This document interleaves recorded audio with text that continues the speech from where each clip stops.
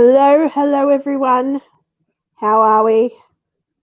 So, welcome to the waiting room where we will now be here waiting for Craig and Belinda to finish work.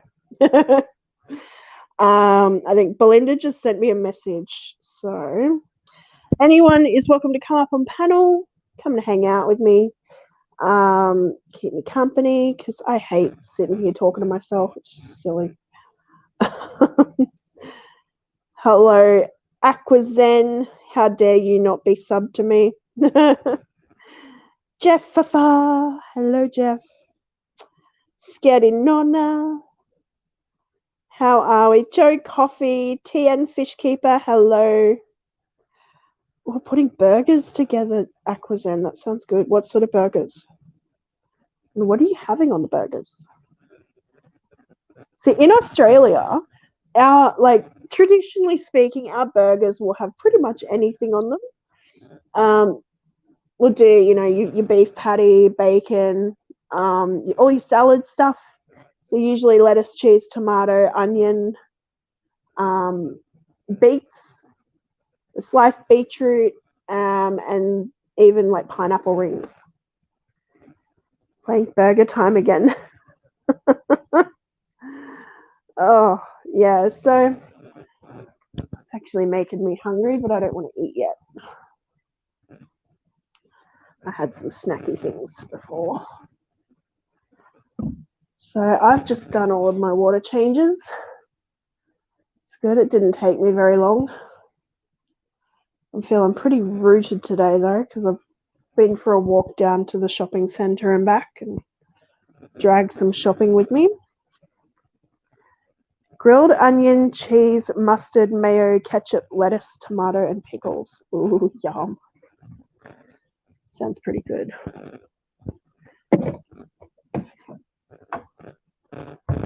I'll take 2. Pickles, tomato, lettuce, spicy cheese, and jalapeno. Yes, I love jalapeno.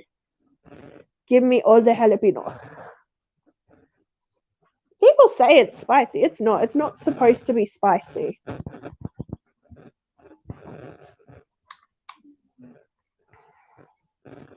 Jalapenos aren't spicy, people. So I have officially rat tested negative, and I am back to work on Wednesday, which I am so happy about. I've been going bonkers here at home, especially not feeling well. Like, it's not even a holiday. I can't class it as real time off work because, I've been so sick I haven't been able to do anything. So I'm going to have to take some time off work very soon, I think, where I'm not going to be sick and I can get a few extra things done around here and catch up on my cleaning, which, oh my gosh, this place is a pigsty. Pepper jack cheese. Oh yeah, see, fried egg as well. I forgot about that. Okay, so if you go to a fish and chip shop here, so you go to the beach for the day, fish and chip shop will have burgers. I suppose they vary now, but the traditional burger would be your burger patty, lettuce, cheese, tomato, sauce, and that's your basic. The really like the hardcore burger is pretty much everything I mentioned before. Your patty, lettuce, cheese, tomato, onion, what else? Beetroot. So your burger with the lot. Congrats on getting an F. Thank you, Jeff. Yeah. Once you go Angus burger, you never go back to ground chuck. I've never had a sloppy Joe. Like, is a sloppy Joe an actual like burger patty, or is it just like mince and gravy on a bun? You're right though, Angus burgers are pretty fire.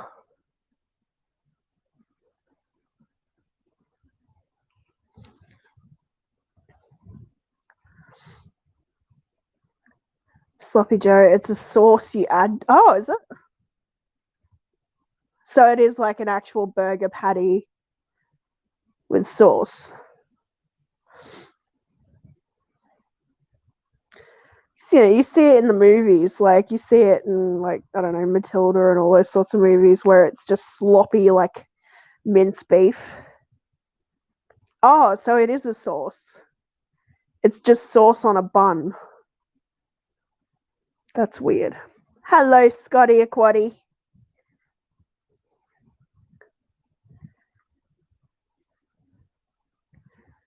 So yes, I did test negative for COVID.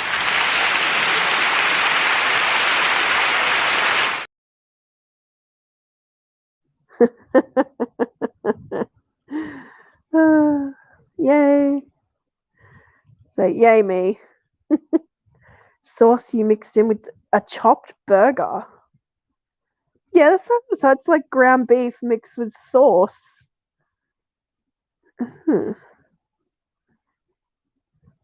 Yeah. I don't know. I don't know how I feel about that. There's some things that, like, that's kind of like pineapple on pizza for a lot of people. Like, that's not right, man. It just doesn't look right. It looks like shard on a bun.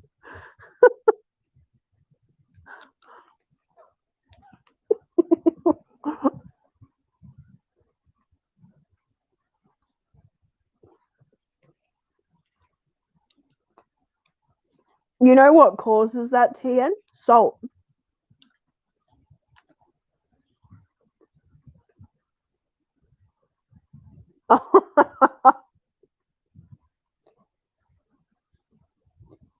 Hi, Jude. Yeah, it's a spaghetti burger with no noodles.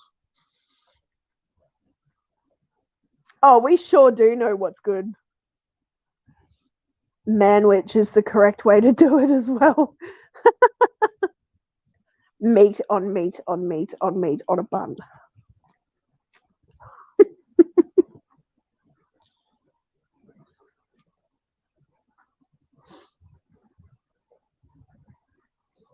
Yay, June, did you actually get a notification for me?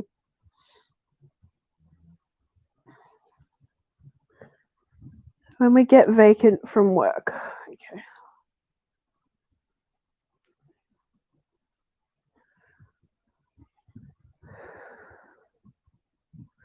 Oh shit, Daniken's live. Oops. Oh well. That's alright.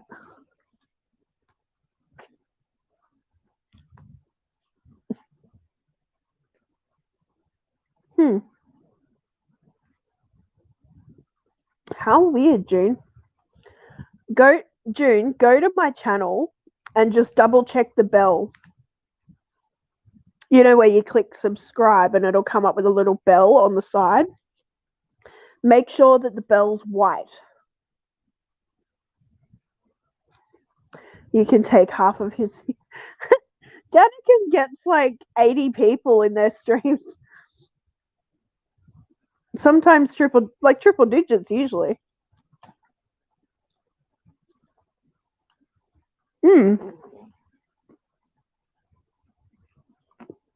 Yes, me too, Aquazen.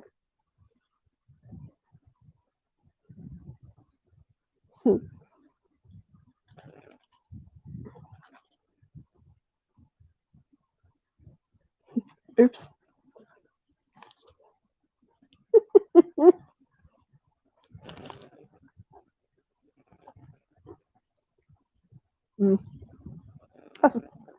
Hang on. Ice cream. Not too bad. It's not too messy. The cat castle in the corner. So there's the tunnel, the cardboard castle, and then 1, 2, 3 scratches or cat castles. Got the little one down in the front, and then the cardboard one. She cracks me up. Oh, no worries, Dusty. Yeah, sitting here. I'm in my boxes. It's too hot outside, you guys. Like I was sweating my butt off the entire time going to the shop and back.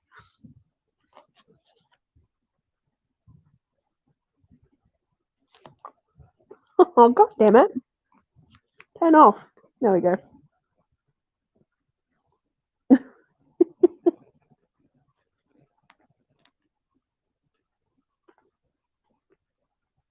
It's not the first time people have seen my legs on a stream.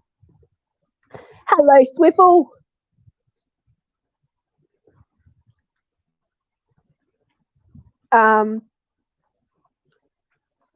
All, like, if you hit all, that's everything. So everything that I post, you will get a notification on.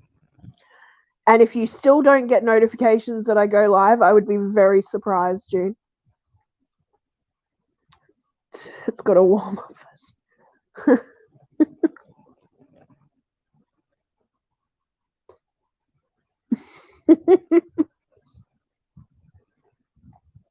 Hi, Craig.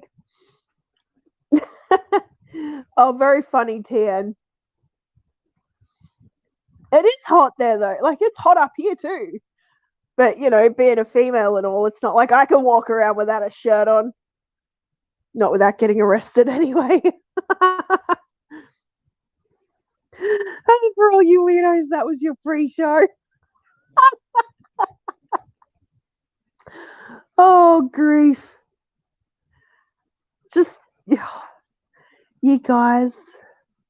All it takes is a little leg and you guys are off with the fairies, aren't you?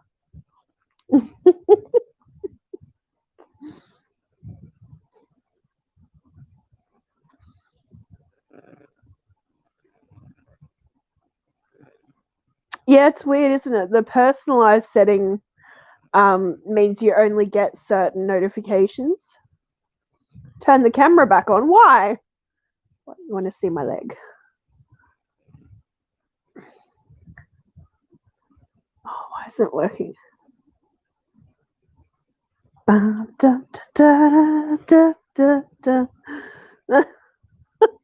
Why is it not turning on and off?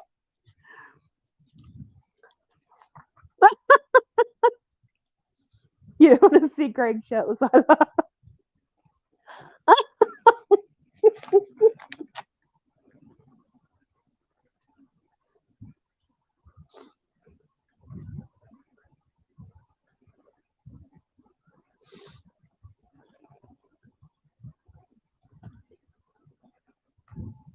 Yeah, it's just way too hot. Or at the least humid today. It's not too, it wasn't too bad out there, but humid. Blur.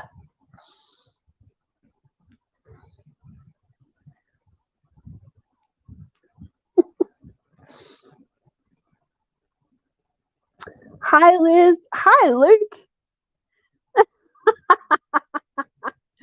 Oh, God, this is going to turn into a Vinny stream. I can see it now. Hello, Luke. How are you? Happy New Year and all the rest of it.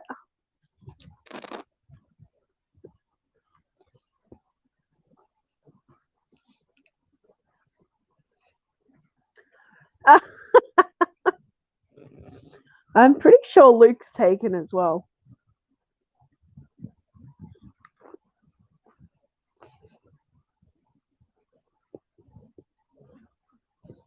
Luke's the only friend of Bobby that still comes on this channel. Text sometimes, but I'm pretty sure Text just comes in to see if I'm talking about him.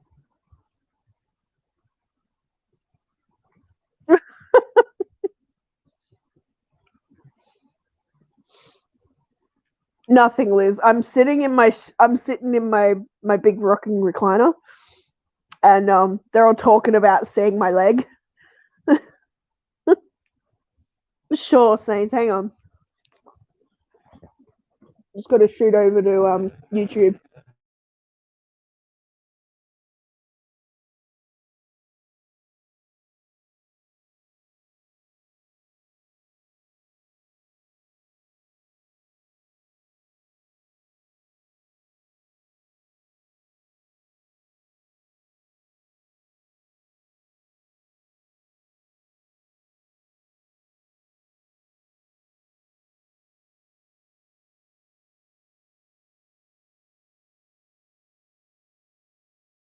Yeah, my rat test went well. I am now negative and I'm back to work on Wednesday.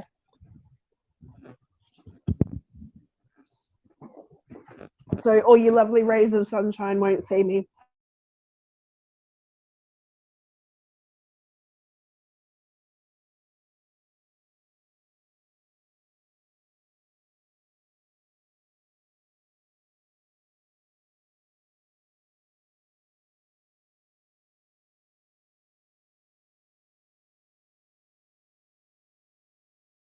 Only taken on Friday and Saturday nights during the week. How does that work, Luke? What the fuck?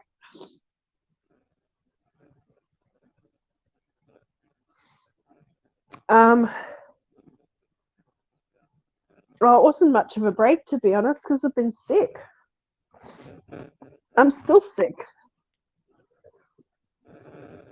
Who's this? hello. You're so funny. You're so funny. You blow my mind. Hey, Mickey. Hey, Mickey. How you doing, Phil? Good. How's everything?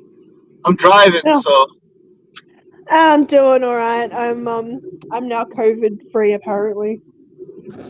Oh, what's wrong with your But, voice? sorry, What's wrong with your voice? I'm sick. I've had COVID. Oh, I hear. I hear immediately something wrong with your voice. I'm sorry. Yeah. How many days now? How long? Well, I started getting sick on New Year's Eve, and I did Okay. my New Year's live stream with a fever and a cough. So, so since then, I've just done a rat test and I've tested negative today. So I'm back to work in a couple days. All right. No side Yeah. effects?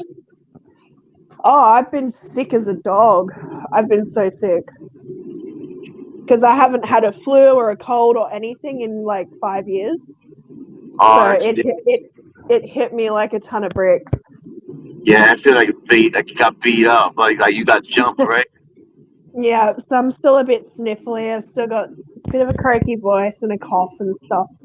But I've tested negative, and that's the main thing. So until all of my symptoms are gone now, I still have to wear a mask at work, which is normal anyway for me. I do that anyway. I should be okay. Yeah. How are You you? gotta try to stay positive. Yeah. That's it. I knew I'd get over it, and I knew, My it's only Christmas a was matter of good. time until I don't. I was on YouTube on somebody's channel singing karaoke. Oh, really? Yeah, it was kind of embarrassing. I'll be right back. Okay. Singing karaoke, there's nothing wrong with that. Karaoke's fun. Oh, now I got these things from the store. They are purple and orange sweet potato and taro. Ooh. But they're lime and chili flavor. So I'm kind of interested to see what they taste like. She might have jumped over to Danikin's stream. Huh? I'll be fine, Tian. I'm gonna get better. I'm like halfway there. Like I managed to go walk down to the store to go get my rat test this morning. So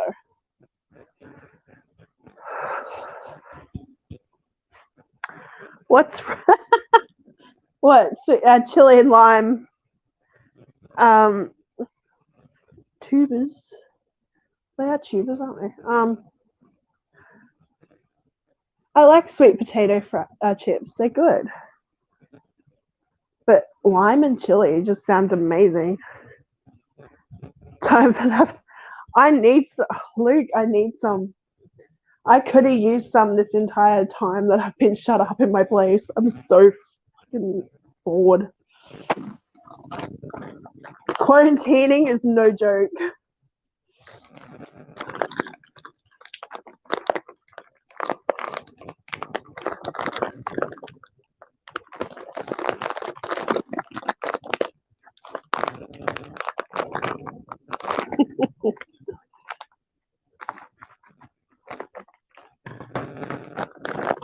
What are these Takis? Takis? I don't know what they are.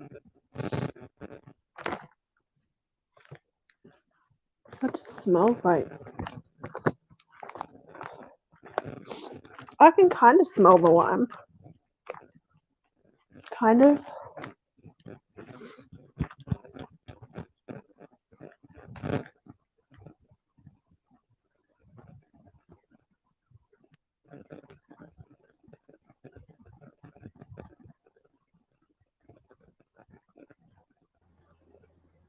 Hello. Hello. How are you, Brandon? I'm doing great. Oh, that's good. Ow.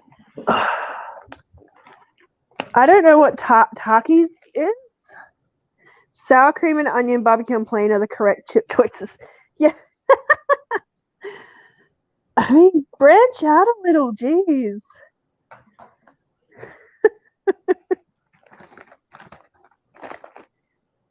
Is Craig still here? Is Craig in the chat? Where's Craig at? They're working. Oh, okay. He and Belle had to go to work, so they're probably gonna pop in and out between their jobs. Okay. One of these days, I'm going to do the Craig voice, and I'm going to make him laugh. I'm going to mock him with his own voice. Absolutely. That's funny. Cheesy poofs. Oh, okay. that is spicy. Do you remember what I'm known for? Yeah, your scary ass puppet. Oh, he's scary. Why is he scary for? It's creepy. I don't know, it just is. Oh, it's a spicy rolled chip. Okay. I've never heard of them before, Dusty.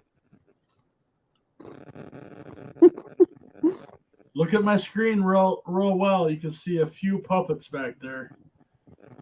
Oh, really? Yeah. You got a few? Over here. Oh, the other side. Oh. Alrighty then. Curly's creepy, dude. He's creepy. You're creepy. You're creepy.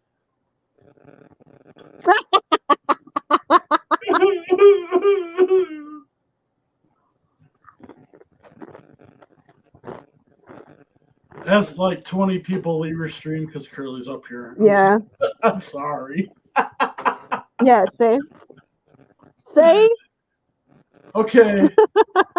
All you people out there, is Curly creepy or is it just Adele that thinks he's creepy? I want to know what they think. Is he creepy? Hi, Roger. There's a name I've never seen before. Hello, little dust bunny. How are you? Welcome. You're not supposed to take her side. See, yeah, Joe says he's creepy.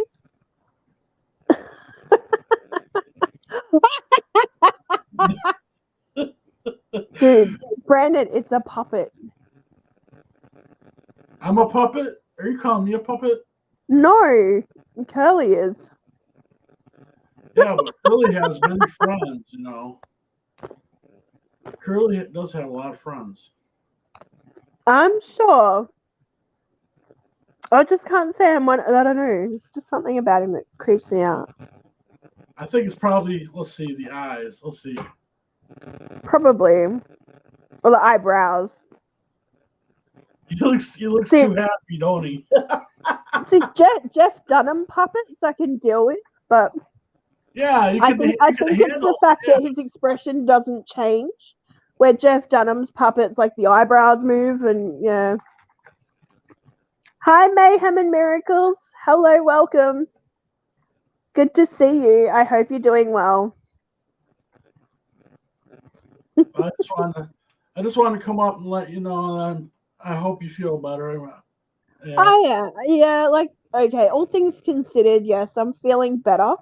I still feel like crap though. Obviously, being sick is no fun. But yeah, getting there. And I think going back to work will help me as well.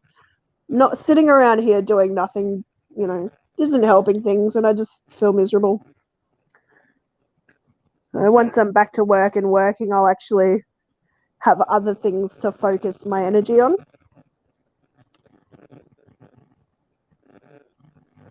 It's good to see everyone in chat. I hope we're all doing well today. Thanks for joining me. I will see you next time. And Brandon's out of here. See you later. Thank you. Okay. Wait, what happened, Mike? How did I get you sick from the other side of the planet?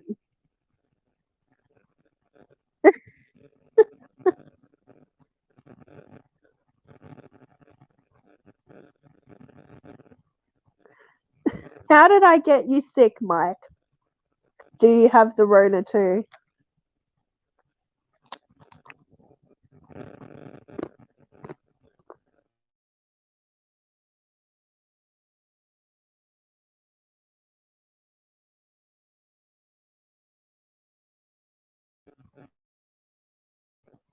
Yeah, opinions do vary. I don't know. I don't even think I've ever seen any of your other puppets before. I was all fine then. I hung out with you and Poof's sick. Not my fault. Wasn't me. Blame Roundhouse. He has hospital cooties.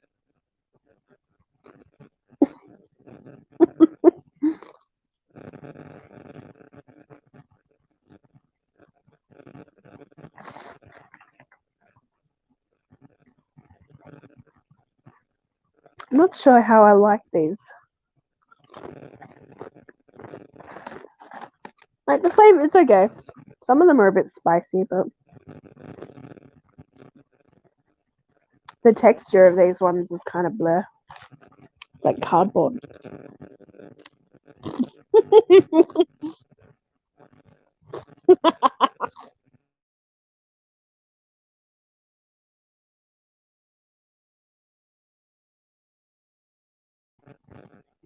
Oh, fuck, chili.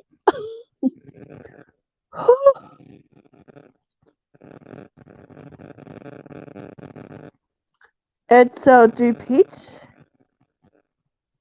And I picked him out. I'm naming him Eddie. Oh, cool. Eddie from the Philippines. Eddie the Filipino.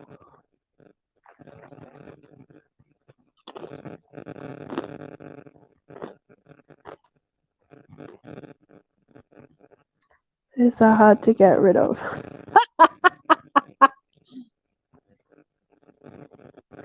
I'm sorry, but if I'd given you cooties, Mike, I think everyone else would be sick as well.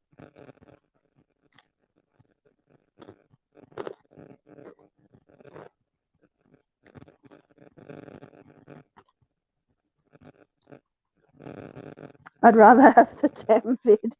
You probably do. I'll see you later, Mayhem and Miracles. Thank you for coming in.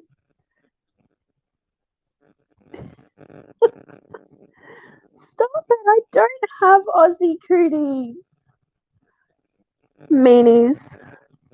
Just kick a girl while she's down,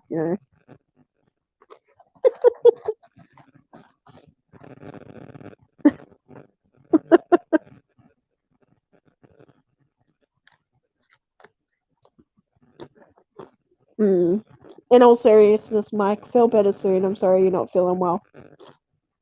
That sucks.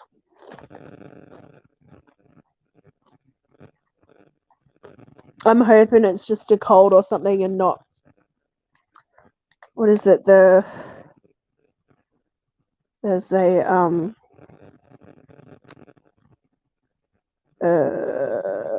is that not RSV? Is that what it is? RSV? It's too late. You're in close proximity to a dog. Oh yeah, that'll do it too, Mike. Yeah. We had a lot of that here too around Christmas time. It's Send some oxygen tanks down under. Most of the oxygen comes to our side of the planet. Huh?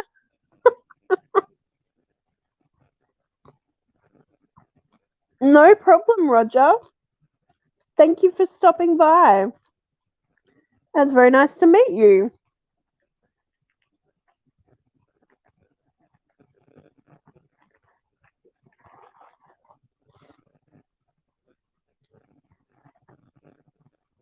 Oh, Jesus Christ, dude, not you too. It's this little thing called gravity.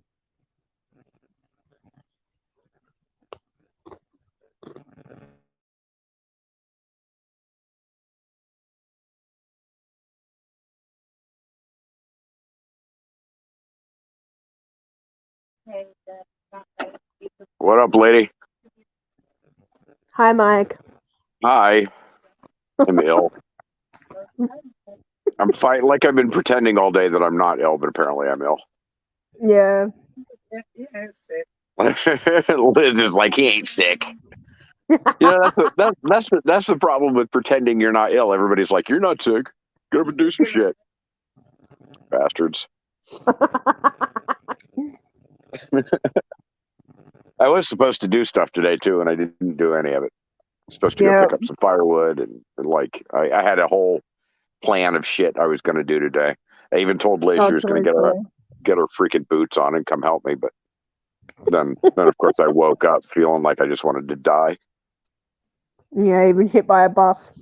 Yeah, that's right. Tomorrow, I'll be better tomorrow. This is just a stupid one-day thing. I'm sure of it. Well, I hope so. I'm sure.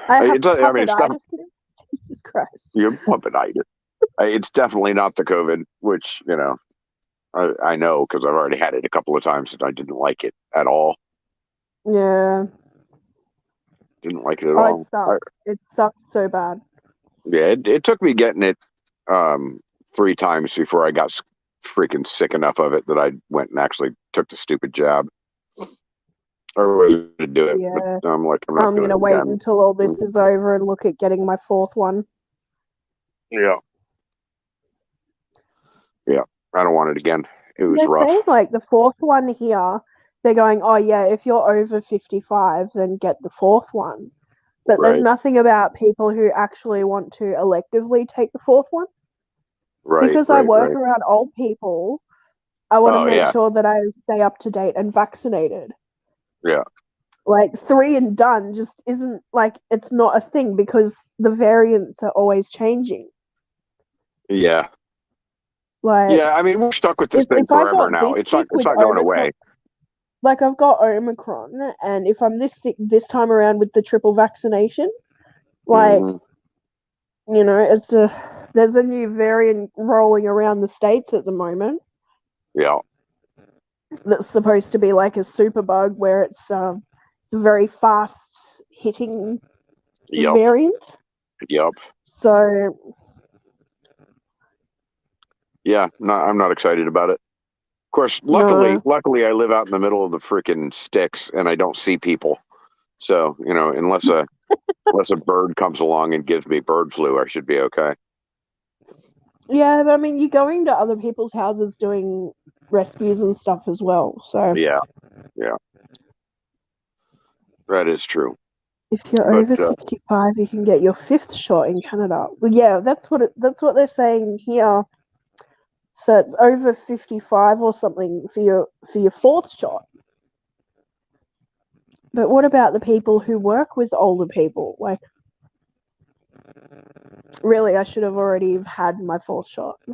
Right. Yeah, I'm surprised that you've had 3 and you got hit this hard with it again.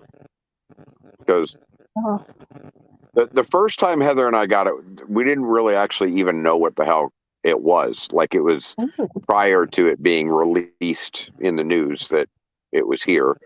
And okay.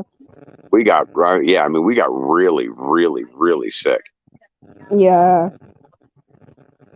And you know, it was. Nobody knew what the hell it was. We just knew we were sick as shit, and it was a whole month's worth of like hoping we weren't going to freaking die. The second time wasn't all that bad. The third time, though, was so bad that I felt like there was a truck parked on my chest the whole time. Yeah, that's kind of what I felt really weird.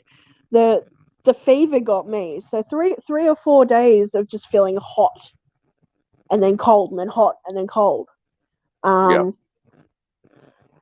But yeah, this morning I kind of felt like I had a bit of pain in my chest, and I've had all the congestion and stuff, and the headaches and the nausea. The nausea sucked. Right.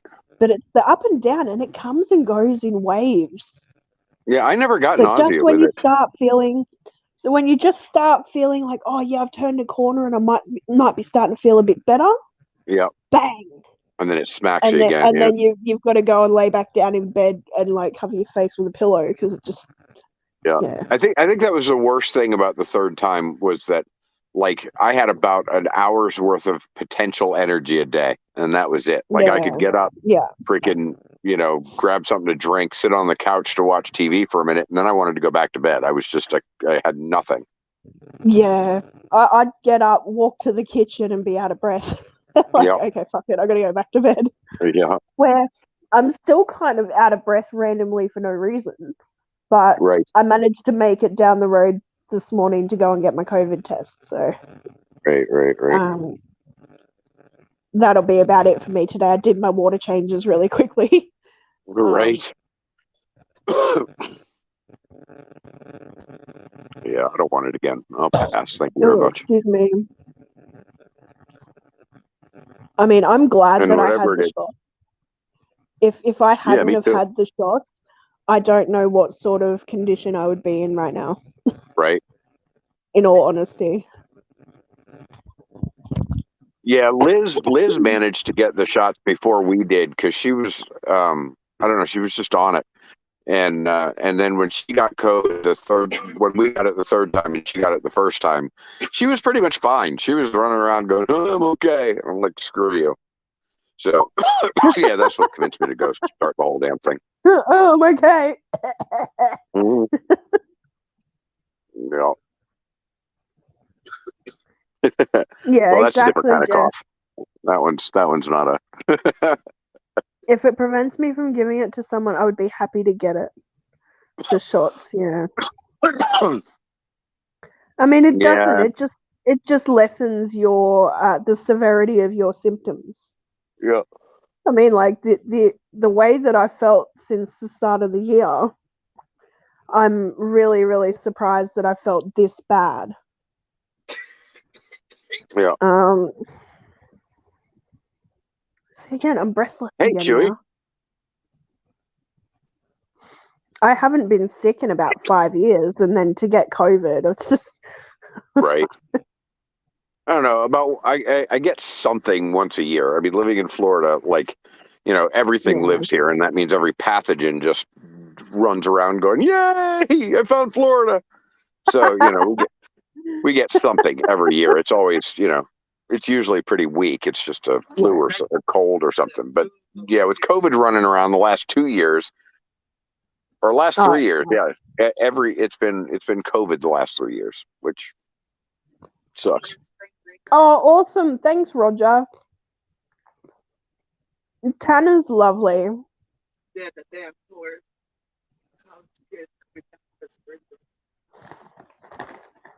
Takes me, so be it. I raise my kids. I'm good. Jeff.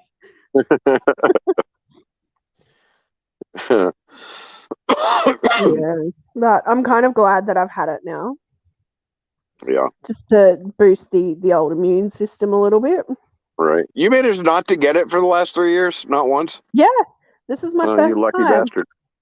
Yeah, exactly. I mean, I don't get sick anymore. Right. I haven't had really any sort of sickness. The last time I really felt bad, I had an infection in one of my nasal cavities. So, but that was just like a 48-hour thing, and I was okay. Right. It smacked me in the face for like a day and a half, and then I was all right. Last time I really had the flu, I can't even remember. Right. Right. Hey, Chewy, you'll have to send me that in email. I can't click the link from where I am. You can't click a link in StreamYard. Mm. You know, it's because You think? I'm pretty sure it's not because of Vegemite. yeah, Vegemite. And don't I go missed spreading that. that rumor. We're gonna have a bunch of people running around trying to get Vegemite to cure COVID. But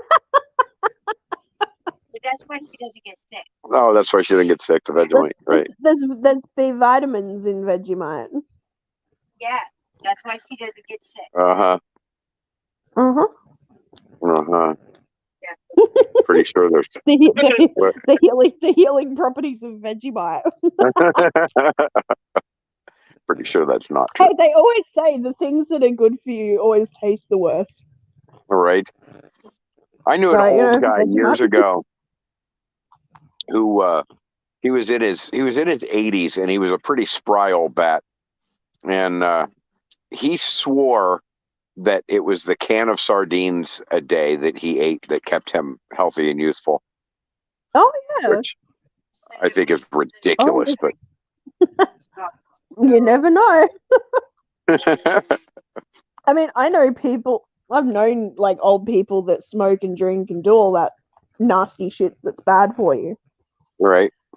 And they live, until their 80s and 90s. Oh yeah. But as soon as they quit smoking or something, they fucking die. Yeah. Well, yeah. But usually by that point, it's your body's reliance on that alcohol or the cigarettes or whatever. Right. Exactly. That keeps you going. Yeah, I had a buddy a few years back that swore that it was quitting smoking that caused him to get colon cancer. Like he had, he'd smoked since he was a kid, and all of a sudden he quit smoking, and the year he quit smoking, all of a sudden he had colon cancer, and he swore that it was because he quit. Wow. Right, Willie. Right. I forgot about Willie. Young. Speaking of Willie, how are you, June? Where's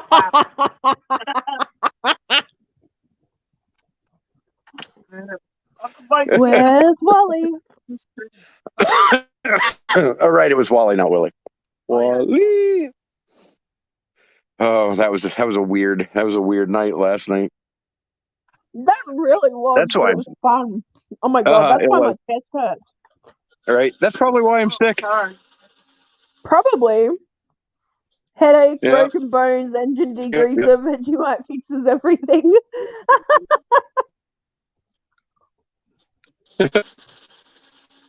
Yeah, 51% of people who get cancer never smoke. Everyone get the internet up on the spot. Something is going to kill you if you can't enjoy your time. I'll get it, Chewy. Right? Yeah. Yeah, I mean, what's the point? Like we have this limited space of time, and like I don't feel like it's so important to extend that limited space of time by doing nothing fun. That's just ridiculous. And get 60, 70, 80 years, whatever. I want to at least make it worth being here. Yeah. It's not going to just. Not about longevity. It's about quality of health. Like you have any energy levels to do stuff while you're old. Or I could just sit around and nibble on freaking uncooked broccoli for the rest of my life. No thanks. Ew. I will pass. Don't just sit around. I mean, it's not like you're doing anything. Speaking of food, I was going to cook a pork roast in the brick oven today, but that got kiboshed because I felt like hell. Tomorrow, hopefully. That's okay. Tomorrow, hopefully. What? Stop telling me I can't have cheese. I can have cheese. No, you're sick. Listen, just because I'm sick doesn't mean I can't have cheese. People trying to cut me off of my cheese intake. I don't know what's wrong with them. Oh, try and avoid the dairy until you're feeling better tomorrow. No. I want my damn cheese. Liz was trying to make me eat ramens tonight. She's like, no, you don't even get dinner. Just eat some damn ramens. No, thank you. Hungry all damn day. Gave up coke, alcohol, and sex. Nothing left to give up.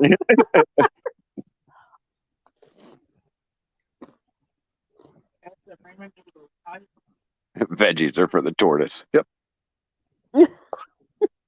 Or for the plecos. Oh my God, I watched this video today. Today about vegans, and it was really, really freaking phenomenal because it was this guy who said the name. I think the name of the video was "Oysters Are Vegan," and he went about berating this group of vegans in a pub, and then eating an oyster, which he says he holds against them because he wouldn't actually eat oysters for any other reason than to piss off a vegan. Because he doesn't actually eat vegetables or eggs or dairy or any of that stuff, but he does eat oysters just specifically to prove that he's not a vegan and to piss off vegans. And Okay. and he was really, really unhappy about eating the oyster because he hates them. So I don't know. It was fun. Mm-hmm. I don't mind vegan food. Yeah. I actually like some of the stuff that I've been eating. But I still eat meat. I still eat chicken. I'll still eat red meat on occasion, just depending on what it is and when. Yeah. But, I can't do the old red meat 3 nights a week or whatever. Like, I can't do it anymore. Right. I'd much rather have, like, vegetable fritter balls or something. That's right. Because they're tasty and they're nutritious. I'm all for a healthy meal once in a while. I just don't want to do it, like... They're giving me crap. Tacos are healthy. I've been trying the old gluten-free diet and trying to eat more gluten-free where I can. I'm not switching completely, to vegan gluten-free everything, but just here and there to help out a little. Right.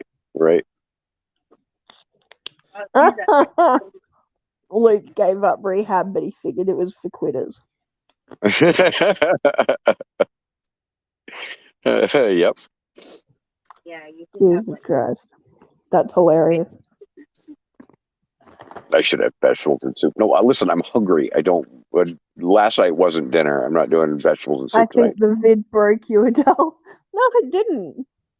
I don't think it did. Maybe I did overheat a little bit the first couple of days. Because it was on like day 3 where I actually did a bit of reading and it says that you're not supposed to try and sweat it out. Like, when you get a fever, you usually, you cover up or you have a big blanket on your bed to try and sweat everything out. Right. You're not supposed to do that with COVID because you can overheat. I don't think you can. I don't think you're capable of sweating out COVID. COVID is weird stuff. Like it's not just a regular virus, man. It mucks around with DNA and shit. I got a cure. Like, I even realized, like, trying to blow my nose or cough the gunk out of my lungs, it was sticking. Yep. Like, it sticks to you. Yeah. You cannot shift it. No. In here. No. Yeah, it was weird because I didn't have it until it's ready to come out of your body. Yeah. all three times I can honestly say that I didn't have phlegm like you do when you have a cold or a flu or whatever. Never I've had a little bit, but it's always been bright yellow. Ew. Not even green, it's yellow. Right. And it's very, very occasionally like I'll cough something up. Right. Yeah. I think it's more inflammation is what happens. Like your lungs actually swell, and it's more. I don't think it's phlegm. Like a build-up of no, it's not. I don't know. It's no fun. I don't like it anyway. I don't even want to talk about it anymore because I don't ever want to. It's supposed to be like a build-up of phlegm and grossness that you end up like drowning in your own bodily fluids. I mean, maybe, but it doesn't come out of you. It's just like. It says she needs bourbon. Liz says you need bourbon.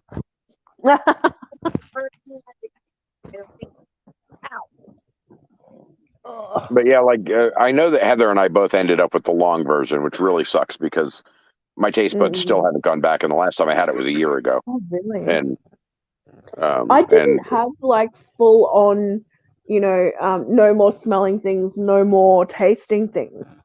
I still had my sense of taste, right, but my smell would kind of leave and then come back half an hour later.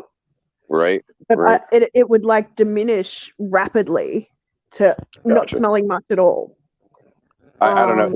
It changed the flavor of absolutely everything. Nothing tastes exactly the same as it did. And and I could smell ketchup for like 3 days. yeah, you were saying that's weird. But It's I really mean, weird. it's no weirder than the we had an alternate. We were moving here the last time we had COVID. We were moving here, and the alternator in my car burnt up as we were driving here, and that smell has stuck with us. Like yeah. I smell it on top of things all the time. There's always this weird alternator burnt smell on top of things. Wow. And Yeah, and that's it's weird. still with me. Yeah. That's really weird.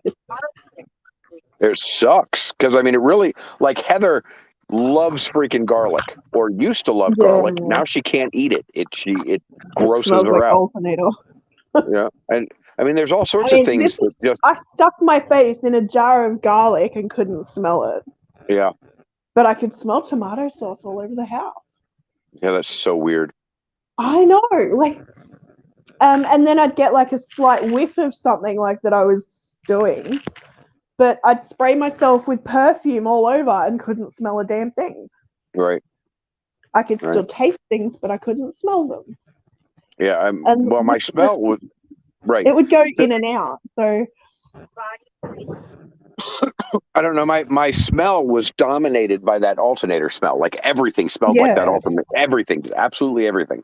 And then my taste. There were periods of time where my taste, like, all I had was texture, and texture does not equate to taste in any way, shape, or form. No. And even now, like, I've had to relearn to like certain things because they don't taste the same anymore. Everything is a little off. And I was an executive chef for years, so like, I'm certain that if I were to go cook in a kitchen right now, people would be like, "What the hell did you just cook?" Because it wouldn't taste the same, you know? Yeah. I couldn't smell like my body wash in the shower, which is quite strong. And I got it because it's amazing. And I was expecting to smell it. And then it wasn't there. Nothing there. Yeah. Nothing there. What the fuck? I'd stuffed my nose in my body puff full of the lotion, couldn't smell anything. Right. But my brain was expecting to smell. Right. It's the oddest sensation, and I kind of know now why people were so upset getting COVID and losing their sense of smell, losing their sense of taste, and that olfactory, like the olfactory hallucinations and smelling bleach and stuff. So now I totally get it. Like, yeah, I was frustrated too. Like, I expected to smell something really nice and couldn't smell anything. Yeah, yeah. Some people have had some successes of like shocking their flavors back to their smell and their flavors back by eating orange slices with salt on them, and like apparently it shocks the system or something. But it didn't work for me. Wow. Large doses of vitamin C help. Yeah, large doses of vitamin C help too, apparently. Yeah, I took my vitamin C tablets like the first couple days. Right. I guess just to help get over that the fever and stuff, and that was about it. Right. I've just kind of dealt with everything else since then. Right.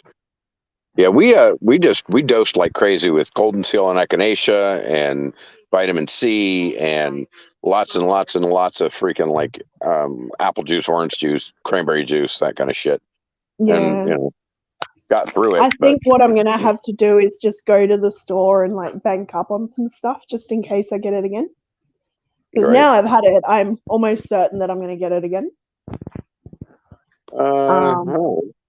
Actually, I think once you've had it, you build up a pretty good immunity to it for a while. For like 6 or 8 months. Yeah, like I was saying, there's different strains out there, so like I'm not gonna believe, oh yeah, I'm immune now. Right. I'm magically immune because I've had COVID. You've had it 3 times. That's true. Yeah. That is true.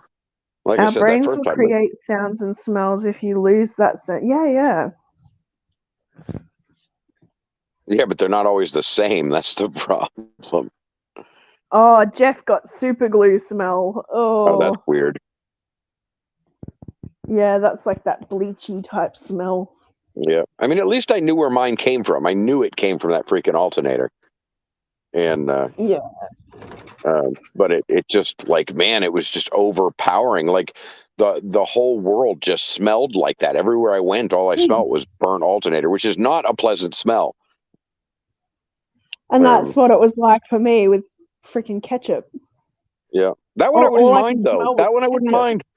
I could live with I was ketchup at least. frustrated because I was like hungry, but I wasn't hungry. Like, Right. making me hungry. Right. I just want meat pies or chicken nuggets or something. But I'm not hungry because I feel like shit and I don't want to Screaming for French fries all the time. I need freaking French fries. Yes. Must have French fries. Yeah. Yep.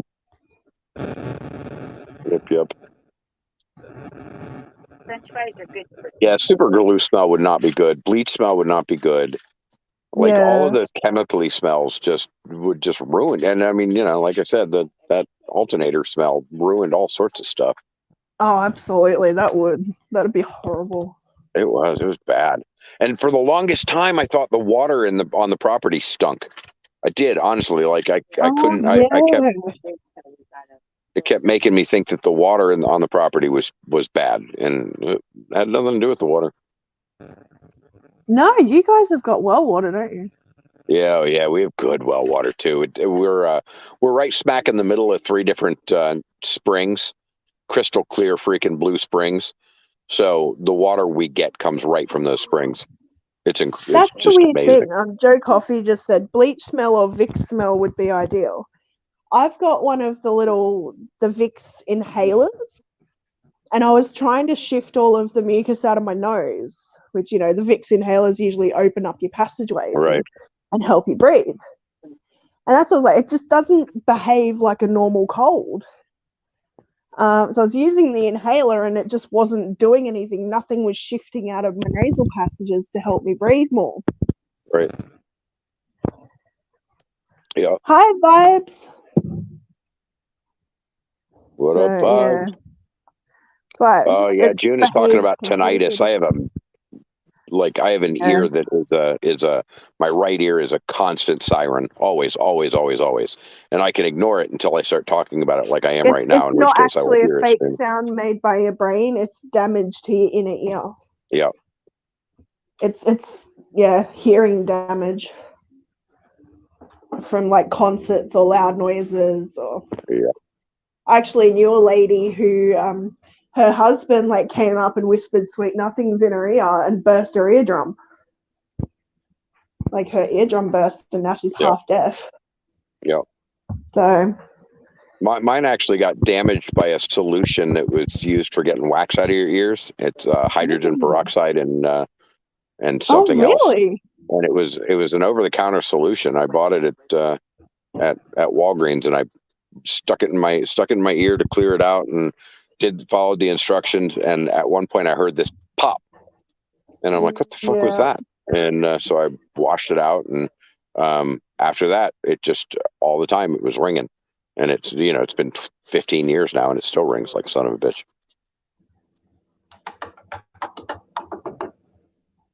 Wow. Yeah. Too much high end at a frequency causes the ear to ring at that frequency.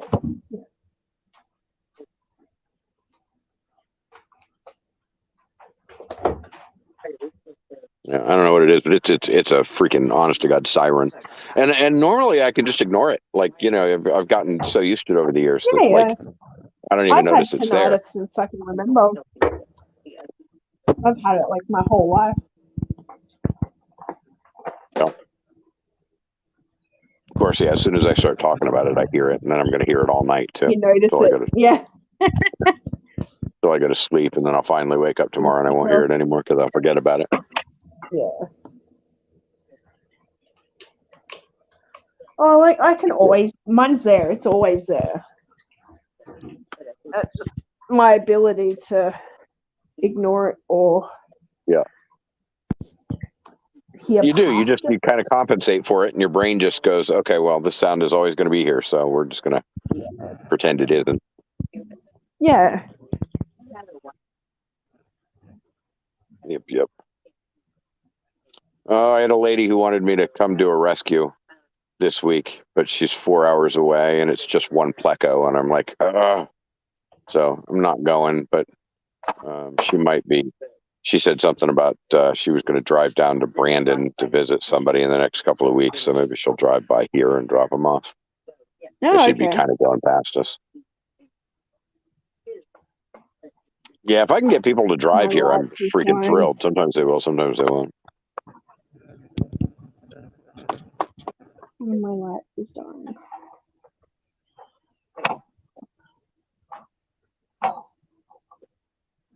Too bad it wasn't a goldfish. Well, I still wouldn't drive for a goldfish either. Not 4 hours, not one. You know, it's weird. I don't like all of my rescues end up from Orlando, Bradenton, Sarasota, down south, and then over to the other side of the coast, straight across. But I get almost nothing from the Panhandle. Like I never get calls from up there, and I don't think that it's so rare. It's so rare that I get calls from up that way, and I don't. Do people not keep aquarium fish up there, or I don't know. The other thing is there are no aquarium groups up that way. Like if you go on Facebook and look up, you type in Florida aquarium groups and whatever, Florida aquarium fish. All of them seem to be in the central and south area. There are almost zero up towards the Panhandle, which I find that really weird, and I don't understand it. That's interesting. Mm-hmm. And I don't know why. I mean, one of the things I do know is like the area that we're in right now. Whenever you talk about fish, people immediately think about fishing. They don't. Yeah. They don't think about aquarium fish. They immediately think about throwing a line in the water. Yeah, going fishing. Mm-hmm. Whereas you go down south and you say fish, and people immediately think of aquarium fish. I don't know. It's really weird. But yeah, up towards the Panhandle, up towards Georgia, they're just I don't get calls in that direction, like hardly ever. I think I'm gonna have what I need to do is run around up there, take a road trip, and go drop off cards at all the freaking fish stores. Oh yeah. Yeah. Whenever I do that, my freaking call rate goes up like crazy. Those fish stores, the fish stores hand out people cards. Realize that you're there, yeah. Yeah, well, the fish stores, they don't really want to take people's fish in, right? They just don't want to. And a lot of the times they'll just tell them no, but if they have a card to hand them, they do. And then all of a sudden I start getting calls like crazy from the fish stores. If I had the room, I'd do that. I'd do a fish rescue. Yeah, I mean, well, yeah, it definitely takes some room if you don't have somewhere where you can locally. Yeah. And we don't have like a lot of monster fish per se, so that kind of saves it. I love my community pool is probably my favorite. Well, I wouldn't say it's my favorite, but it's one of my favorite places to hang out.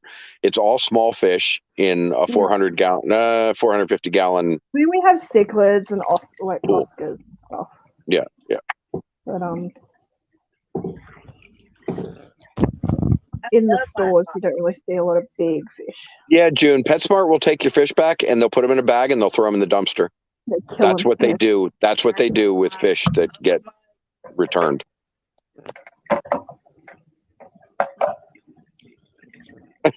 June says there's no such fish as a mobster fish. There might be a mobster fish. There's some fish out there that think they're mobster. Yeah. I mean, get yourself a couple of convicts and then tell me there's no such thing as a mobster fish. Yeah, they all live in a butthead tank. Or Meyer. Yeah, Meyer was a mobster. I like convicts, though. They're good fish. They are. Except they breed like crazy. And you can't keep, you really have a hard time keeping them with anything else because they get all aggressive. And they get really aggressive when they're breeding, and they're always breeding, so they're always aggressive. And the fry will Having pick a the tank scales big off of enough any to other fish have they're in with. having a tank big enough to have like a decent colony of convicts would be cool. Right. Just to see Yeah, them and they're all different like, color convicts too. I mean, you don't have to just have the. I had some that had these really cool blue translucent bellies, and then red fins, and they were really really cool. And then of course the albinos, yeah, and those kind of ruby red ones, yeah. I love Bonnie. She was pretty. Yeah, the blue and black faced ones, those were cool too. I mean, we've had all sorts of cichlids or all sorts of convicts. Bonnie was just a freaking powerhouse breeder, man. That Vibes is asking where you are. who what? Vibes is wondering where you are in Florida. We are actually in Chiefland. Our second rescue is in Cocoa, and then we have another rescue in Bradenton, and then we've got another guy who helps out down in Miami.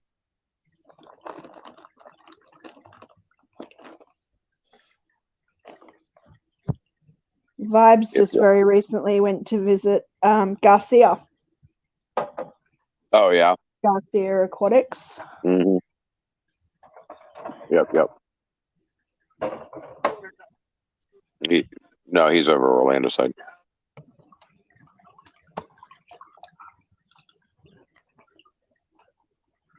We had an Oscar June named Meyer who would literally launch himself out of the pool to try and bite me. He never forgave. I moved him when he was actually our very first rescue fish. He was the very first rescue fish that we ever got in, and he came in with. Well, no, he was actually a sweetheart at first. He came in with six friends, and he stayed in his 150-gallon tank, and he was really fine. But then all of a sudden, just out of the blue, he decided to murder all of his tank mates. He just like flipped out and murdered all of his tank mates. So I punished him and I put him in a 75-gallon so that I could continue to put fish in the 150. And he became just hateful. Oh, absolutely hated me. He became Hannibal Lecter. Uh-huh. He loved me. He loved Heather. He loved Liz, but he hated me for moving him into that. Moving him into that 75. Yeah. So then when we got the pond set up, he went out into one of the big 1,500-gallon ponds, and he would seriously launch himself out of the water and try and fucking bite me while I was feeding him. That's scary, man. Yeah, and I mean he would launch himself 1.5 feet, 2 feet out of the water and snap at me. It was the craziest thing. And yeah, he just never got over it. When I put him in that 75, that was it for him. He hated me. It sounds like it.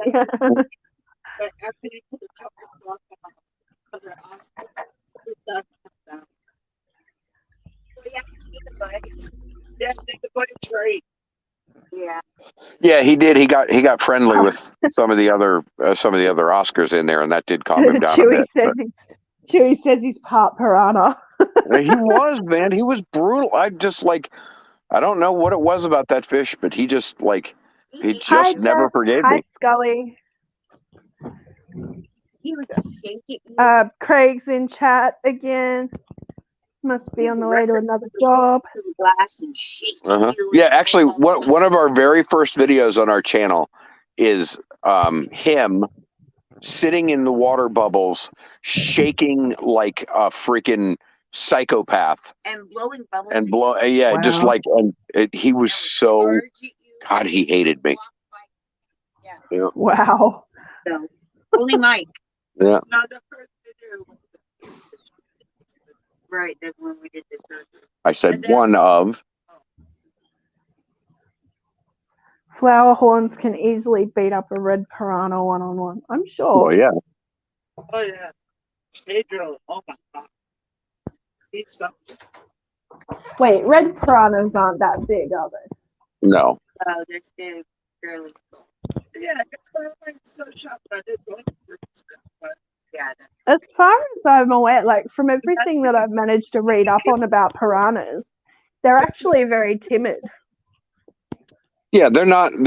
They don't attack people for the most part. Like, Yeah, if they're not you like happen, if you feed them raw chicken or something all the time, and you put your hand in while you've thrown in a piece of raw chicken, you're probably going to get bit. But even that's then not I've going to do a watched lot of damage to you. videos. There's a guy that actually does it, and he'll feed them like chicken segments and things. They will wait until the food has settled at the bottom of the tank, and then they take turns to eat part of it. Right. They share it. Like, it's weird. Their behavior is totally like not what you would expect from a meat-eating fish. Mm-hmm. Very cool. Yeah.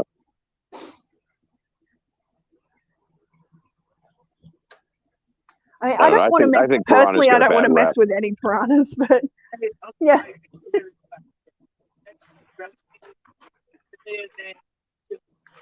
No. Let's see. I've been tagged by a few fish here and there. I had a turtle tag me one time. That hurt. Ooh, I've had. Yeah.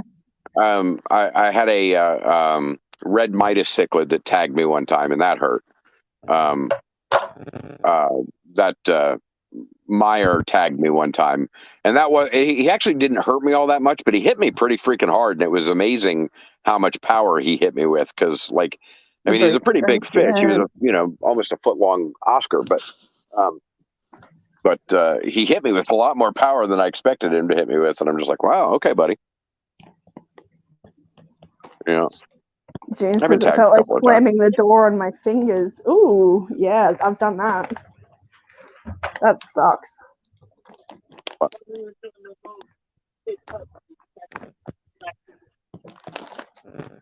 Probably, but And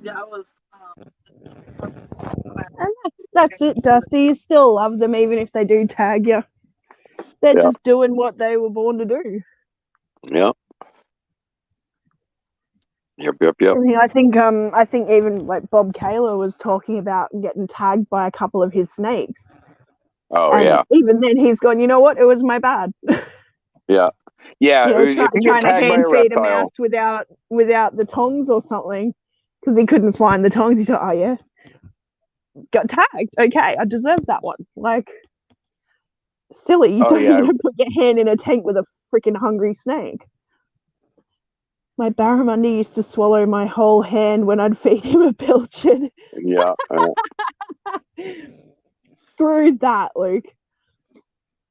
People here catch tarpon that way. There are spots around that they'll come up to the docks. The tarpon will come up to the docks because people have been feeding them there for years. Yeah. And people will just hold a fish over the side, wait for the tarpon to come up and grab their fist and then pull them up. Yeah, I've seen that. Yeah. Like they'll basically swallow a guy's hand up to the elbow and he's gonna like drag it up. Yeah. Yeah. They are huge. Yeah, people catch catfish that way too. But that catfish, that noodling thing that some of these crazy southerners do. That terrifies me. Like, what if you stick your hand down where a snapping turtle is or something? Yeah, a snapping turtle or a snake. I mean, we have copperhead all over the freaking place. We've got cottonmouth all over the place. You do not want to go sticking your freaking fist in a hole that you can't see in. Yeah, but pythons don't scare me.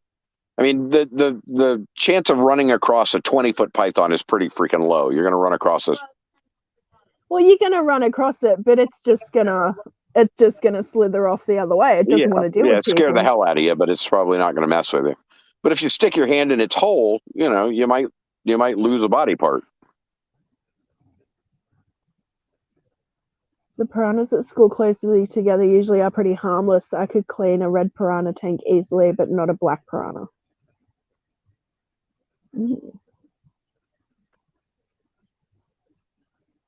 Yeah, I don't know. I don't have a whole lot of experience with piranhas other than a few minor occasions where I've had to tell people I'm sorry I can't take them because I don't have the licensing for it.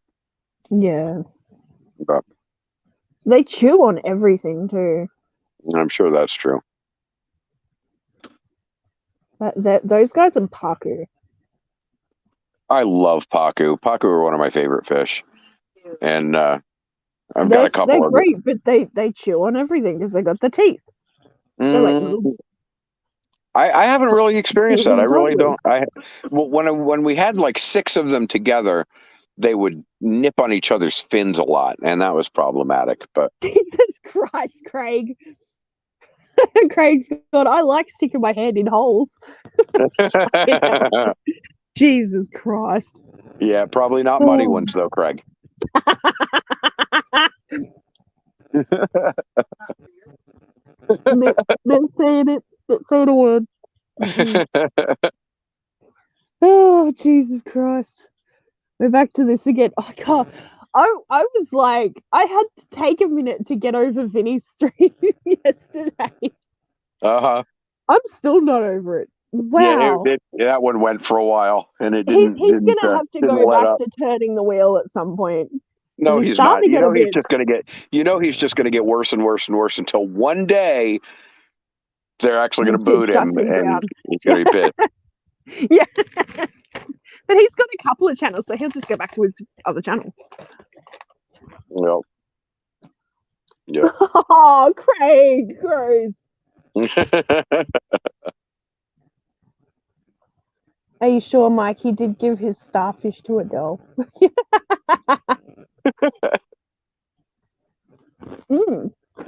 I can't wait to see all these trinkets and things that come in the mail for me. I have let the lady downstairs know, like if I'm at work or something and the post office comes, like I'm gonna get her to sign for stuff.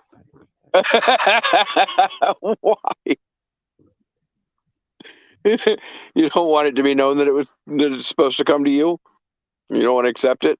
Could be bad? Well, yeah, no. Well, if I'm at work, I'm not going to be here, and then they'll just stick a card in my mailbox. Oh, I gotcha.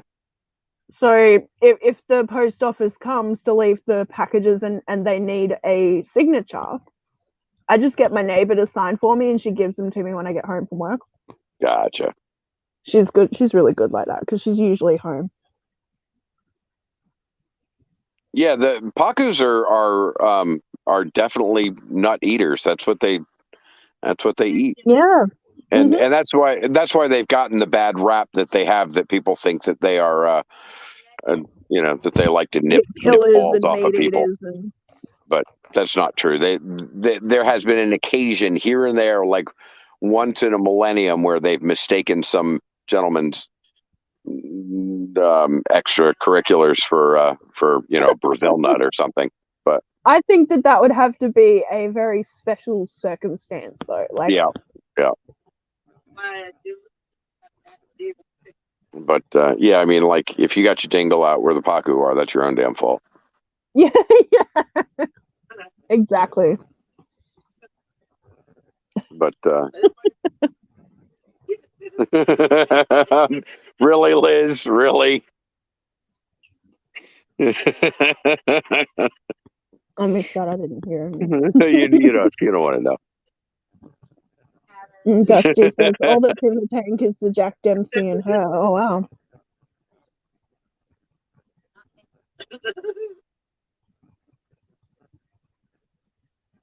What did you talk about? What's in there? Huh? What? What's he got in the tank? Oh, Tiger Oscar, 13-inch female Tiger Oscar. Yeah. So all that's in the tank is her and a Jack Dempsey. Yeah. Yeah, we've got. I think we're up to 6 Oscars right now, maybe 7. It's hard to tell because they're all in ponds, and you count one, and then it swims off somewhere, and then another one comes by, and you count that one, and you're like, oh, was that the same one? That's where you're supposed to have a clipboard on each pool or each pond, and whenever you put a new fish in, you write it down on the board. Yeah. Except it doesn't usually work that way, because usually Liz and I will get back at 2 a.m. after being gone since 8 a.m. and we're dragging ass, and the fish have to get out of the bins, and so there's the whole concept of like being organized goes right the hell out the window. In the spring, no, we're doing June's Oscar. Yeah, in the spring. I'm just too organized like that. Yeah, in the spring we're going to do June's Oscar tank. We've got a 150 and a 140 that are going to get set up next to each other. We'll have just Oscars in them. And then we've got, I'm kind of separating out the 400. I've got these flagtails that need their own tank. I've got some really giant. Yeah, they're amazing. Except they apparently you can't breed them. I've been doing a whole bunch of research trying to figure out how to breed them, and it's impossible. Or well, I guess not impossible, but very few people have had any luck doing it because they have this really bizarre breeding process where they migrate for 300 miles down an Amazon River or something before before they will breed. And so unfortunately the 5 or 6 I've got right now are pretty much the end of it, I think. And but I've got a whole bunch of silver dollars that need to find their own place. I've got some discus that need to go in their own tank. And I'm going to set up, come spring, I'm going to set up about 30 tanks and get everybody separated out. And because I don't like to have them separated in the winter, because that means those are all tanks I have to keep warm, right? Yeah, that's extra output. Yeah. Right. So if I just keep them in one pond, that's I can keep 300 fish in one pond that I keep warm, and I don't have to worry about them all. But in the spring, I can move them out so that they're all fun to look at again, and then I'll just have to put them back in the winter again. June's looking to know if anyone knew of an 18-inch deep tank under 50 gallons. 18-inch deep under 50 gallons. The 40 breeder is 18 tall, I think.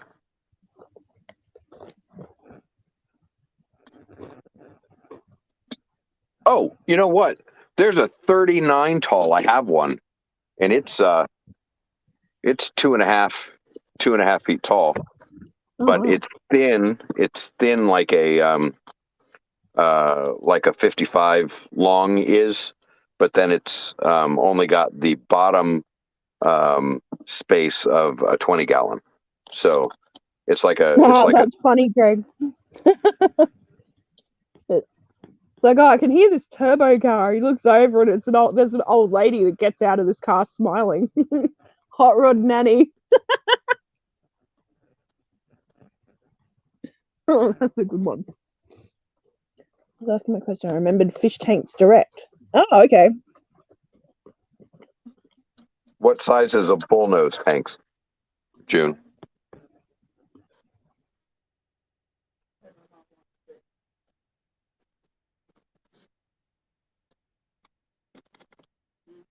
Has to be custom built.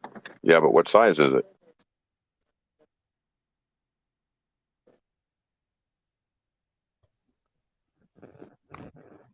I'm hungry. I do have a nice cup of coffee now, though. Thank you, honey. Oh, yeah. I remember you were talking about that, June. She wants to get a 420 gallon. Yeah. I don't know. My 400 is nice. I love my 400. I could not be happier with the tank than I am the 400. Yeah, the 400's awesome, but we need an 8. Yeah, we need an 800. But the 400, I mean, as far as tank footprint is concerned, the 400 is really nice. It's a big fat tank. It's really tall because the stand it's on is really tall. I could cut the stand in half and probably be happier with it, but then I wouldn't be able to fit the sump under it. Well, I think we'd have more problems with wildlife too. Yeah, maybe. Wildlife specifically. They already try to pick our ponds. What I really want is some of those guys that gave freaking Ohio Fish Rescue big freaking tanks to give us a ring and send us a couple of tanks that size. I think so, Craig. Maybe. 420 is a special number to me.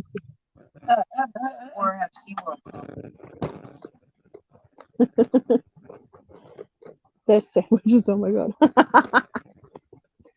I can't say that I've had servo food in quite a while, Craig. The hell is servo food? Gas station food. Oh. Man, we have a place called Wawa that has some of the best freaking fast food you can buy, and it's a gas station. Their food is phenomenal. Oh, and the tamales at Love's are good. Yeah. Oh yeah, Craig, you've been eating all sorts of stuff lately. Time to go back to healthy food.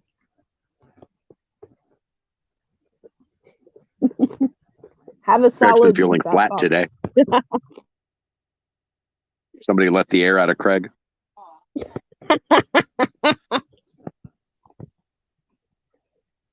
Yeah, it's a bit weird because he's usually pretty full of hot air.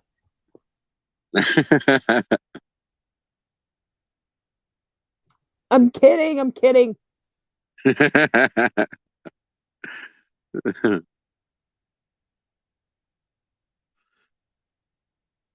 40 breeder is 16 tall.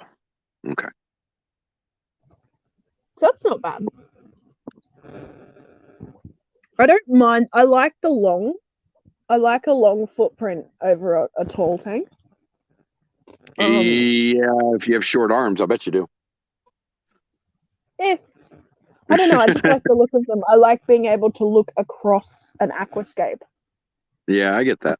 Depending on what you use and how you scape something out, but I like having the longer footprint so you can create like a nice little world and an environment. Right. Okay. I like the. I mean, if you have the room, yeah, because it's better to take out, like your little. Kinda, except it depends on the fish because some of them can't turn around in it. Yeah. You're not going to put a fish that shouldn't be in that environment Anyway, I like the low boy fat tanks. Those are my favorites when they're they're only 12 inches tall and then they're boys are great. Yeah, love them. Absolutely love them. I have one, but it's cracked, and so I can't use it. But I'd love to get my hands on it. Seeing all of the scape coming out of those low boys because you can always have your driftwood, and then you have like spider plants and stuff. Yep. And mosses attached to the top. Like it just looks really cool. Yep. You can even build waterfalls. I mean, you can do all sorts of really cool stuff with low boy scapes that bring together submerged and submersed plants. Mm. Yeah, that new tank you got is cool, Craig. I can't believe you got them for free. Craig got a whole heap of new tanks for free. Well, not new, but new secondhand. He's like, yeah, that lady just said sitting out in the garage for a while. They're a little bit scummy, but they look to be cleaning up really well. I haven't been tracking any tanks lately. I used to get on them all the time, and like people would eventually donate them. And the big tanks are interesting because people will put up a 700-gallon tank or a 400-gallon tank or whatever, and they want $3,000 for it, or $5,000 or $7,000 or whatever, and you send them a message that says, if you get sick of trying to sell that, donate it to us. And then, you see it come down a month later or so, and you send them another note, and then it comes down again a month or two later, and send them another note. And finally, like 6 months later, they go, God damn it, will you come get this thing? And yeah, so those work out. But I haven't done that in a long time. Because they realize that they're just not worth as much as people. Yeah, well, when you buy them new, you're spending that much, $8,000. Yeah. It's like a car. As soon as you buy that and you use it, it depreciates in value.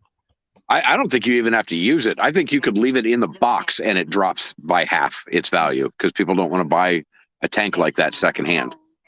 There's a few here and there that will, but for the most part, once a tank has been used, they become almost valueless. But the bigger ones less so than the smaller ones. But like 55 gallons, you can't sell a 55 gallon. You put it up for $100 with the stand and the filter, and unless it has fish in it, nobody wants it. Wow, I would love 55 gallon. I miss my 55. Oh my God, I've got 10 of them. Come get one. I literally have 10 of them I haven't even set up. I don't like the 55 gallons. 55, they irritate me. I don't know. I think for me, they're a good size. I like them. Well, yeah, but for me, that's a little tank, right? Yeah. Like, and I don't even feel like it's a reasonable tank until I've hit 75 gallons. And then from there, 90-gallon tanks seem pretty reasonable. And then 150s, 125s, I've got 4 of that are going to get set up. I've got a 250 sitting out that needs to get set up. I've got 90% of my fish room is other people's tanks that they couldn't maintain. Yeah. Well, I mean, so that's us too. I'd love it if I had a garage. You bet it would be full of tanks. Yeah. Do you have outside space? Nope. No. I live in an upstairs apartment, so I don't even have a yard. Right.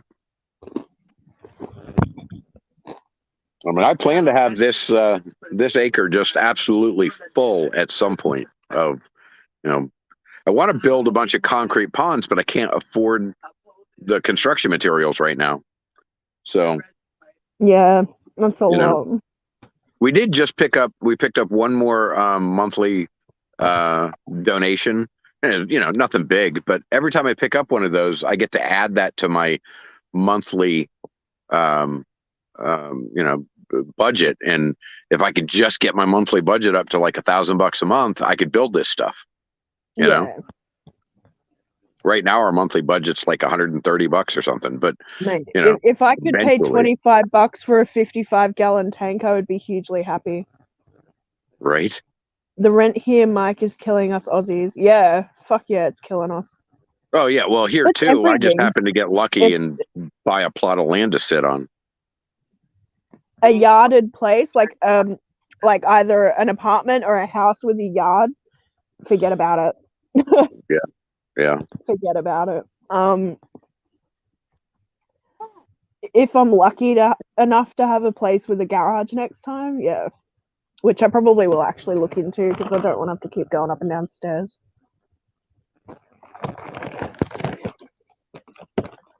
Yarded place costs a kidney. Yep. Saints Dust, we're in Chiefland. I'll be glad to give up a couple of 55s.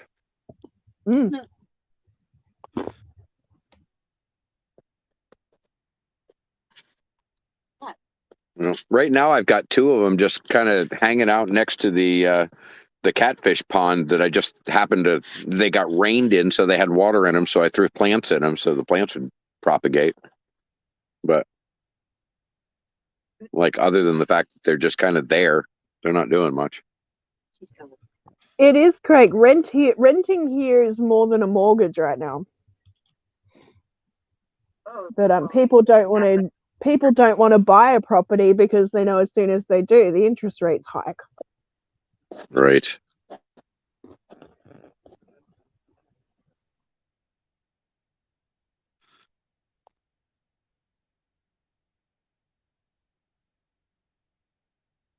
Yep. Yeah, I mean, so we have a massive housing crisis here in Florida, and our little Florida government is doing absolutely nothing to fix it.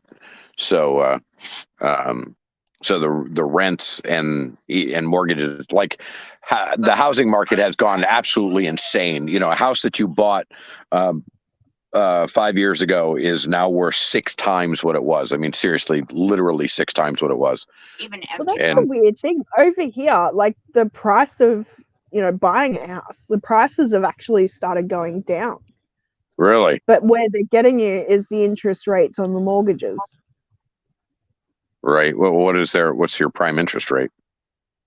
Oh, I'd have to look it up. I just know you hear it in the news all the time that the interest rates are rising. I mean, ours went up too, but it only went up by a point. It went from something ridiculously low, like 1.5 up to 3. And I think it might have gone up another 0.2% after that, but it's not like we're going from 1.5 to 14 or anything. Everything else went up though. Yeah, everything else went up though. 14 sounds about right. And continue.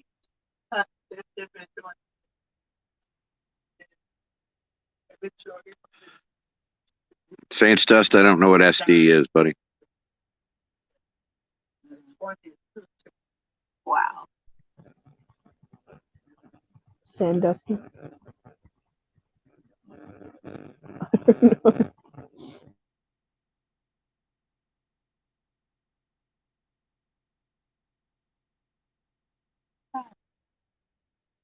Yeah, so Craig, we have a spot called Lakewood Ranch, and the properties out there 10 years ago were going for in the $200,000 range, and now they're sitting around $1 million. literally for just, and I mean, nice houses, but They're not waterfront or anything. They don't even.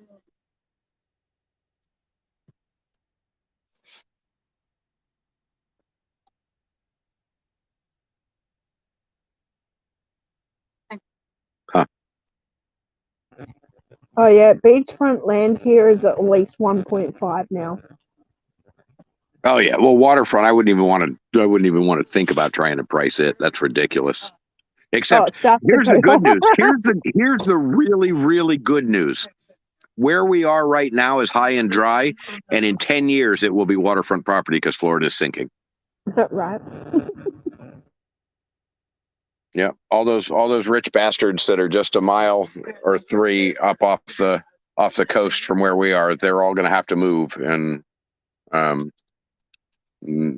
going to have to move back behind us because we'll be right at the waterfront.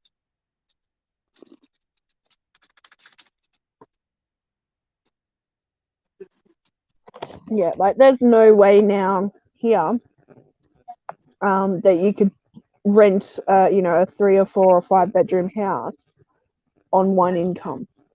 Right. Like no way unless you have like a really great job. Yeah, $400 to $500 a week, and that's on the cheap end.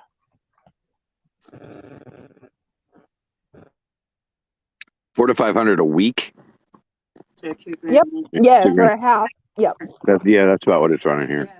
Nick's paying, I don't know, 22 or something. Yeah, and that's a hell of a deal because it's a house. Yeah. So. Yeah. And a buddy. Yeah, my son found a house for 22 a month, and but it's through a friend of his who happened to have the property given to him. And it's a tiny house. And he didn't have.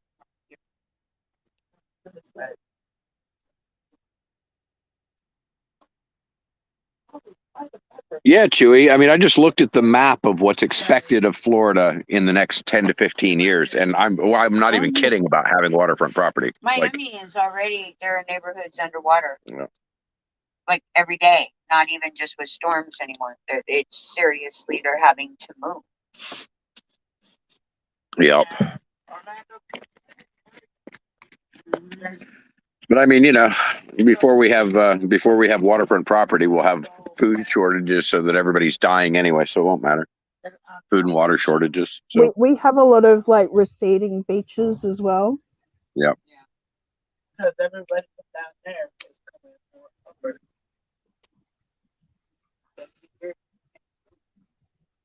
Right. Oh yeah, Seattle time for sure. Yeah. Oh, well, I mean, literally all the coastal cities are in real serious trouble. The water is coming up by feet over the next 10, 15 years. So it's not even inches anymore.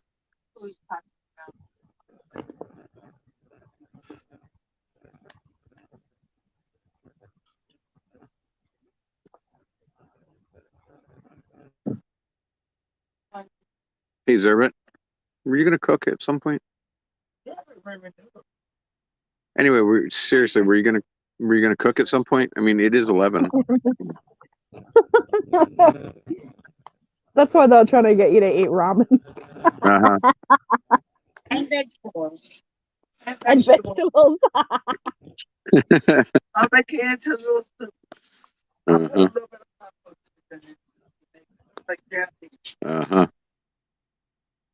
I can see how this all this joking is going to end up with somebody dead.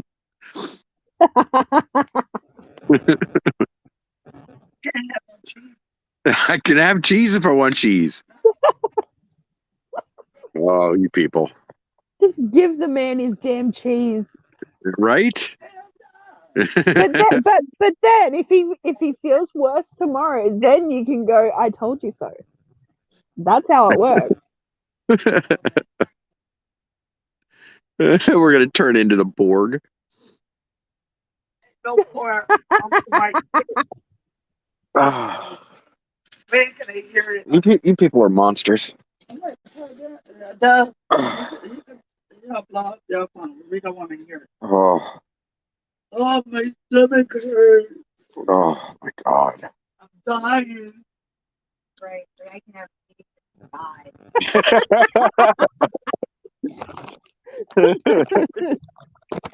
Oh, shit.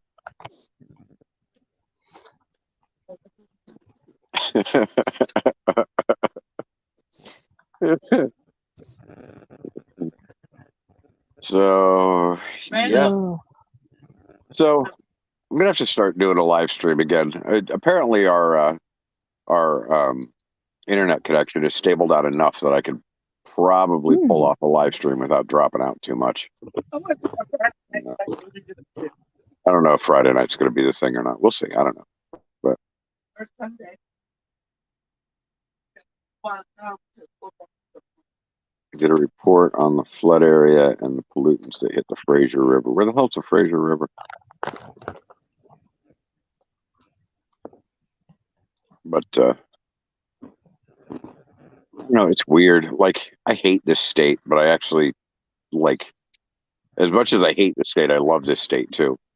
And I like being able to get to the ocean within, 30, 40 minutes. It's funny how that works, isn't it? I hate this place, but I don't mind it. It's all right. Well, it comes down to what it is that you like. I love this state, and I love a percentage of the people in this state, but I hate its government, and I hate a percentage of the people in this state. There's this weird balance that goes on. Like, I wouldn't want to live geographically. I wouldn't want to live anywhere else, but when it comes to all the other crazy bullshit, I could do without.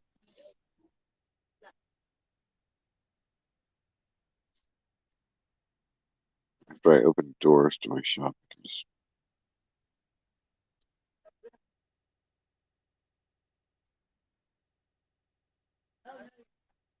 Yeah, I mean, absolutely, Saints. So you would have a rescue kind of attached to your store. So you would allow for a section of your store to be for rehabilitating sick fish. Yeah, that's the thing you have to be prepared for, is that as a rescue, you don't get primo fish that you get to sell. I mean, you're some of them, yes, but a lot of the time, probably at least 60% of the fish that we bring in are undesirable. So, we get in large plecos, we get in large feeder goldfish, we get in all sorts of fish that out of your store you're probably not going to be able to resell, or at least not resell at some price that's going to make you happy. So you have to either commit to being a rescue. For these fish. Yeah, I mean, you're going to have to commit to being a rescue, or I mean, I guess you could be that guy that takes in fish that he can resell, and then turns away the other ones. But I don't, that's just the trade. And if you're going to do that, offer people some freaking credit.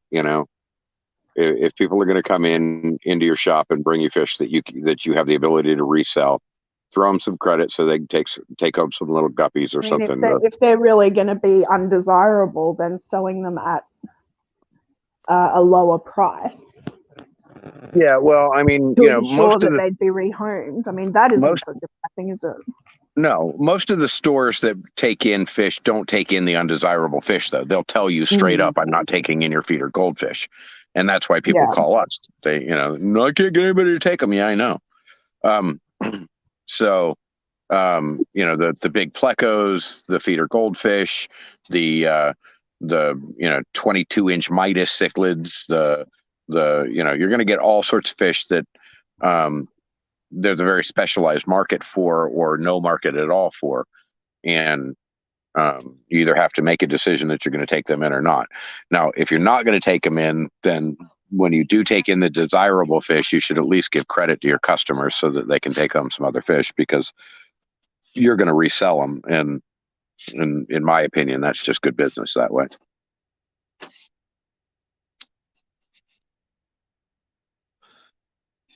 Yeah, that doesn't surprise me, GRB. So I live near the beach, and supposedly will be absolute beachfront in coming years due to the ocean rising. Yeah. Well, we've if got you're about in a one of 10 those mile low-lying buffer. So areas. Mm. we got about a 10-mile buffer. So if the water rises as high as it should, we should end up having a 3-mile buffer instead of a 10-mile buffer. Well, we're And elevated. I live about half an hour away from the beach, so. Yep.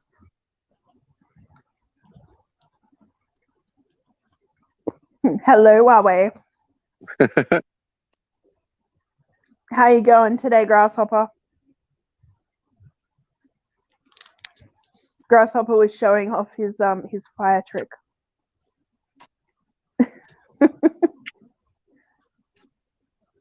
Oh, thanks for sharing my links. I actually have a different Teespring as well for the Clean It Like Craig products. I'll put that. I'll Saint put that in Dust, the where are you chat. located, buddy? He did say just in the chat just Did he? before.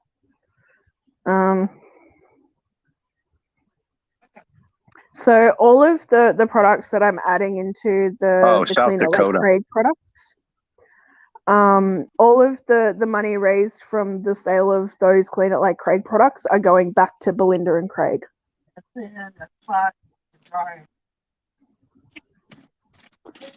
I don't know why I thought he was in Florida.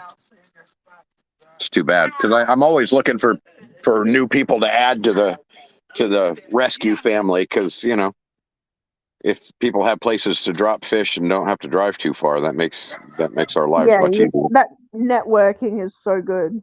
Yeah. Yep. What's up, Rightish Das? I don't know if I said that right. If I didn't say that, it's Ritesh. Ritesh. Ritesh is great. Oh, he's got the salamander, the giant salamanders. Oh my god. He I believe that Ritesh runs a zoo. Oh yeah. Of some form. He has a lot of very exotic animals. He was showing off his. They are pied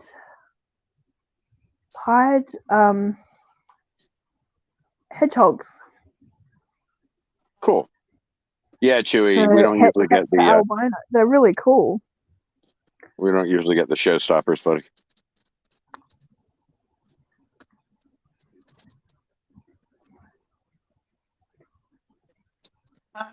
Okay, so there's a t-shirt, but there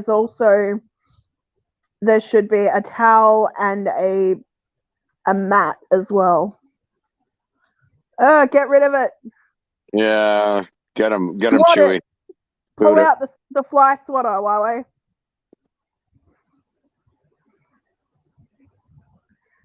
Hang on, I can do it from here. Block.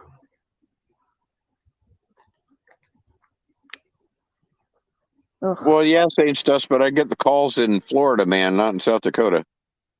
If you were here, brother, I'd hook you up.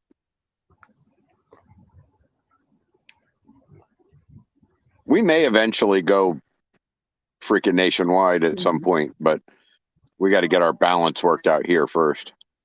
All right, hang on, Huawei. I'm gonna go and try and find the other link because the link that I share should show all 3 items that I have because it's a collection. Hang on. Bear with me.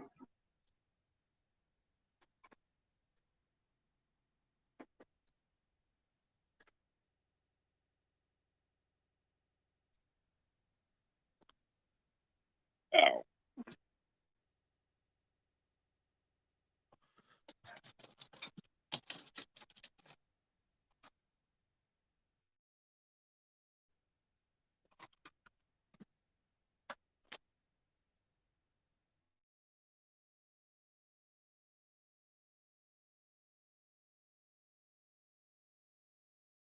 Dead air.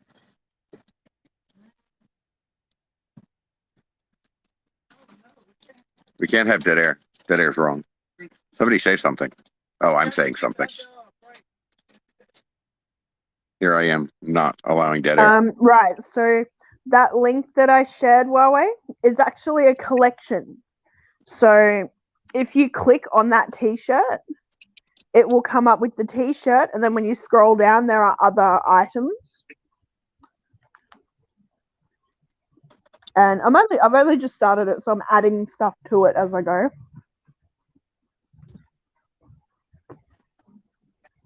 But I found like a little, it's supposed to be like a microfiber feeder mat, but it's in the shape of a fish, which I thought was really cool. So, but the link that Huawei first shared is my collaboration of Curiosities Teespring. Oh yeah, Saints. Ybor City is like you're just begging to get shit stolen or broken into or blown up. Broken bone. Kidnapped. Though I must say it is an awful lot of fun. I have had some good times in Ybor City. And I can't tell any of those stories. Nope.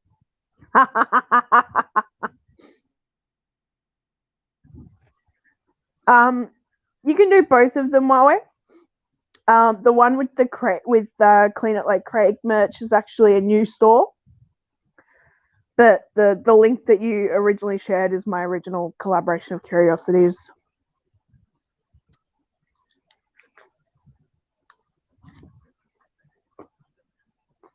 What's going on, Adele? You got yourself a social media marketer? Apparently, yeah. Okay. But yeah, so definitely push the Clean It Like Craig stuff because I want to try and make those guys a little bit of money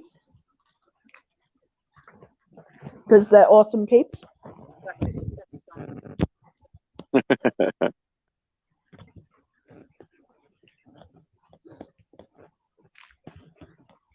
We're trying to raise enough money to buy Craig a shirt. Buy Craig a shirt. Funny.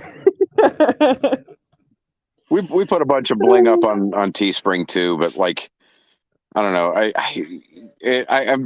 They're so ridiculously expensive that it makes me not want to link it. Like I don't want anybody to go spend $60 on a freaking hoodie where I'm only going to make $6 anyway. You know? Yeah. That just pisses me off. Same as her handler.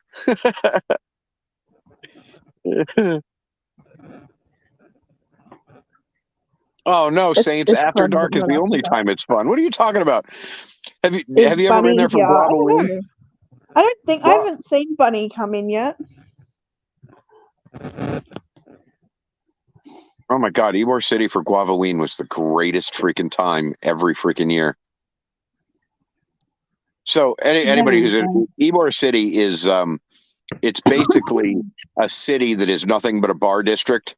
It's Craig's posting out today.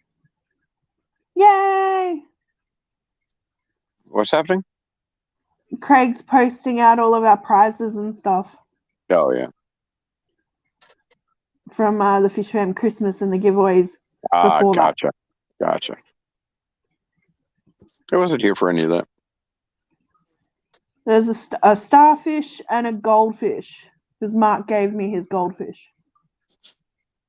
And then June gave me a goldfish from one of the Fish Fam giveaways.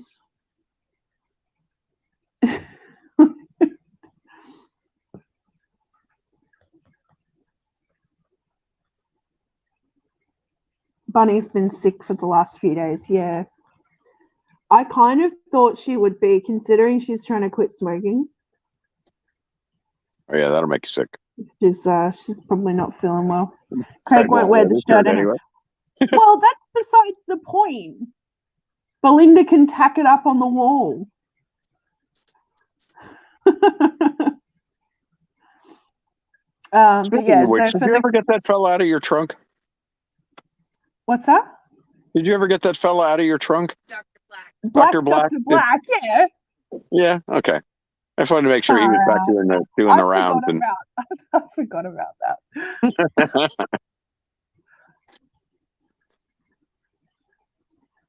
Yeah, open in the next 6 months. My store will be Marshall's Antiques, Collectibles, and Saint's Dust Aquariums. Okay. Interesting. That's a I love really antiques. weird Like, you mixture, but guys it could be fun. Yeah. You guys get so much cool, like, all the antiques and things that are found. The people just leave stuff in their barns and their garages for years and years and years and years. Crazy. I So, watch all Saints those Dust, shows. you need to learn how to do proper acrylic, and you need to acrylic some of those antiques and put them in aquariums. Just saying. Oh, that would be cool. Uh-huh. Antique aquarium decor. Yeah. I mean, if it's coming to you cheap, do some acrylic work and make some kick-ass antiques to drop into tanks. That would be cool. That's a really good idea. I like that idea. I know. I'm kind of digging it myself. And I mean, I live in Florida where people die every 3 seconds. I could probably find some antiques. Yeah. I've wanted to learn how to do like the acrylic pieces for a while now. Yeah. What do they call it? Acrylic pouring. Yeah. Yes. To me, the biggest trick to good quality acrylic pouring is get yourself a vacuum chamber. They're not that expensive. You can get one for like $80 to on pull all Amazon. the bubbles out. You get all the bubbles out, and that way you don't have to do all the sit and wait shit that people do and make sure that the mix is so 100% perfect. Just use the freaking vacuum changer, and then get yourself a UV light so you can cure it real quick. I've seen that, and other people. So I think it depends on the type of acrylic. One is UV activated, and the other is heat activated. Right. So I see people using like a little blowtorch. Yeah. Well, no, they use the blowtorch to smooth it or to move colors around. Oh. Yeah. The blowtorch basically takes, like, if you've got a ripple in your plastic because the mold had a ripple in it or something, you put the blowtorch on it and gravity will even it out. That's what the blowtorch is for. It just softens it up into a liquid again for a second. What a way to destroy the value of the antique. Depends on the antique. Like, I did antiquing here in Florida for a long time. When I was younger, that was kind of how I made some money on the side. And you pick up stuff that is from estate sales, and you get 12 pieces, and 3 of those pieces are actual viable, useful antiques, and the other freaking 14 are, just garbage, or, they're nice looking, but they're not worth anything. Yeah, absolutely. Bring it on. An 1850s sheriff desk. I love antique furniture. Oh my god. I fucking love Antiques Roadshow on Adele's stream tonight. What? Antiques Roadshow on your stream tonight. Right? Bring it on. Not bad for a pop-up stream. I'll just show you a picture of Liz. She's an antique. Wow. Oh, speak for yourself. You're talking I'm 20 years older than Liz, so. So he's just restored. That's so cool. Oh, hello. Adele, one sec. Or not. There he is. One fish. What's that? I don't know. It looks like a dime bag to me. Another Dime fish. bag. Oh, right. So he's showing all the stuff he's wrapping up. Oh, there's the starfish. Oh, gotcha. Oh, it's so cute. Wait, Is that a what's little that? glass Is that a hippo?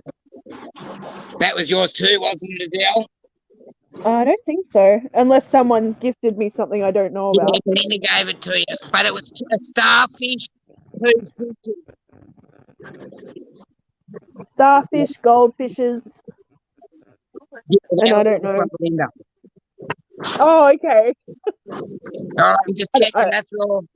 I don't think I knew about that. That may have been a surprise. but it isn't anymore. So there you go. He just wanted to come up and show those off now. I thought he was going to show us the sheriff's desk. No, that was Saints Dust. Saints Dust is. Oh, that wasn't Saints Dust. That was Craig. Oh, okay. Craig's sitting there wrapping all the stuff to be sent off this afternoon. Gotcha. Chewy, yes, you are an antique, my friend. A well-loved antique.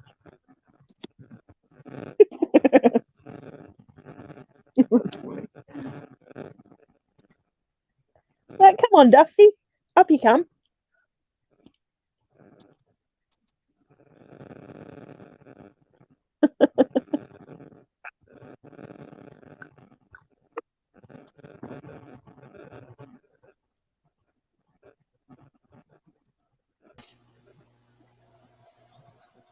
There he is.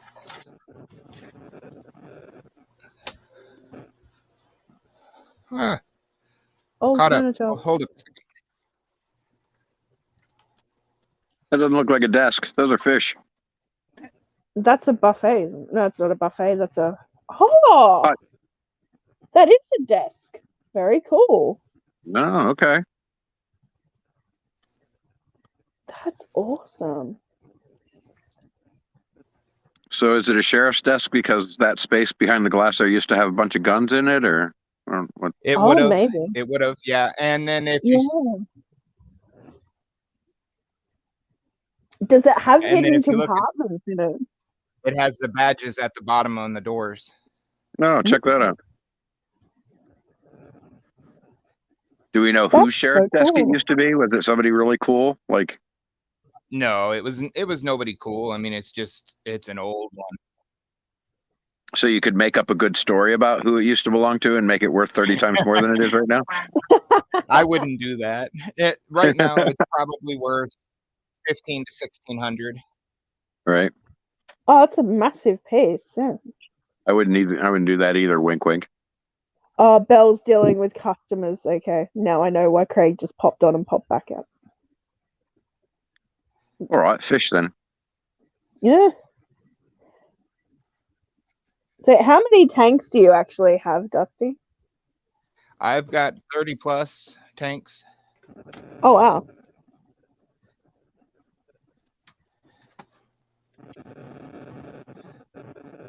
I like that driftwood in that one. I remember that from the other day. Yeah, thank you. Koi angels. And the monster angelfish. I miss He's my a- koi angels. He's a big were- boy too. They were No. one of the big losses in that freaking freeze last January. That was sad. That was so sad. I actually It was. Holy crap. He's got fish beds in the sheriff's desk. I like it. That's better than guns. Where were you from again, Dusty? I'm I in was South asking where you're Dakota. from. South Dakota.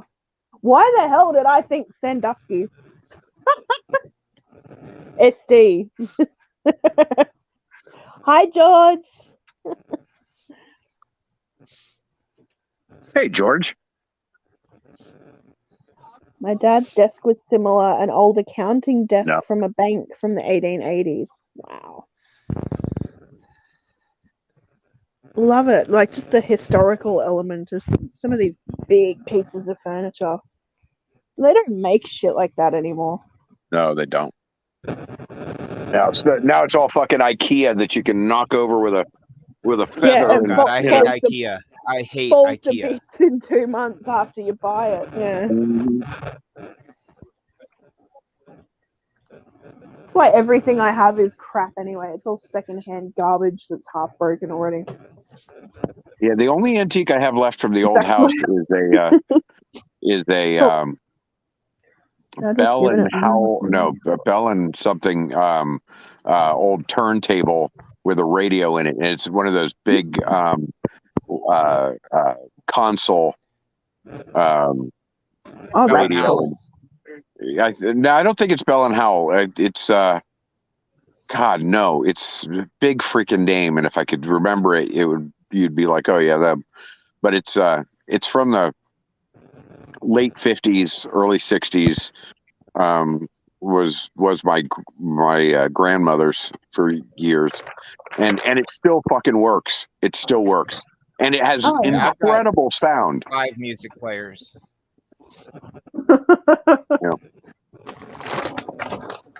And that thing, if it isn't ruined from being in storage, it's worth the money. But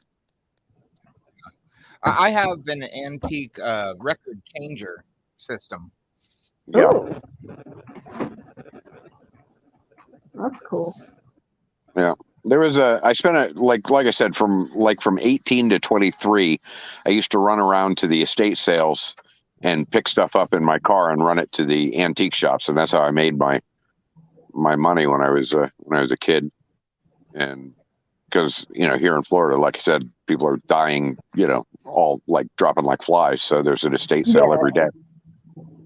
My parents ran an antique shop the whole time I was a kid while they were in the military. And then after my parents retired, they just did the antique store for about 6 years. And then they closed up shop and had an auction and got rid of everything. I took a loan and bought part of their inventory, not all of it, but part of it. And then I've been collecting on my own ever since. Nice. Oh, wow. So you caught the bug that way. Yeah. I don't know how the hell I caught the bug. It just seemed like a way to make some freaking money, And I went out and I bought like 3 different books that gave you, really specific details on what was worth shit. And I would go stomp around in these estate sales with my book in hand and, looking for freaking numbers underneath tables and shit. And I had these guys, there was this antique shop in Sarasota called Whitman and Blitt. And I would take photographs of things and run over there, because this was back before you could send shit via cell phone. I'd run over and show them a bunch of pictures, and they'd go, "Yeah, I want that one. Yeah, I want that one. Yeah, I want that one." And I'd run back and get it from the estate sale if it was still there. The only things I regret getting rid of from auctions that I've gone to is the Metaframe tanks, 120s and big, huge Metaframe tanks. I miss them. Right. I've seen all of these like really cool old slate bottom tanks as well. Mm-hmm. Yeah, they don't make those anymore. God, no. Cool. And some really ornate metal frames on some of them too. I mean, they've got some really cool looking ones. It's gorgeous. Have y'all ever seen antique Alaskan clay? No.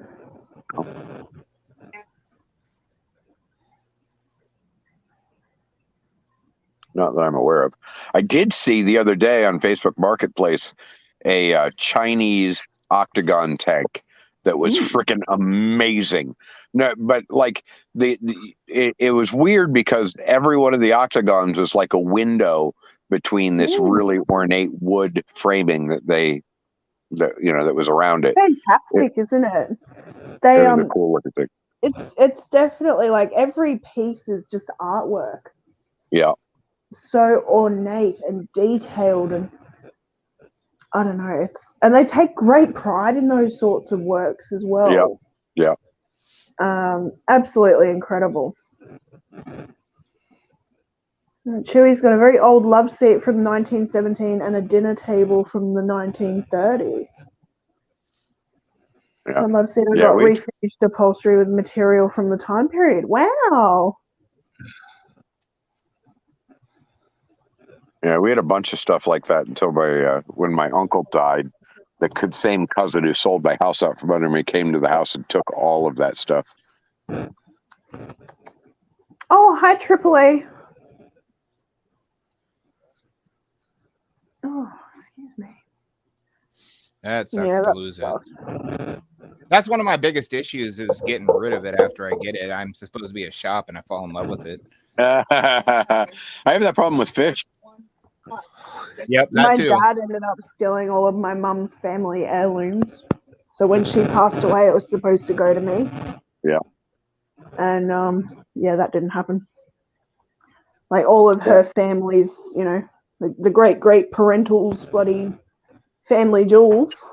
Yeah. I can remember seeing all this stuff, you know, when I was a little kid and playing with it, and Mum would just pull it out to keep me occupied. She just wanted me off her back for a couple of hours because I'd just sit there and stare at it all. It's beautiful. Like Well, there's tiny 4 of little us in my intricate family, watches. and nobody else really took to antiques, so I don't know what's going to happen when things do happen with my parents, but I'm hoping I don't have to worry about that for a long time. Yeah. The worst part is, like, whenever the parents die, it's always a shit fight to see who gets what. Yeah, well, it's amazing. It's amazing what fucking vultures people turn into when somebody dies. It's just absolutely vulturism.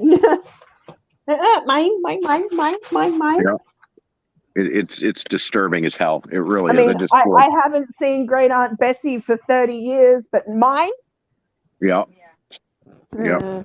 Fucking bullshit. Yeah, my mom and my cousins were like that when my grandmother died, when my uncle died. They just yeah. I mean, my Heather and I literally took care of these people for years through their dementia and cancer. Horrid. And dementia's awful. So it was. I've spoken about my neighbours up the road a few times. Beautiful old Scottish couple, like very, very old. My both parents have it set up in their various will levels of dementia. that the oldest gets to go into the house first after they pass, and then the next oldest, and then the youngest. And you get to pick one piece each time. That's how it is in their will. So oh yeah, that's smart actually. That's smart. Interesting. But yeah, so the old couple up the road, I found out he's actually in the hospital unit for his dementia. So he's not having a good time. I think he's become very angry. Yeah. And yeah, I understand it would be very, very incredibly frustrating to be in that situation. My uncle actually went the other way around. No, we went. She's not too bad. So she's in a hospice across the road from the hospital, which is nice. Like they're not too far away. Right. Yeah. So it was very sad. I spoke to. He used to come up here and he'd see one of my neighbours, and just sit there and have a cup of tea and have a chit chat, and it would give his wife a bit of time to herself as well. Right. Right. She's not a good couch man, or love seat that you were talking about have a wood surround.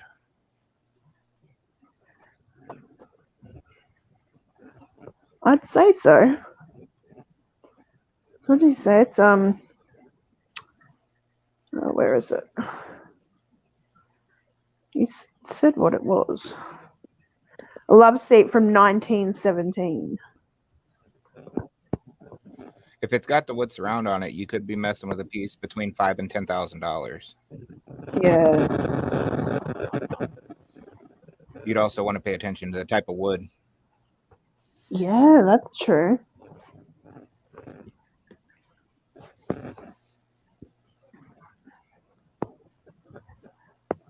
Oh my god, owie. Oh. Yeah. I have an antique tea time sofa, and that thing's in like $25,000 range. It's pink silk. Oh my god! Get bent. I've still got a second line there. Are you shitting me? Oh, hang on. What's going on? So I did my rat test, right?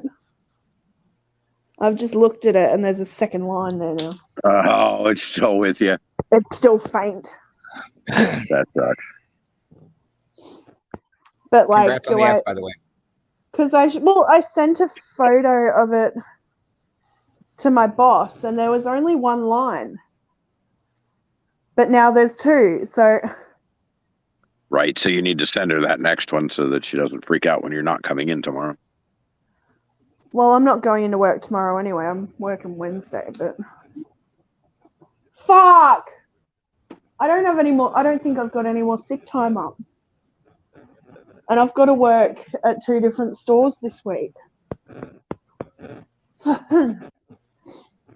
don't know. It's been sitting there for a little while. I don't know whether I could class that as...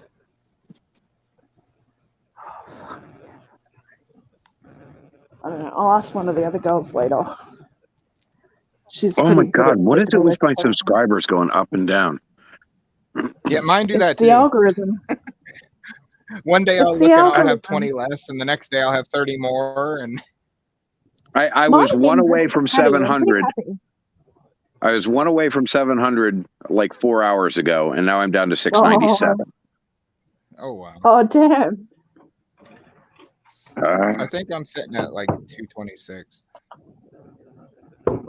We've been at this a couple of years, so like we should What be was doing I at?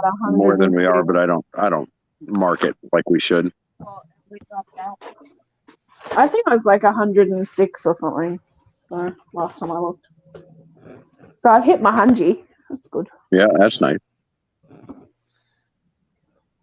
Yeah, I think I hit the 100 for New Year's. I made a Facebook channel for my page, or for my channel, or Facebook whatever for my channel, Yeah. and I think I've only gone to it twice. I need to start checking on it. Yeah, you gotta probably. grow the following there. Another thing you can do. There are 2 groups on Facebook called FishTuber notifications and FishTuber United. So whenever you put a new video up, post them in there. That gets our fish group of folks following you. What was so FishTuber notifications, and what's the other one? FishTubers United. Oh, I haven't even heard of that one. Yeah, that's Royal Aquatics channel. Ah. Yeah, Royal Aquatics was actually my very first live stream on YouTube, and then my second one was Vinny.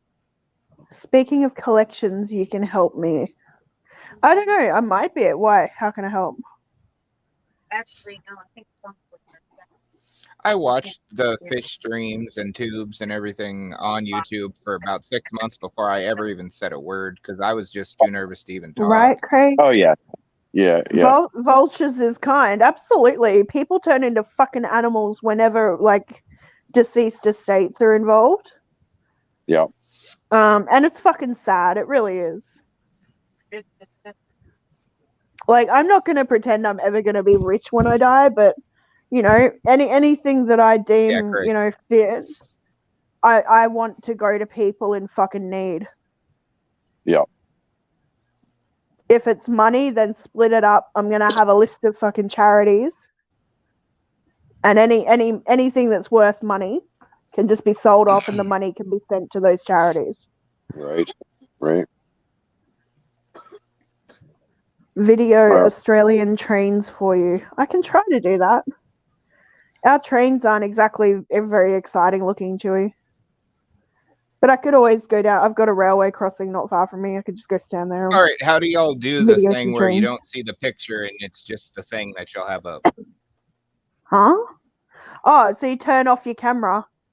Yeah, turn off your camera. The bottom, it should have microphone, camera, share screen or something. If you hit the camera icon, it'll turn your camera off.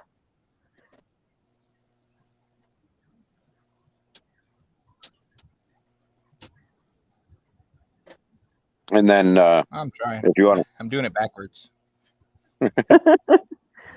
No one came near my nan and pop when they died. Every grub had their hand out. Yeah, exactly. Yeah, my wife will outlive me, so she gets it all. Yeah, I mean, Heather and I. That depends. If I end up with someone who can put up with my ass until the day I die, then yeah, they can deal with it.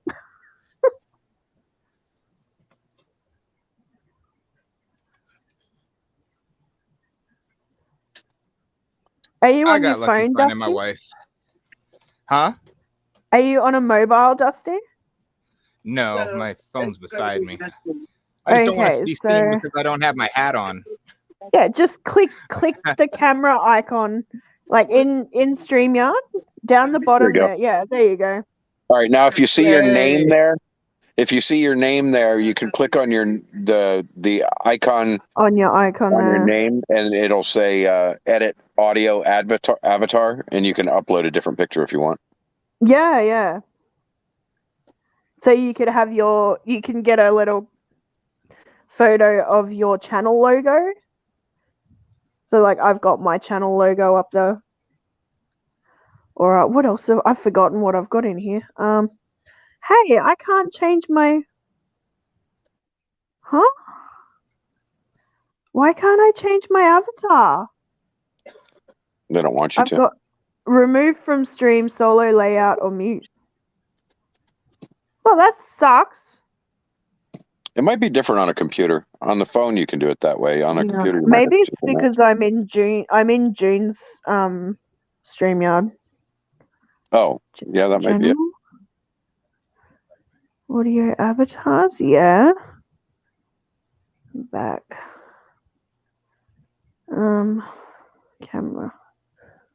That's so weird. Why doesn't it come up? It should It's be loading there. my avatar right now. There we There go. it is. There you go. Did you win something as well, buddy? I don't want to forget anyone. Yeah, he's asking you, Jeff. See, I knew when you were doing the giveaways, you should have had a list going. I won something, but I don't know. Off Craig.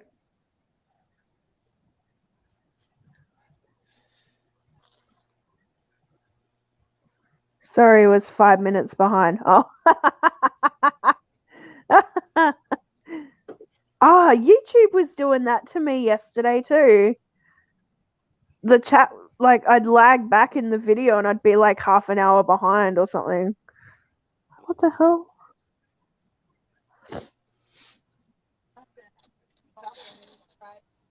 All right, well, I'll Getting to work everyone. Yeah.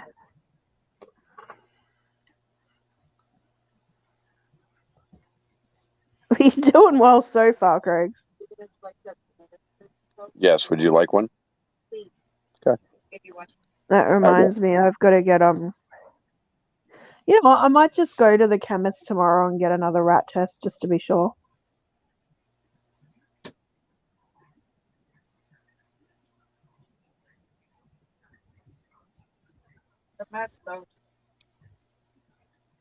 I forget, but somebody stayed up one night to help me do my first practice stream for StreamYard because I could not figure it out.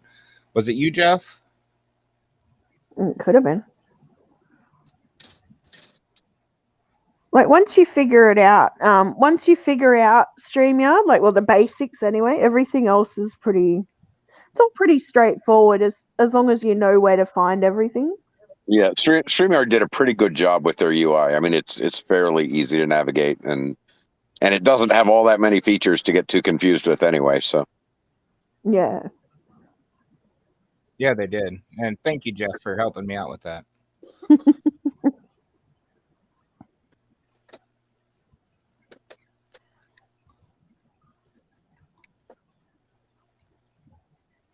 You know what? I think there's a couple of you buggers in here who are not subscribed to our channel. I will follow you back if you'll. I'm subbed, yeah. but I don't know how to unhide the sub thing because all my subs are hidden. It's everyone hard. Drop your links in the chat and go ahead and follow each other and stalky. Stalky.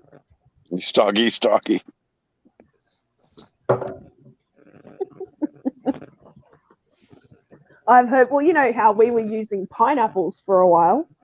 Yeah. Now I've been to a couple of other streams. One of them uses Pollinate, and another one uses Get on the Bus. Gotcha. I kind of like that. I like the pollination. Yeah. Spreading the love. But yeah, jumped on your bus. Yeah, I like that. Hop on the train. Hop on the bus. I like it. In my case, it's the crazy train.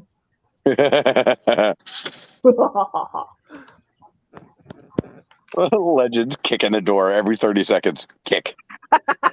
You're getting two with me, Adele, because I got my phone and my computer going. Oh, there you go. Okay, I forgot to turn down YouTube before I popped on with you.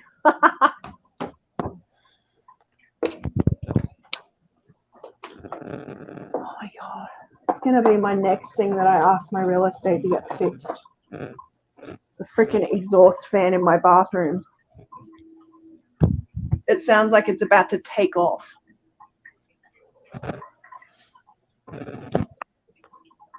Oh.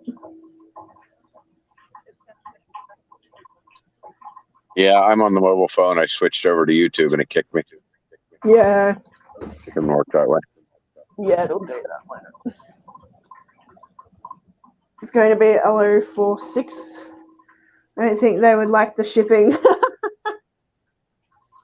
You're part of my... Yeah, I like that, the toolbox. So instead of the Smurf squad, everyone's now part of the toolbox.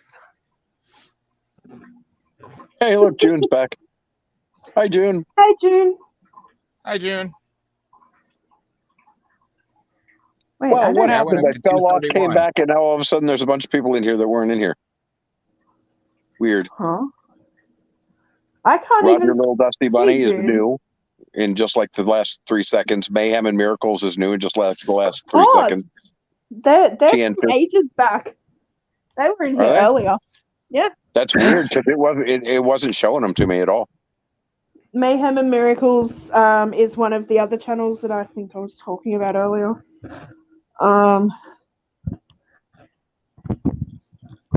I like One Stoner, Three Cats as well. Tanner, she's lovely. She's funny, man. She's so funny. Oh my god, Yeah, no, I'm it's still really locked weird. on George RB3's site. So, that getting kicked off and coming back on, all of a sudden the comments are a whole bunch of people that were not in here as far as my comments were concerned a minute ago. Like it just Wow. wasn't Oh, wow. yeah. Yeah, no, that was a good half an hour or more ago. Weird. YouTube is pretty buggy lately. Well, this is the StreamYard comments too, so it might be StreamYard being freaky. I guess Misfits just went live or something. Oh, did he?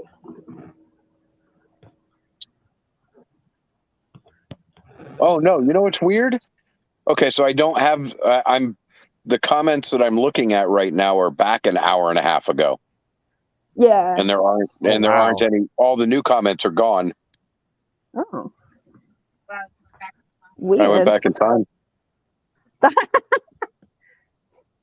Time traveling on my stream. Jesus Christ. Yeah, the last comment I have is might want to get the puppet checked as well. Oh, right. Yeah, that Minister Brandon was here. Uh-huh. He was actually really surprised I knew it was him. Like, yeah. You're talking about your crazy ass puppet. Of course it's you. Creepy ass freaking thing. Okay, now I'm getting new comments. Kinda. Kind of. Good buggy ass shit. Yeah, I've noticed that YouTube is kind of messed up. Well, hopefully they pull their finger out and fix it. Because, hello, we are important YouTubers with That's shit to asking do. a lot, Adele. I know. I mean, a girl can wish. A girl can dream, can't she? Didn't like her Are you feet, afraid Jeff? of socks? I'm only afraid of happy socks, Jeff. Hey, George, how are you, man? Hello, George. How's your new breeding project going? Aquaballs. Water Yeah, nuts? I'm actually a little mad at George. He clickbaited me the other day. He got you, did he? Uh-huh. You know, What's I that? just realized you're flipping me off, Mike. Not just you. Not just you. Took you long enough to realize that. Yeah, George got me with the whole. I'm Hi, closing George. my fifth room. It's all over.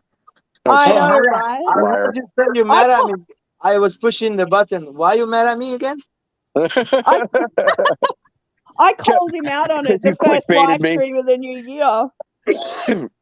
One at a time. Clickbaited me. Made me believe you were shutting down your whole fish room. So Oh, just a big stupid lie. Oh yeah.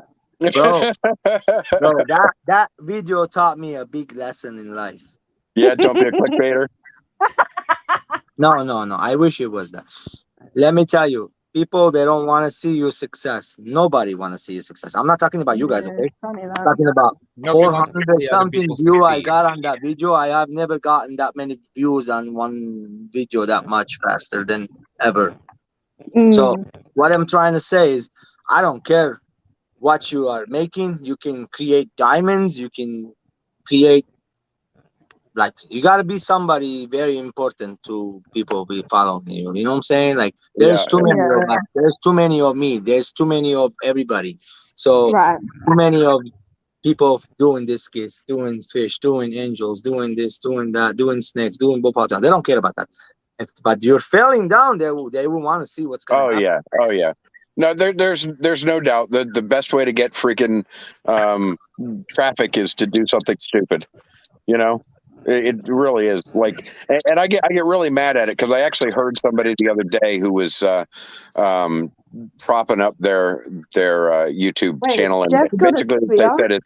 You know, all of us content creators, we all do bullshit. All of it's lies, and we create stuff all the time.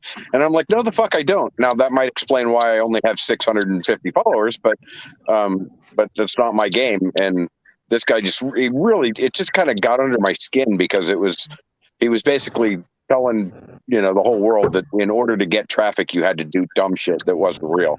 And I don't know. I started this because I wanted to leave something for my kids to enjoy and carry on.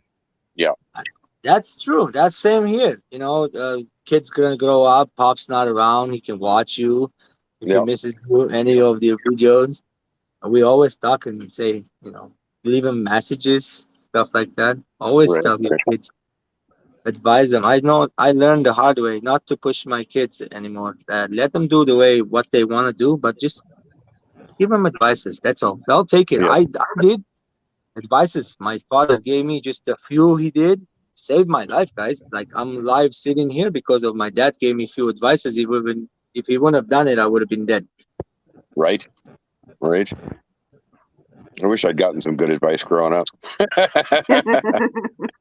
I didn't get many good advices. I was alone growing up from 15 years old until I was 21 years. I was by myself. So dad wasn't around, mom wasn't around, nobody was around. I was by myself. Yeah, most of the good advice I got was stay out of the way of people that that want to take your head off. That was pretty much the best advice I got, and I got that just by not getting my head knocked off. If my kids don't want to take to the aquariums, at least I know they can make some money off of them. Right? There's always that. Friend of mine was on a motorcycle, J6R 750 J6. We used to pop wheelies on those back home. So one time I was riding behind him. He came behind my dad and he grabbed the motor, scared the holy shit out of my dad. And I jumped out of the bike because he kind of like put me under, threw me under the bus. Idiot. Right. And me and my dad, we walked that little walk right there. I will never forget. He said, "Look, dude, do you really have a death wish?" I don't know. He goes, "This guy here, he's gonna kill you. If you don't listen to what I'm saying, you're gonna be buried under gold." I'm like, okay. I listened to him. 3 weeks later, we were supposed to meet up somewhere. Him and another friend, very close people, and me and my brother, younger brother, and they never showed up.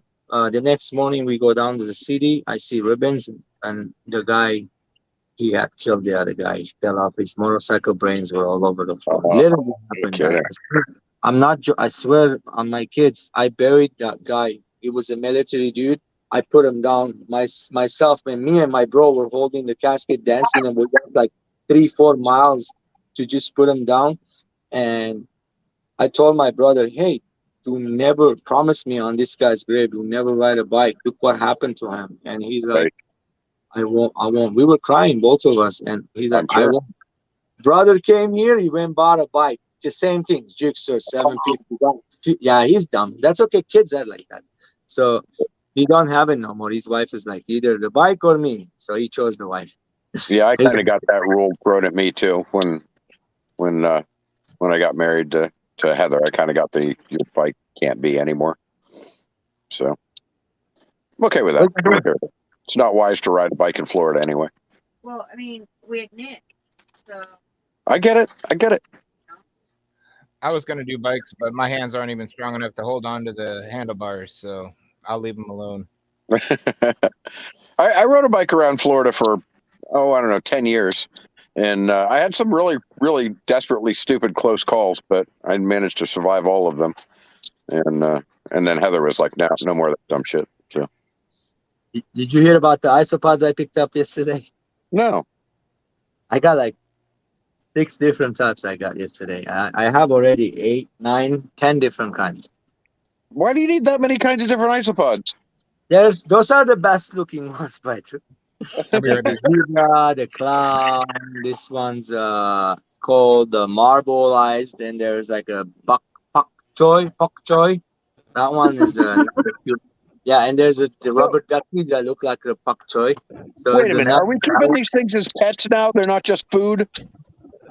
They're pets now. Are you kidding me? 6 of them for $60. You gonna feed it to what? Are you kidding me? What? Yeah. Why? Come on, man. Those things are food. This species right here, Persilio bolivari, 6 of them I paid $60. Yeah, the rubber duckies. The rubber duckies, I'm not joking you, they are from $10 to $20 each. So what for an isopod? Yeah, but you're looking at it wrong. They're crustaceans, just like the shrimp. We pay $1,000 for some of our freshwater shrimp, don't we? There's people in Japan are making more than $1,000 shrimp. Am I wrong or right? No, I mean you're right, but I think that's ridiculous too. Like I don't get it. I just don't get it. I really don't get it. I understand. I'm not gonna go extreme. I'm just saying I collected some of them. That's it. It's for the kids. I'm not selling it or anything. Right. Don't ask me for that stuff. I'm just absolutely amazed that people are paying that much money for isopods. Like, I mean, in my point of view, isopods are something that I throw in a tank, let them breed up into 500 of them, and then feed them to the freaking koi. You know, I mean, they're not like a. So it's just like the shrimp. Like I said, there's beginner isopods, intermediate isopods, and advanced isopods. So there's all kinds of different ones, guys. And if you do your research, you know what you are. You're automatically into the immediate, not the beginner. I like some of Chris Biggs's isopods. They're really cute. Big ones, right?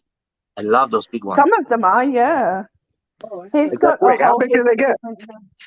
Oh, 2 inches, 2.5 inches. Some good. Really? Yeah, dude. Those are the best ones. I got some yesterday. Okay, who knew? I learn shit every day, man. Later, you're gonna tell me I got some, George. They're everywhere. So look up the Spanish isopods. I like those Persilios. The species name Persilio, the family, the whole family. So the bolivaris, the yellow with the little lines on it. There's a Greek shield. So where do these things come from? Where do they come from? I mean, like everywhere. There's regions, so they're all over the world, right? So you got some. Yeah, so we've got them here. Yes, we got a bunch of them. I got some of the wild ones in my collection too. So yeah. Well, no, I know I can go out to a lake here and I can go dip a net in the freaking mud and come up with 1,000 of them. I know that, but they're not super cool or anything. They're just. Yeah. So, but the thing is, see, with that one, it's the best thing to do. If you live in, let's say, Florida, I say the best thing to do if you're gonna keep a bio aquarium, bioactive aquarium, or bioactive vivariums or planetariums, put the ones that you get from your city where you live. They are used to the weather. They are used to that abuse and the rain and all that stuff. If you get the ones, the fancy ones, and you throw them in there, that's it. It's gone, dude. You'll never see them again. Right. So the fancy ones, just to collect them. I want to know where the pretty ones come from, because if the pretty ones are hanging around here somewhere, I'll go dig those buggers up. $20 a piece. Yeah. So, look, here goes the one they call them rubber duckies, right? They've been in the hobby for a long time. They're barely getting like a lot of it. We got a hookup yesterday. I bought. I don't want to even tell you how much. It was really good hookup. I wish I had. I If I like knew, the dairy cow looking ones. They're cute. I got They're them. black and white. I got them. Oh, do you? I got the They're so cute. Panda King. I got the dairy cows. I got the Persilio Hesei. You look like a wasp. They look like a wasp. They're so pretty. I mean, I'm Hey. talking isopods. There's look up Mad Aquarius. Look what he's talking about. Mad Aquarius. Look him up, and you see he's a. I'll definitely go look him up. I'm intrigued now. He's an isopod guy. Him and my friend Wally. What's his name? Supreme Gecko. Wally. You guys know Wally. The fish fam knows Wally. Yeah, oh yeah. Yeah. So look him up. You see what he does. He keeps the perfect thousand fish. But we can't sell it if you don't have a license. Page. Be right back. You gotta have to require a license. You gotta have to have a facility too. You know, people gonna come pick up your facility, all kinds of licenses, and fill up paper, fees. Then you can sell. And when you do that, you'll be able to vent. I'm not one of those guys. I don't never want to be a big businessman. It's just hobby, dude. Right.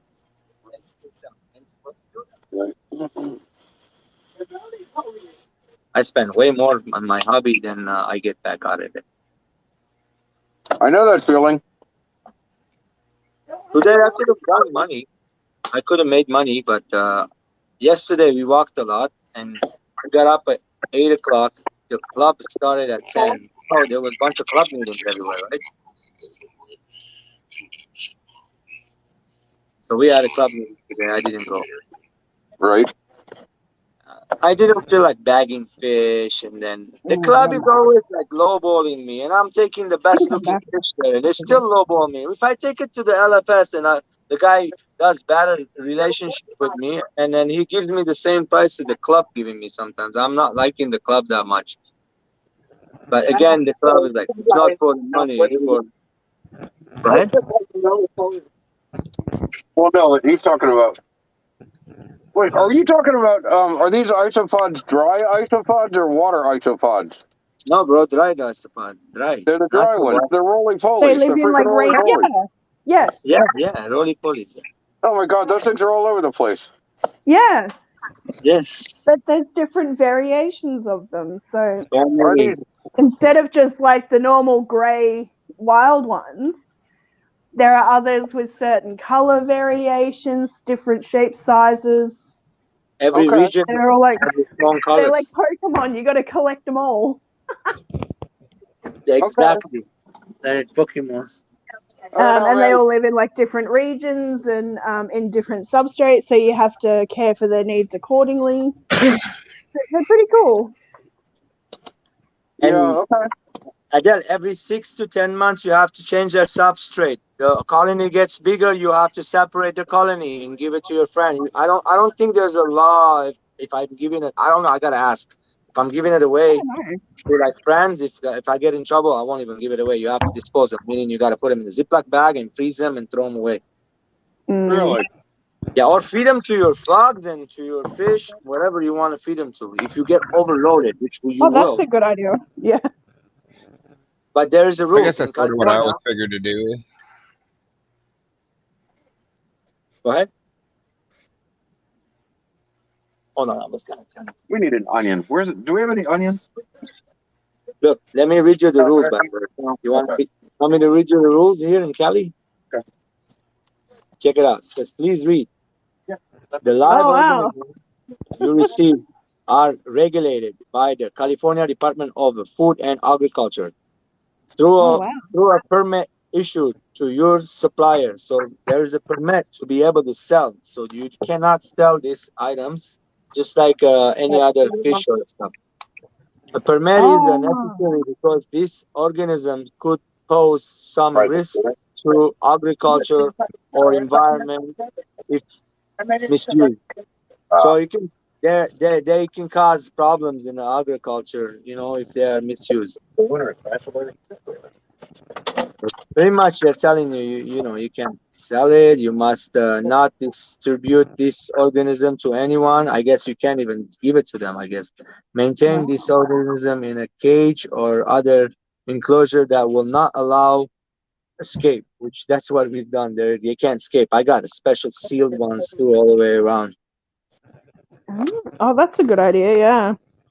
Dispose of this live organism by placing them into plastic bags and freezing them for 3 days.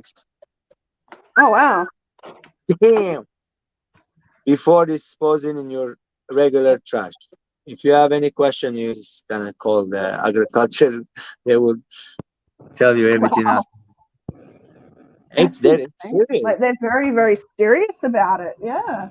Yeah, it They sounds are. like it.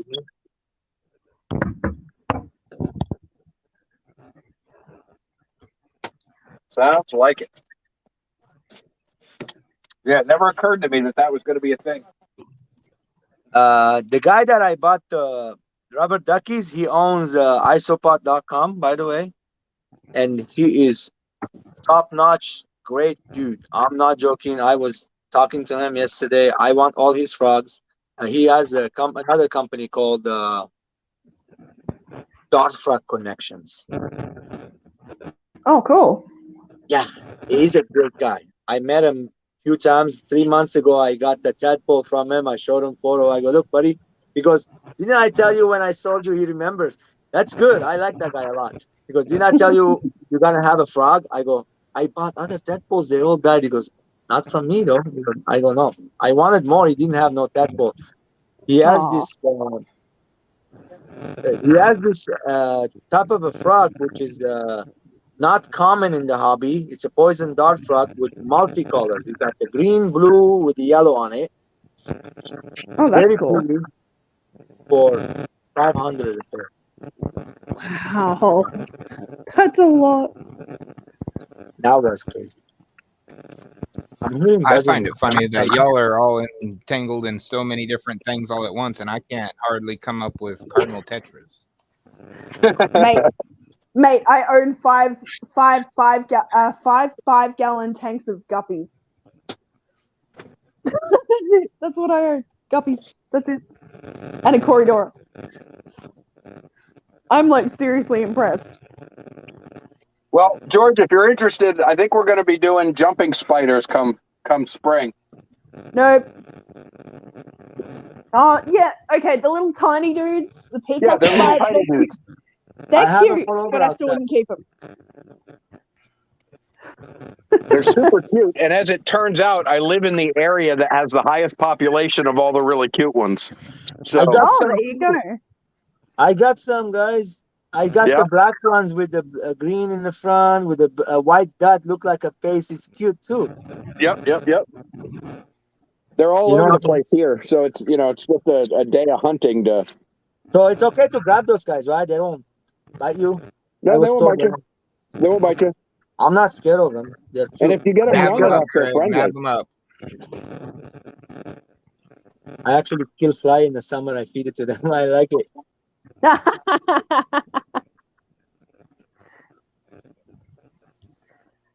Do you think I should nap them eggs or leave them be? What eggs? Oh, Chewy's here. Which eggs, Craig? Get the eggs, Craig. Which ones? I don't know. Well, is there more? Chewy. That's right. Hey, Oscar.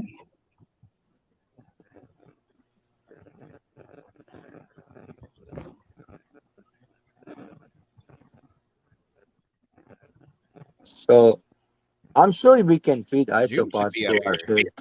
I will test them in the future if I get I got isopods right now to test. Those are the wild ones from outside. I have a bin full of them. They overloaded themselves. That was the first colony I made. See if I can keep them alive. Yeah, the free ones from outside the patio. I guess that works. There's 5 different colors in there. There's like a blue, red, powderish looking. There's a black looking ones, and there's a bunch of babies of them. Oh, cool. So they eat dry free food, calcium needed on their diet. All the species, they need calcium. Egg shells, or you can buy from Amazon a pound of calcium carbonate and just feed it to them. Yeah, I've seen the friends of mine that I've seen with their isopods, they just use the powder and add the powder in with their leaf litter. That's what I'm gonna do that too soon. So I just got the rubber duckies. Did not know I was gonna get them, right? But so I just put them in a temporary tank right now. But when I get I need that limestone powder, grind up organic Oh. limestone. Yeah, so I'm gonna mix it in there with the dirt. I'm getting the dirt that has bat guano in it already. They said the Fox Farm Happy Frog that works perfect. And I'm gonna try to get that. And then Wally uses this little piece of Angels are fun, June. smoking chips. They're not chips. They're like a pebble, but without any hickory or smoking. Oh, I think June wants to see your angels, George. Okay. Actually, who wants to see him? Only Oscars. Only Oscars wants to see the angels. She's been hinting at it for a little while now. She's like, I want Oscars. I want angels. That's what she says. We already know she wants. I don't have any for sale. That's the bad part. Yeah. I got what I got right here, right now.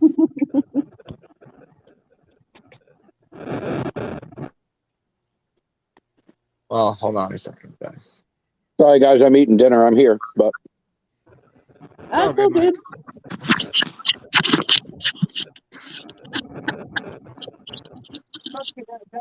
Feels okay. If they're good parents, they'll raise. If not, they will eat them. You talking about angelfish, Jeff? I think so. Oh, are they the eggs you were thinking of, Craig? Angels. Keep an eye on them if they start eating the egg. Well, I don't know. George is the right person to ask about angelfish. What's going on? Who's asking anything? His angels have just bred.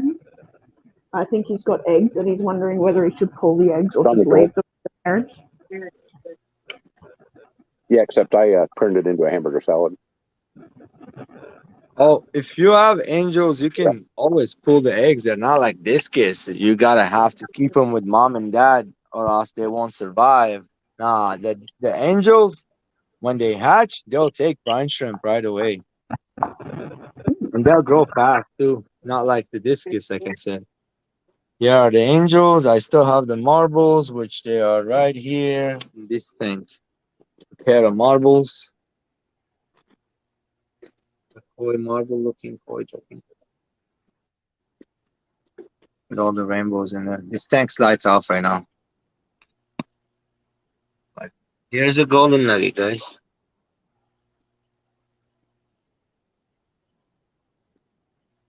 He's gorgeous, bro. Yeah, he's pretty. I have him for like 3-4 years. There's another pleco in the back left That side. is a beautiful pleco. He's a stud. Look at him.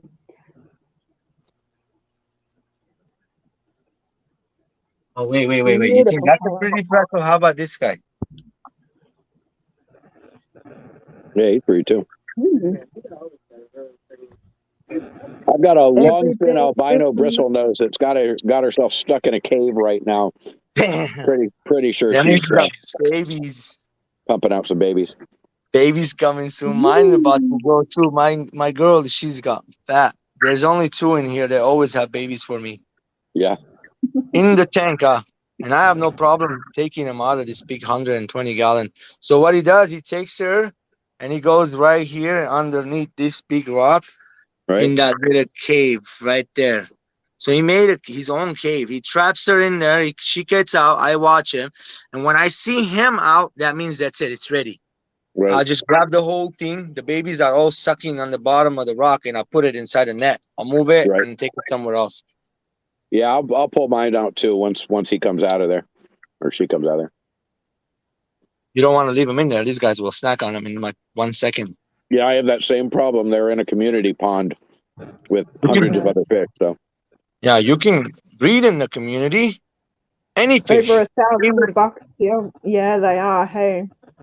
Even angels, totally. Yeah. I'm gonna tell you right now, you can totally breed angels in it. All of these guys right here, they bred. Yeah. male and female, but good luck getting the eggs alive. They will hatch. They were wigglers and everything, but you gotta have to grab them like they were on the one of the stems. You gotta grab it and take it and incubate it yourself.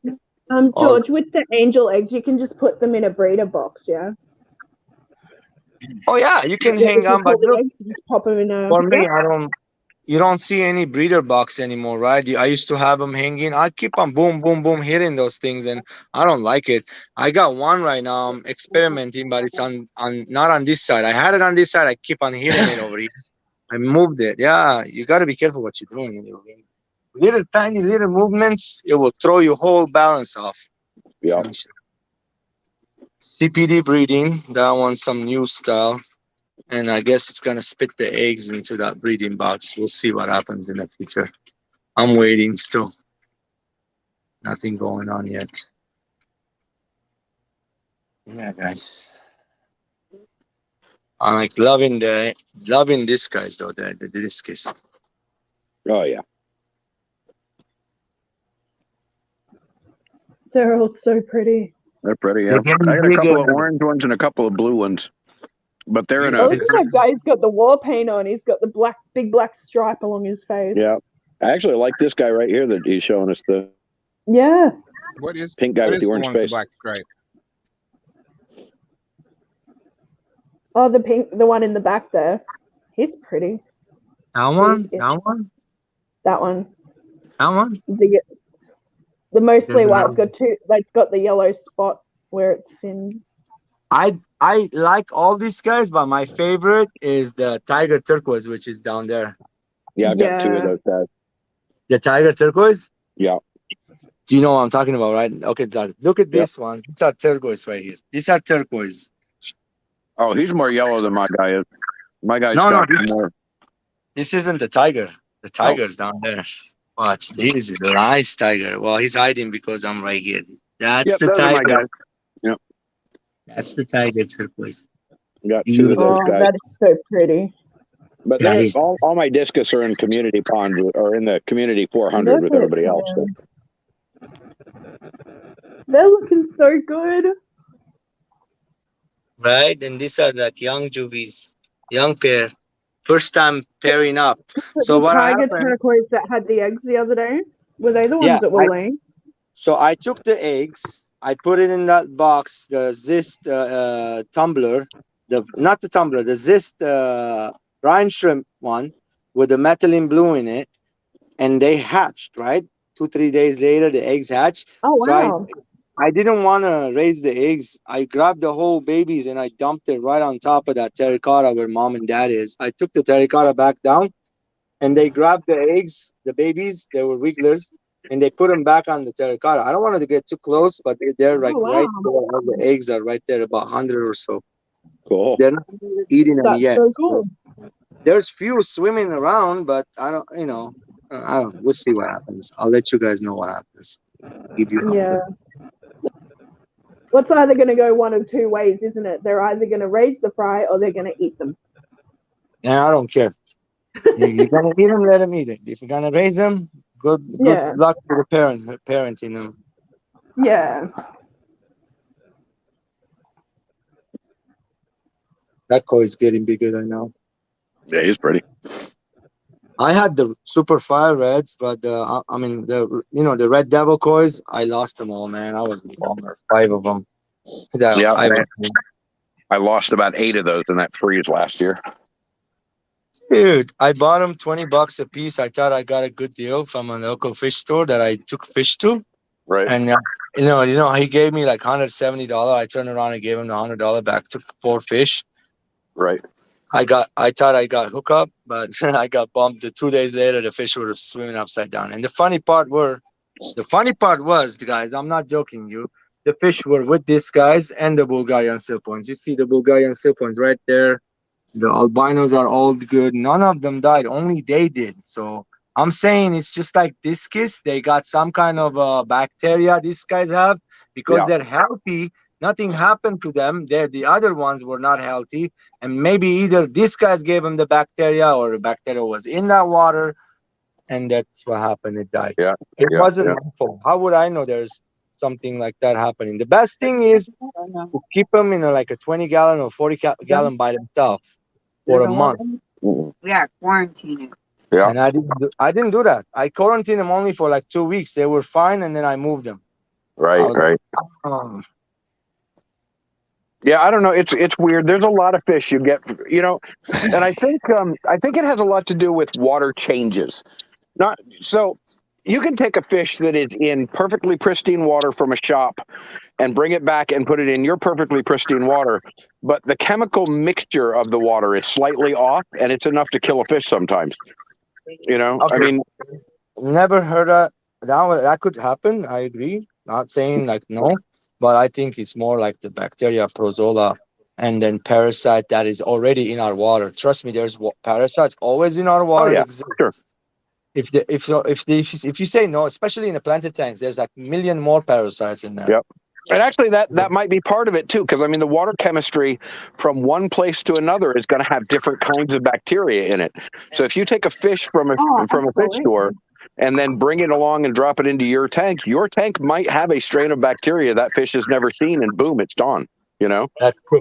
Yeah, that is totally. That's what I was saying. Yeah.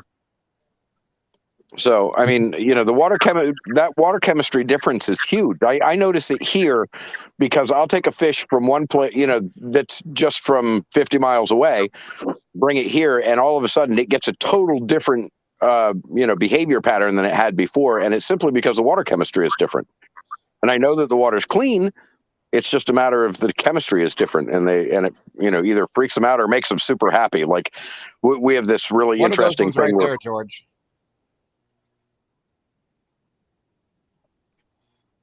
That's the prettiest discus I've ever seen. Yeah, they are cool. They're not scared of the camera either. They're good beef. What are they? I know they're discus, but I mean, what strain? This one, I think it's a turquoise. Could be a pigeon blood, but I'm not sure. I can tell you, or like it could be a snake skin too underneath. You see the patterns on the belly? So their parents look different, bro, and they look different. They got bigger bands on them. The parents have less bigger bands. Like the parents are different than this. So the seller told me these are turquoise. So I think I looked up. I think those are yellow turquoise. They don't pepper up. They don't pepper up either. Beautiful colors on them. Okay. The dark you see around the fin, I can see less dark. The camera showing it more dark. Yeah, I can honestly say I have never seen discus that color before. Look at that one right there. Yeah, he's a beauty. Look at I've seen in the other tank. That's another male, and this is this female. They laid like 8 times already for me. Oh yeah. I just changed half of the water today. Parts per million, 85, 86. I tell you what, you should hope those yellow ones breed for you, even if you don't know what specific name they are. They're so different that people are going to want them. Well, I can get those guys. I have a batch of their babies. When I bought them, they had over 50, 60 babies in the breeder's house. He's raising them. So I can go back and take a couple more of those later when he raises them. I think you should, because that's going to be a fish that people are going to want, because they're very different. Like, I mean, I've seen a lot of freaking discus over the years, and I've never seen that color. He's a Vietnamese breeder, by the way. George, the one I left my email in the comments. If you could email me also. Oh. Wait a minute. I gotta see the email. Oh, in the private chat? Yeah, in the chat. I left my email address. Oh, so saintstuff@gmail.com. I can't see it. Yep. I just highlighted it. Oh, I seen it. Jeff email. I see. saintstuff@gmail.com. Okay. I actually. Yeah, because they're talking about angels and stuff. Oh man.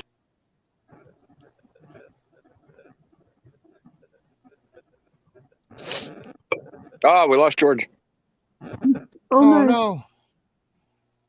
You know what? He was probably on his phone like I was, and when he switched over to Gmail, switched over his email, it kicked him. I'm sorry, I've been trying to get rid of him. Oh, No, I'm right here. I'm right There here. you are. Sorry. I pushed the leave button. I left. I took the photo of the email, by the way. I can't wait to spawn my discus, Jeff says. Yeah, I would like to see a strain of those yellow 'cause ones those get are the ones around. I'm Those are interested in. Aren't those are they interesting. They're proven pair, 100% proven. I'm telling you, I seen if they're babies, they were on them. But I haven't got down the water. So my breeder, the one that bred those, he puts methylene blue inside the whole tank. Yeah. Yeah, I seen the farms do that. I'm a little scared on that, dude. Yeah, I did. I don't like that either. I don't like that either because you're killing all the bacteria that could be building Beneficial up bacteria. strains. Yeah, that could be building up strains or building up benefits in your fish. I don't like that. I can take something like this, put water in it, clean water, the eggs inside, RODI or the same water, tank water too. You can work. And then put as many methylene blue you want. When they wiggle, you can take it and give it back to mom and dad. If they're wiggling, they will take care of them. If they're good parents, they will take care of them, guys. That's what I'm going to be doing, okay? Yeah. I'm going to have to get something. That methylene blue thing is just like the freaking saltwater guys who keep all their fish in copperized water. And it kills all the bacteria. And so when they go into a regular tank, they just flip over and die. Freaks them out, they're not, they're not prepared for it. What do you think? They don't have the go with built-in. 3-inch babies, George? How much I pay for 3-inch babies over here? Yep. $40 to $50. Which actually isn't all that bad. That's about the same price here. Though I do have a shop that how sells much them would for. you take for 3-inch babies? Now wait a minute. From my friend, it's totally different price. Like the fish breeder, my buddy. So he gives me like the price. I can't even mention it. It's so low. That's cool. Well, I can tell you, if let's say a month-old fry, he can tell me the whole batch. Let's say if there's 100, 120, each one for $2. But I thought about it. Wow. It's not safe. I would rather make my own in my own water. His babies might not do good, even because the same thing, the bacteria issue. He gave me some free. I didn't like it at all. I gave it to my LFS. I said, "Here, there's 10 of them. I don't want those. Take them." And he took them. Yeah. Yep. Yeah, that's one of the problems our Florida breeders or our big fish farms have here is that they breed in pretty natural water, but after they're ready to sell them, they pull them and they put them into sale tanks that they fill with methylene blue, and it kills off all the bacteria. But for a while, they'll let them grow up in there for another 3 or 4 months in this totally sterile environment. And then they go into the fish stores, and the fish stores don't treat them very well, and they drop out. And then people cut, and so like there's always this round robin of dead fish that just have not been acclimated properly, and people wonder why. Discus is beautiful fish. When you in between me and you, let's just talk about anything we can talk, right? So I say they shouldn't be sold no less than 5 inches at the local fish store. Why? The little ones, people would buy them thinking that it's okay to put it in a 20-gallon one. And this kid's not good by himself, by the way. No, 6 they're not. is the minimum number, 6 to 8. Yep. Why they got a packing order? They don't do good. They want to be next to each other, scrolling and feeling comfortable, right? Yeah. So I say big ones, and if the big ones are 6 inches, you're gonna buy them. I mean, they're not cheap over here. They're $90. Yeah, no, they're not gonna be cheap. They need to show examples of how big these fish actually get. They get like 9 inches. They get the tiny little babies, and people go, "Yeah, I'll chuck it in a 10-gallon tank." Well, if I was to get 2 of them, I'd put them in a 125. We have that problem with all sorts of fish, though, right? I mean, it's not just discus. You have that problem with silver dollars. You have that problem with red-tailed cats. You have that problem with everything.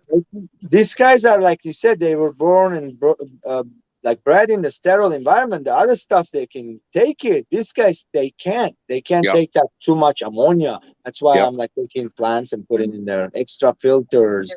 Yep. So I'm trying. So I'll tell you the truth. I've got 5 of them living in a 400-gallon tank that is not RO water. It's straight out of our well.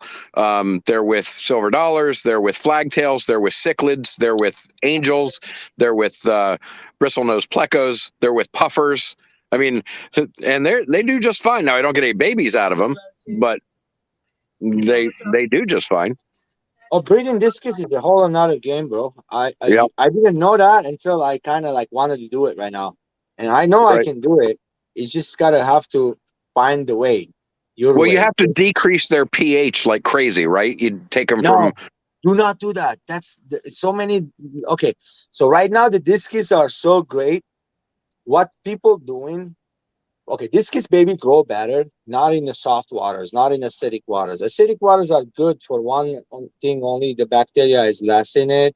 There will be less bacteria. They would do really good. But for minerals, you have to add it, you know. And I Right. don't want to play with acid. It's not good. You have to 48 hours let it cycle from the wild. The wild one is different. Yes, Drew is saying from the wild. That one's totally different. So the ones that are domesticated, they were in, you know, the Stanker discus, the blues and the reds and all that color, that the ones. Those guys, I think they need this sterile environment. You see people breeding them in a 20-gallon. I have them in 40-gallon, bro. Yeah. What? Well, no, I thought my understanding of it is that they breed in the rainy season when Yeah. the water becomes more acidic, and then they migrate back to See, higher pH water. But like, isn't that what stimulates them into laying eggs? Like as soon as you reduce the acid or make it more acidic for a period of time, get them to lay eggs, and then go back to they regular pH. actually, I was told they don't breed in the rainy time, by the way. Oh, That okay. is a myth.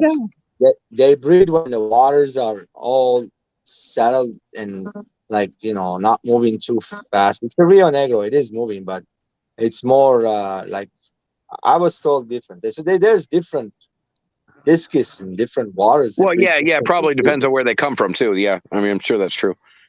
I've always been of the understanding that lower pH causes them to breed, and then you take them back to regular pH to acclimate them to what they're going to be in an aquarium. So, Well, June's got a question. Does anyone here have the Co-op's ammonia test strips? If I you don't. do, what color is the test strip pad?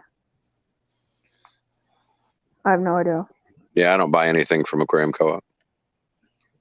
I mean, to be fair, I don't really buy anything. So, I was about to say that. I like Aquarium Co-op's Zest tumbler, Zest breeding box, Zest egg tumbler, the what you call it, the brine shrimp hatchery. Those are the only things I buy from them, and some Right. like wine. And I never tried their sponge filters. To tell you the truth, if Corey sends me a couple for free to test, if I like, I buy for the whole room. But if not, I'm not gonna buy and test them. right. Yeah. Well, the thing is that all of those things that they sell are available if you buy them in bulk off of Alibaba. They're all there. So, like, I kind of have this thing about if I'm going to buy something, I'm going to go buy it from Alibaba and get it for a third or a tenth of the price. Alibaba. That's a good idea. Yeah. That's a big website. Yeah, it is. I love that site, man. They have all sorts of incredible stuff. You have to wait for, ridiculous. Why would you name ridiculous your amount of website time. Alibaba though? I don't understand that. I don't know, because they're Asian, man. What do you want? Really? Yeah. It's an Arabic word. Ali it's an Arabic name, by the way. Oh, it's a Muslim name too. So I'm not Arab. I'm Middle Eastern. I was born in Lebanon, but again, my background, the family is Armenian, so Catholic, Christians, all that. Anyway, but Ali means it's a name, Arabic name, and Baba means father of Ali. That's that's meaning. But he's an Asian. It could be a Muslim man. That's why he called it Ali Baba. Could be. Yeah. What is it? there's few Asian races. There are races out there. There's both Christian, Buddhism, and Muslim in the religion. Yeah, I don't know, man. That's too much work for me. I just know that they happen to be a like Chinese company, and that's where the shit comes from. So, but yeah, Alibaba, man, that sounds good. It's big. It's like eBay or Amazon or what's another one? There's a couple of them like Alibaba.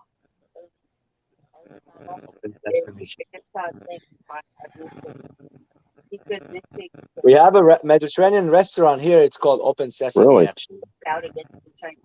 Oh, so there's an interesting tidbit. The guy who owns Alibaba apparently spoke out against the Chinese government and has been missing since 2020. He just resurfaced in Thailand. Oh, he resurfaced in Wow. Thailand? Oh, he resurfaced in Thailand and he's selling the company. Anyway. Oh, wow. But anyway, Funny the aquarium co-op stuff, some of it comes from distributors in China that resell that stuff at a much cheaper price on Alibaba. Yeah. Just FYI. Not everything they sell is great product, by the way. I don't want to talk crap about stuff. It's none of my business. They say. Well, no, you got to be careful. You gotta be careful. AliExpress, yeah. No, like when I first got into the hobby, I was just spending money not necessary for little things. Like they said, there's the pumps that for the outside, the little ones, it works. It's a USB, this and that. Those things are junk. Sorry. The ones from Walmart, they're $15. They work beautiful with battery in them. Those are the best. Yep. Yeah, those are good. Those battery replacers are great. Yeah. The one those come from a company here, by the way. Oh, wow. That's no wonder it's so much better. Did you see that? But I mean, literally here in Florida, like they're about 80 miles from me. I tried to get in contact with them to see if I could buy wholesale from them because that's a thing we could sell. My mama came here 2000, way before. Like she's been here 27 years, 28 years. I've been here 20 some years, 21, 22 years. So when I was there, she asked me, "What do you need, son? Anything from the United States?" I said, "Yes, mom, please. Levi's. Anything has to do with the jeans. We don't got the 501 Levi's there, man. We don't got it. Imagine, you know how much a Levi's cost there before? Like, I know they're ridiculously expensive there. Yeah, I know. Yeah. In the 80s, when anybody was coming from here to there, we ordered Levi's because their jeans over there are crappy. They rip and it's cheap material. Levi's is the best. Yeah. Now there was a whole subculture going on here just about 20 years ago where people were buying used Levi's from everybody and then they were shipping them to Russia and selling them for 12,000 fucking rubles or something, but they were buying them here for like $5 a pair and shipping them over to Russia where they had somebody selling them there on the streets and making a fortune. What does that tell you?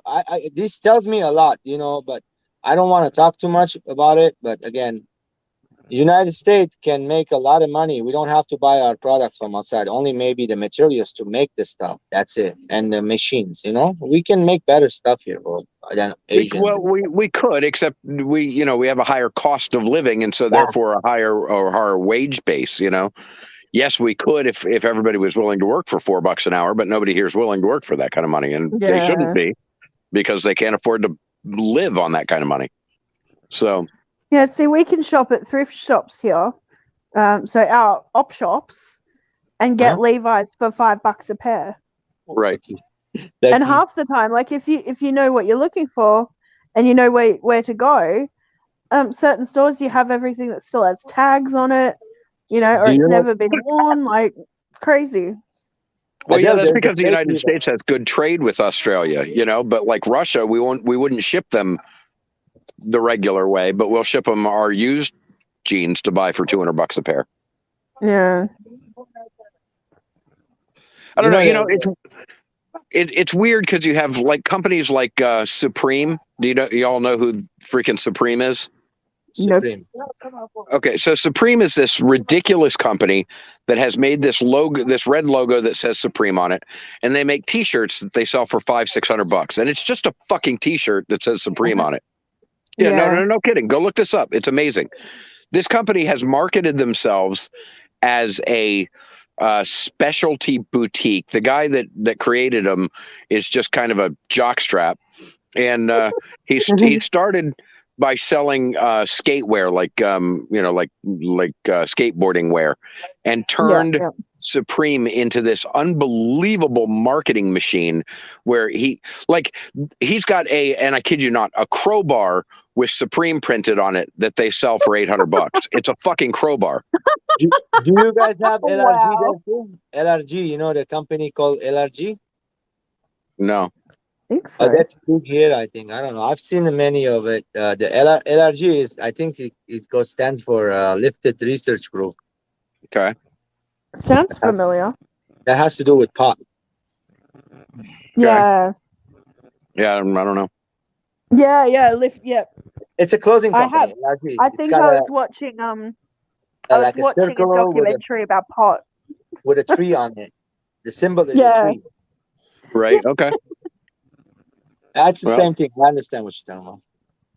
I just find it amazing that just some stupid marketing can convert something that anybody with a reasonable brain would only pay $10 for into a $800 item. I just don't get it. It just But I mean, goes to show that people will. Oh, they're just paying for the brand.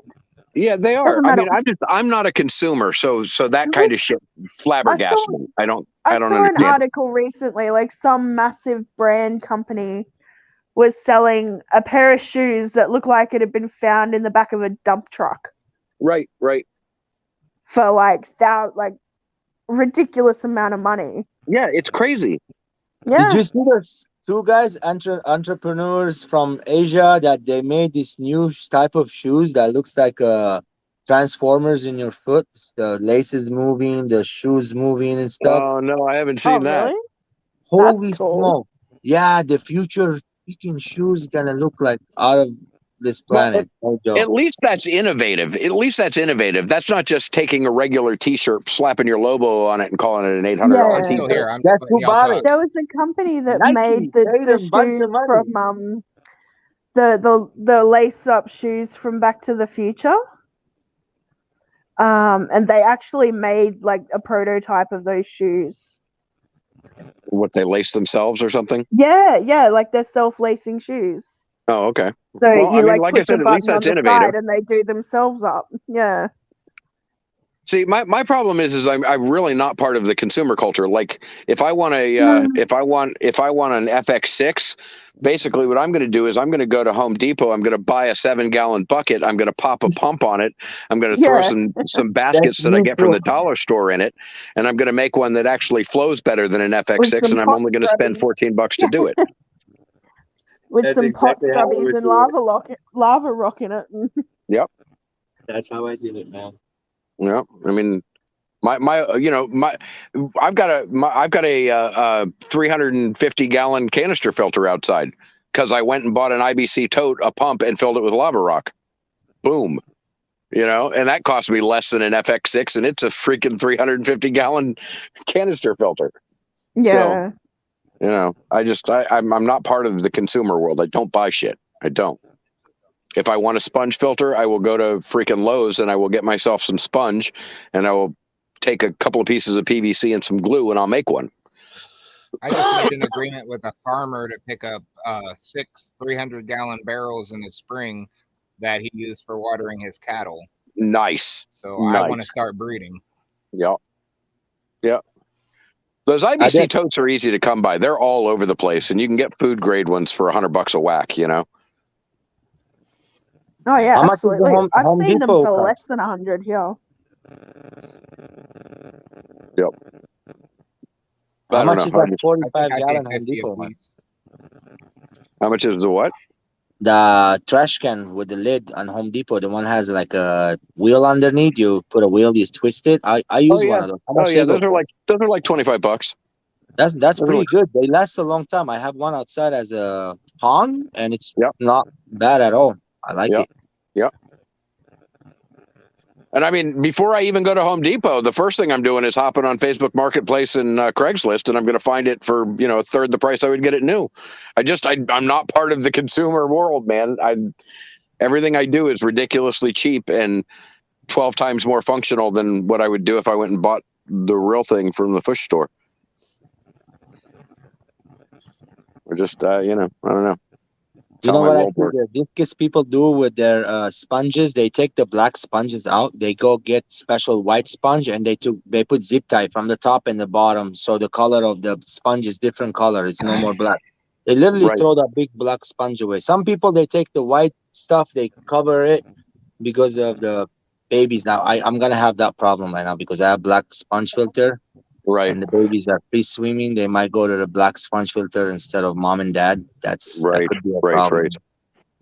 Well, yeah, I mean, you can pop on Amazon for 30 seconds and find white sponge filter that is exactly the same porous material, and just cut your own chunk out of it. Yeah, that's true. It'll be square instead of round, but oh well. I don't know. I kind of boycotted Amazon after all of my issues with Amazon Prime.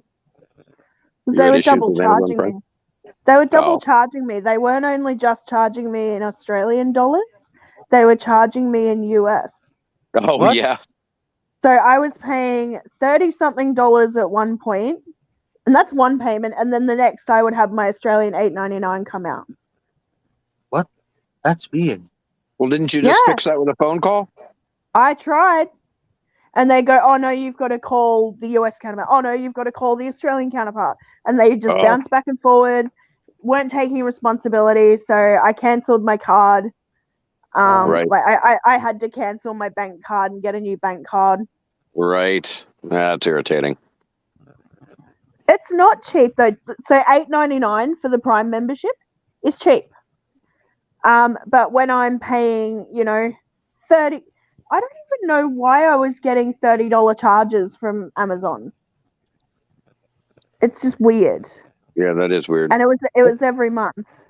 $8.99 a month, right? Annual is cheaper. $8.99 a month for Amazon Prime. Isn't annual cheaper? Something around $98. Sorry? Is it what? Annual, like yearly membership. Oh, maybe. Oh, I don't know. I've never even looked at it. Yeah, I don't bother. Like, I don't buy from Amazon often enough to keep the Prime membership anyway. I just had it for the TV.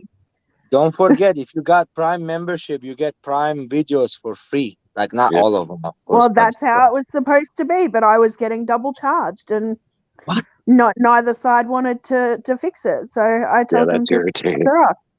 Yeah, I'm not paying $50 a month for two separate services. That's ridiculous. No, absolutely not. Absolutely not. When I'm using one, like it just didn't make sense to me.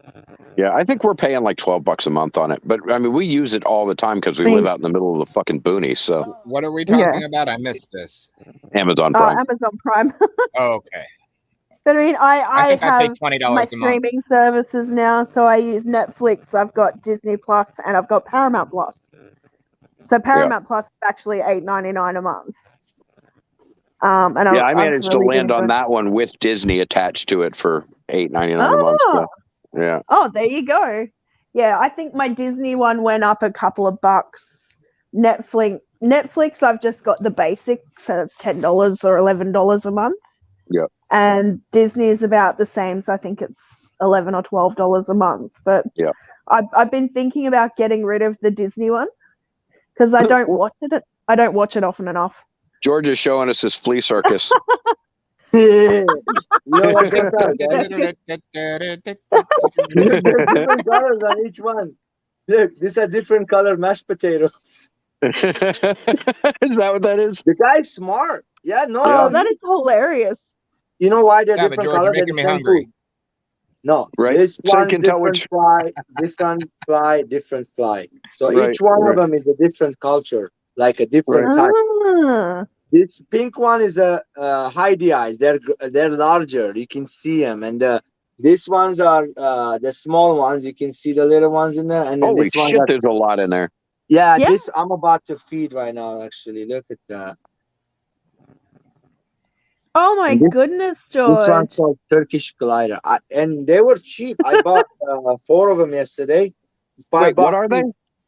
They're fruit flies for my dart frog, poison dart frog. Okay. Ah, okay, that makes sense now. I gotta feed my animals, guy. Yeah. Yeah. Those froggies are so cute. So what I did, I got the lids and the cups too, and the food also bought there. And what I do is I take about 20 to 50 of them and I put it in a new culture. I start using this culture. About 2 weeks, the other culture will establish, and then you got to Right. do it every week one. Ah, So you keep on, that's a good having idea. So you've So always got a when you renewable feed source them, of. what do you do? Just take that plastic bin, stick it in his cage, open it up for a minute, and then close it back up again. No. So I get it, same amount, the same thing, plastic empty. I Yeah. go to my refrigerator. I have a calcium dust inside the refrigerator. It's called Dendrobates, Dendrocare. It's for the dendro animals. The name of Okay. the family called Dendrobates. So anyway, I open it. I put a little dust in there. I take the fruit fly. I open the cap when I have it right on top of the thing. Tap it a little bit, and then I open it and close it. Really, tap it back, close it, Okay. make sure the fly's not. And I shake that, and I put it into another container, less dust in it, and then I go inside the frogs and I feed Okay. each frogs. Okay. And they're like waiting for me right now. I gotta get going, guys. Thank you for having me on. All right, brother. No worries, Good Good George. talking to you, Thanks for George. We'll see you coming later, on. man. Good to see you. Take care, George. George really is one of my favorite people. I don't get to talk to him often I enough, look but forward to seeing some updates about his discus. oh yeah. Yeah, They I are always so like talking to pretty. George though. Like he's just he's Right? real shit, and a lot of Jesse, I haven't seen HC Aqua in like forever. But I remember, I think it was when I was first around. Nice George one, was Nick. like the only person up one night, and it was him and Jesse, him and HC Aqua, and I came up on his stream and was talking to those guys, and just felt like a complete fool, like completely stupid because they are like eons above the rest of us when it comes to breeding and yeah, but I the mean, level of care. They're just so smart. I feel Yeah. very stupid. no, listen, the thing I have discovered is that we all know shit that the other one doesn't, right? Yeah, Like he is brilliant when it comes to breeding, but I've got my things too, and I'm sure that absolutely. Saints Yeah, Dust has his everyone has stuff their too. own strengths and Yeah. their own experience, which is So I think how it all works. It's great. Right, and so I never get upset when I meet somebody who knows a bunch of shit that I don't know. I don't get upset. I just feel really My silly. hardest thing is teaching somebody I else feel something really that I stupid. know because I can't get it from my head to give them the information. I can walk up to a tank and work on it all I want, but I can't transfer the information to somebody else. I have a hard time doing it. I don't know. I'm a pretty fair communicator. I can usually explain things like that if I'm in the mood for it. Other times I'm just like, fuck you, I don't care. But it's just I've always been pretty capable on of a break. Do what? HC is on a break. Oh. I saw him yesterday and today. Oh, okay, cool. Well, say hello for us all. Yep. I haven't seen Jesse in forever. Good people. Yeah, I think you know have to everything take about anything. They can know way more than me, though. I know a lot, but I don't claim to know more than anybody. I know a little bit about a lot. And I'm not going to claim that I know more than someone else because I probably don't. Yeah, there's always going to be somebody who knows more than you on any subject for sure. Until you finally reach the pinnacle, which is Stephen Hawking, maybe. But I mean, there are things that I know that I know very, very well, and then there's an awful lot of things that I don't know jack shit about, and so there's always that balance. Well, okay, using that analogy, then it's like standing next to Stephen Hawking looking at the stars. Yeah, exactly. I get You're that. going, ooh, pretty, and Stephen Hawking's doing like 20 million calculations a minute. Yeah, I get that. And like that's how it feels. Yeah. So I'm more than happy to just sit and listen and learn from people. Then again, knowing things doesn't always help you because you need the funding to back the knowing of things. There is that. True too. This is true. And that means you have to find some dumbass who's just made $1 million because his brother gave it to him somewhere along the line. The pinnacle is death. Yeah, you're right, Jeff. The pinnacle is death. Oh man. What's our temperature outside right now? Temperature is Jack of all 57? trades, master of none. But a jack of -5 all here. trades is better than one. I can't remember. There's a whole saying I remember. Where'd you go, Mike? Oh no, Mike died.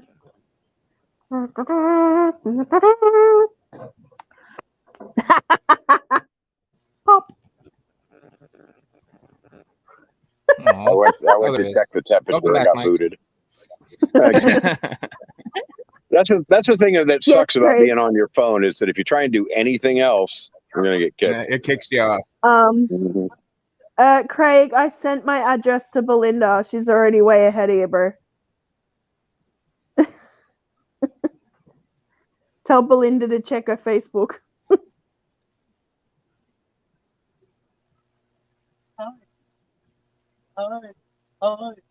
Yeah. Yes, Adele Parkinson is me. Jeff, I'll make sure to check my email after I get off here. She sent me a message asking me for my address, so. Or do you want me to just send it to you, Craig?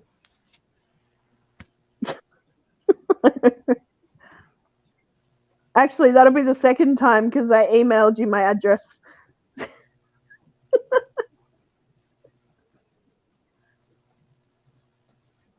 Oh, speaking of which, actually, Adele, you need to email me your address too. I don't know if it's going to get sent out to you anytime soon or not, but Liz has got a bracelet for you.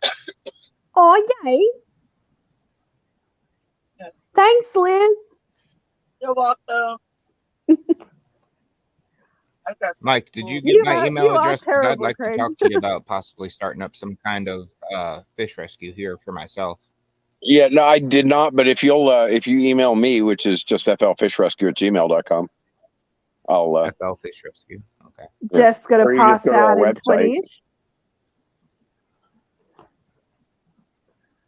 But yeah, I mean, I'm glad Sorry, to talk I'm going to through pick your it. brain a little bit. Mark's No, box you're isn't fine. I'm glad to talk you accurate. through it. It's really important to me that there be more of us around.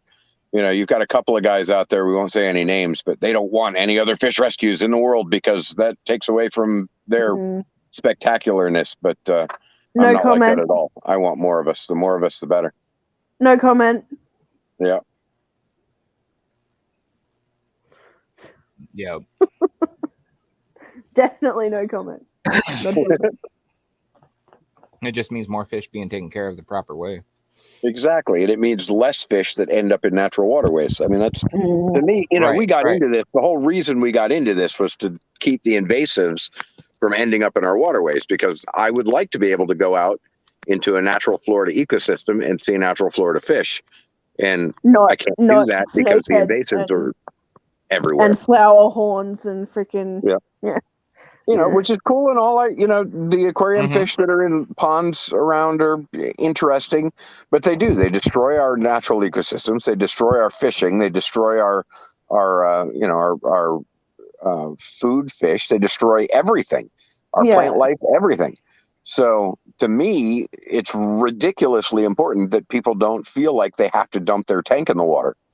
And, you know, up in northern states, that's not really as important because they're going to die off because they won't survive the cold. But here they survive and they go, you know, they take over the everywhere. only fish I can't keep is goldfish. They become Never prolific. been able to.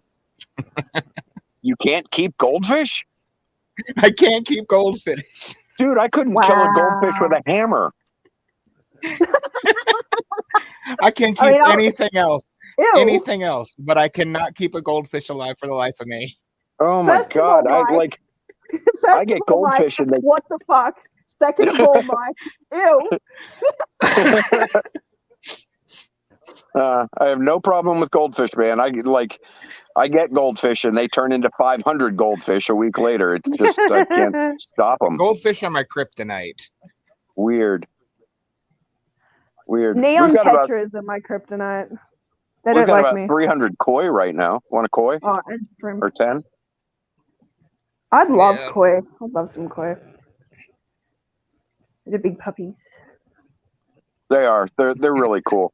Ours are kind of skittish because I don't spend enough time with them to get them accustomed to me. George can't keep goldfish. But I he had can a keep koi fish once, just and like I was crazy. able to keep it alive for a year. I don't know how old it was when I got it, though, so maybe I actually did a good job. I don't know, man. The thing about goldfish is you just leave them the fuck alone. And they do just like fine. the dirty water. They do. They like dirty water. They don't give a shit. You throw food at them, they're going to eat it. They don't care. Like goldfish Maybe are that's just my problem is I take too much care of my water and stuff. spend too much work on them, and you know. So I have discussed. So treat them mean, keep them keen. Yeah, that's it. Like I don't do shit to my water. I really don't. I start my tanks off by putting 3.5 to 4 inches of substrate. I throw dead leaves in. I throw sand on top of that. I throw some plants in. I throw the fish in, and that is the end of it. Like, I'm not the guy out there that's testing water and doing crazy water changes, and like I'm not that guy. I set them up. I turn them into natural environments. I throw my fish in, and that is the end of it, unless there's something awry. You know, and in my opinion, awry means it's got to be really fucking awry. Like I have to be able to smell it. If I don't smell bad water, that water's staying put. Okay. You know, pretty much. In fact, I don't even use filtration on a lot of my tanks. Smell with any of my water. Do what? Big Mama's definitely not hiding anymore. I never have a bad smell out of any of my water. Yeah, I don't either until like I've had tanks that are 4 years old that have a bad smell. But they're still. This one has a bad smell. I don't like it. But I don't use filters most of the time. I just use aeration and plants, and that's it. You know, and I get my tannins right. I get my plants growing. I get my really deep substrate, which has all sorts of stuff living in it, and natural environments, and that's it. Yeah. Lots of bottom dwellers, lots of little bugs and shit that the fish can eat. I need to scrub my front glass. I had a friend in Texas who did the Asian arowanas. Yeah. And he had a special permission or whatever to do them. He did awesome things, but he couldn't give them out or do anything with them. He just kept them. Right. Sure. Oh, now I've found my mini ring light. I can show you guys this. Yeah, the arowanas are another batch we lost in the freeze last year. We lost so many fish last year. You did. It was so sad. It was, and it was just timing. I mean, we were in the middle of the move. That's my absolute dream is to have 2 black Asian arowanas, or not Asian arowanas, but just 2 black arowanas and breed them. Yeah. Well, you got to have about 6 to get breeding worked out with arowanas. They're they don't like to breed in small groups. They kind of gang breed.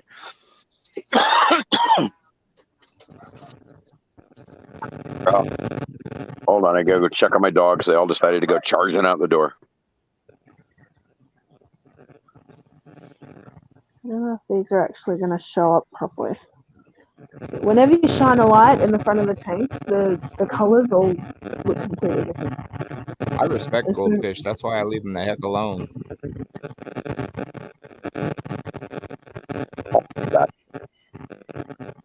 They're all right here.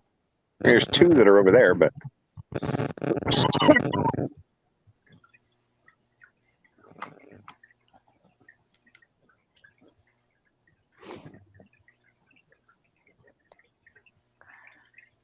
Are you allowed to keep Asian arowanas, Joey? Wow. No, it's because it's so cold there that if they do end up in the native waters, they're just going to die anyway.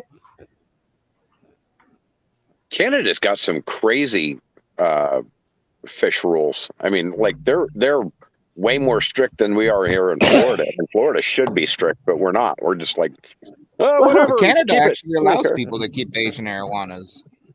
Do they?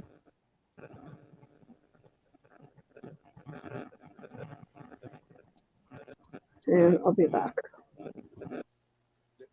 Yeah. Yeah, I don't know why the Asian arowana happens to be one of the things that the U.S.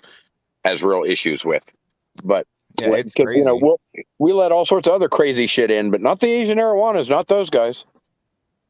I don't know. We're smart though, because seriously, if we did let them in, they'd be all over the place. They would be. They would be in every lake and river in Florida in about a year, and they would eat everything. If we're not careful, the people in our government are going to take away fish in the next 10 years, anyways.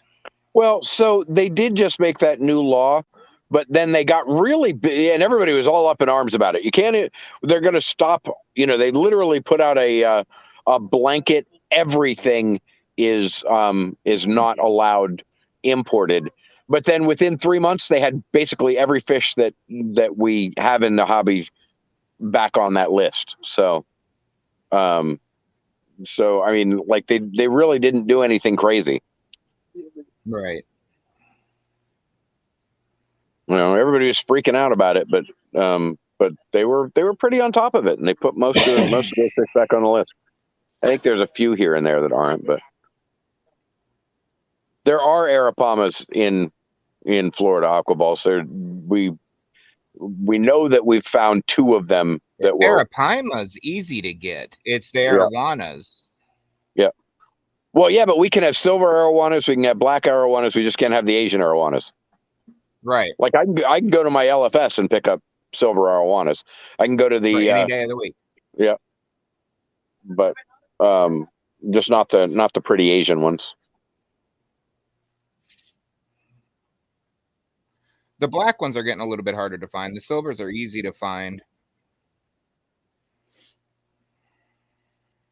We had a couple of arapaima wash up on the shores, and everybody was freaking out about it because they were in the wild.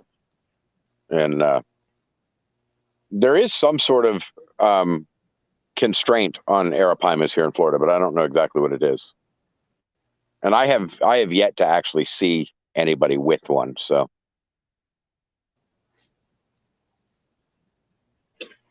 I know around here you can get an arapaima for $50. Yeah, but that's because if you dump it in your water, it's not going to turn into an invasive species. It's just going to die. Right.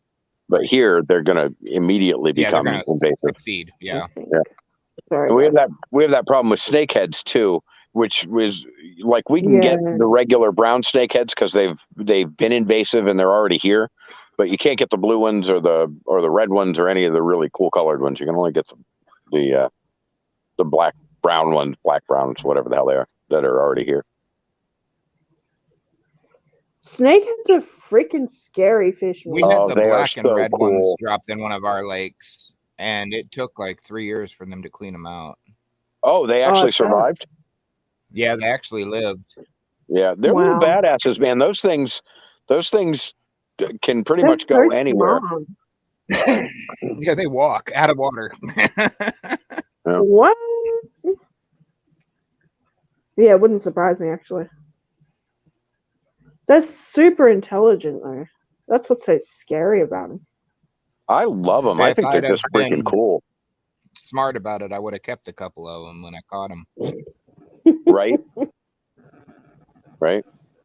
If I could figure out where they were, I would probably catch a couple of those just for the sake of keeping them. And I'd throw them in my tilapia pond. That's where all of my predator fish go, in my tilapia pond. So there's about 600, 700 tilapia in there. And I just throw the catfish in there and anything that I know is going to eat whatever it can get its little teeth around. So yeah, tilapia are food. Same thing with the goldfish when they breed. If I get a bunch of freaking baby goldfish, they go right in the tilapia pool too. The ones we were catching were about 10 they have like small and, ones, don't they? They had some of the prettiest red on their fins, and it was like a really dark black, like a matte black for their whole body, except for the red fins. They were gorgeous. Oh. Yeah. They do. I don't know, the blue ones are super cool. Talking about the little ones from India, like the smaller snakeheads. And they're really they're cute. Yeah, pygmy snakeheads are very cool.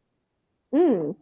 They'll still eat everything. Don't they have a mouth that's the size of your freaking head, but they're vicious little fuckers, but they're cool. Yeah, beautiful fish. Yeah. I think that's why I like feathers so much. My first response seeing it was, "What the heck is that?" right? Yeah, they are very They sell dragon-like. for $40 each in Sweden. Snakehead, Chana, and Drow. $40 each. Holy crap! So I guess they're legal in Sweden. Sounds that way. Yeah, we were told. Well, yeah, we were told because we had to throw them up on the shore. Oh. they're Bumblebee considering says it an invasive there too. Yeah, they're invasive here. Yeah, I guess they. I mean, snakeheads. Yeah, they don't fuck around. They're invasive everywhere. Anywhere they go, they thrive. They manage in cold water. They manage in warm water. They manage everywhere. I'm not surprised. I think they're one of the fish here that has a bounty on them. Like you can make a few bucks a piece for every clown knife that you kill and take a picture of. The walking catfish were that way for a while. I'm not sure if they are still.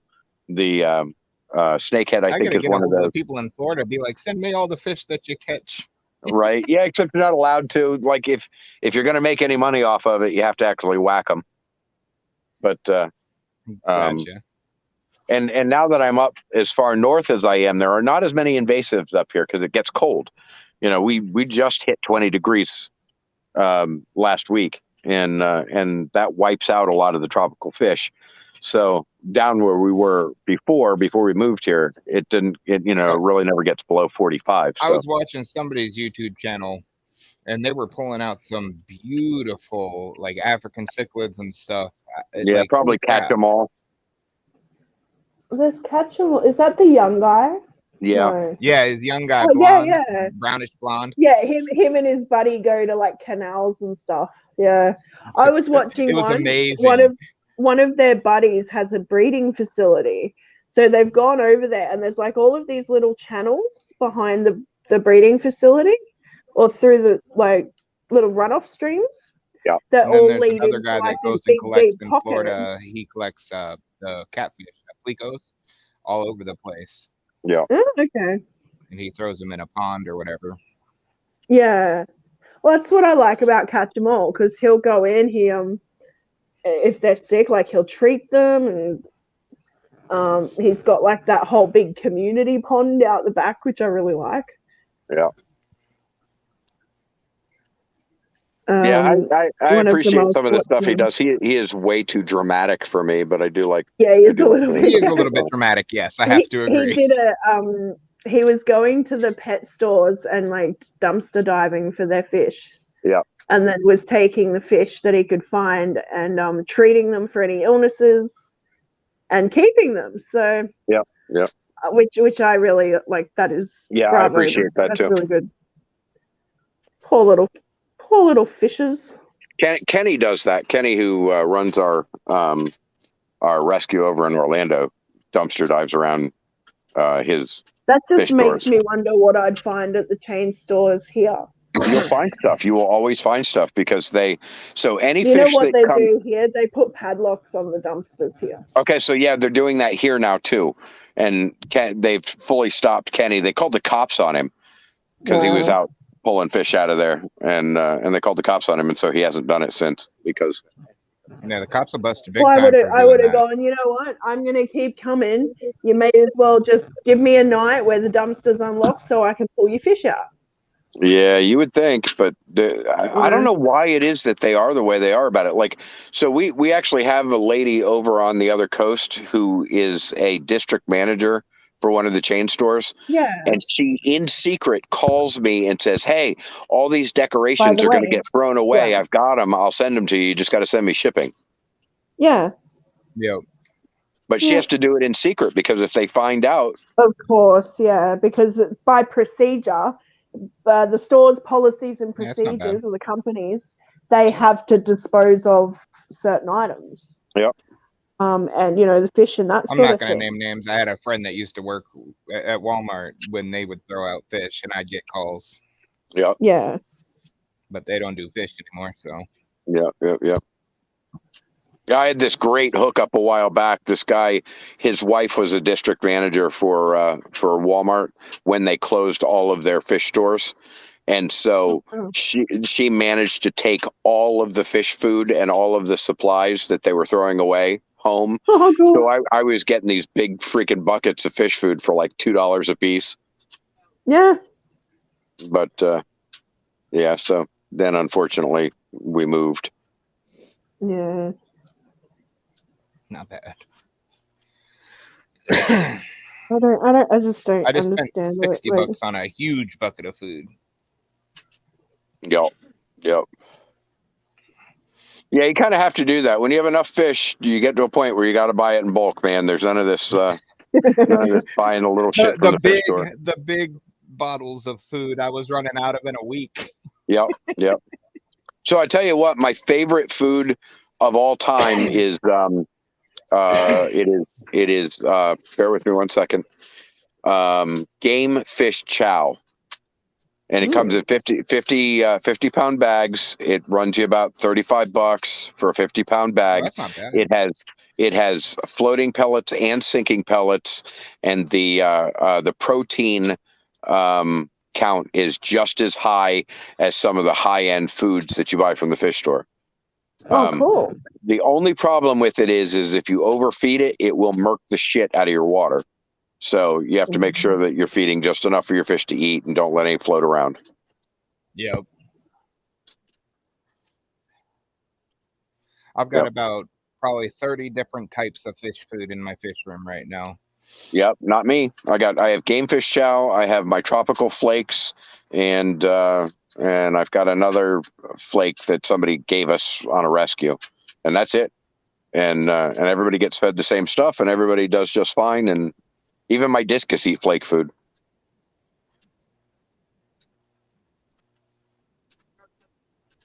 The puffers eat snails. Yeah, they're the only ones that get like some weird, bizarre other. Well, I was looking it up. Even goldfish has pretty much the same exact additives that everything else has in it. Yeah. Yeah, I mean, all the fish foods are fairly similar, unless you're feeding live foods, which I'm just not doing, Yeah, But, not me either. But I do currently have a whole shit ton of shrimp growing out that will be my next food process, because so I've got red shrimp, blue shrimp, and they mixed and they gave me brown shrimp, and so all the brown shrimp get thrown into the 250-gallon sump and just are allowed to breed willy-nilly. So eventually there will probably be thousands in there, and I'll just go in with a scooper and pull some out every time I'm feeding.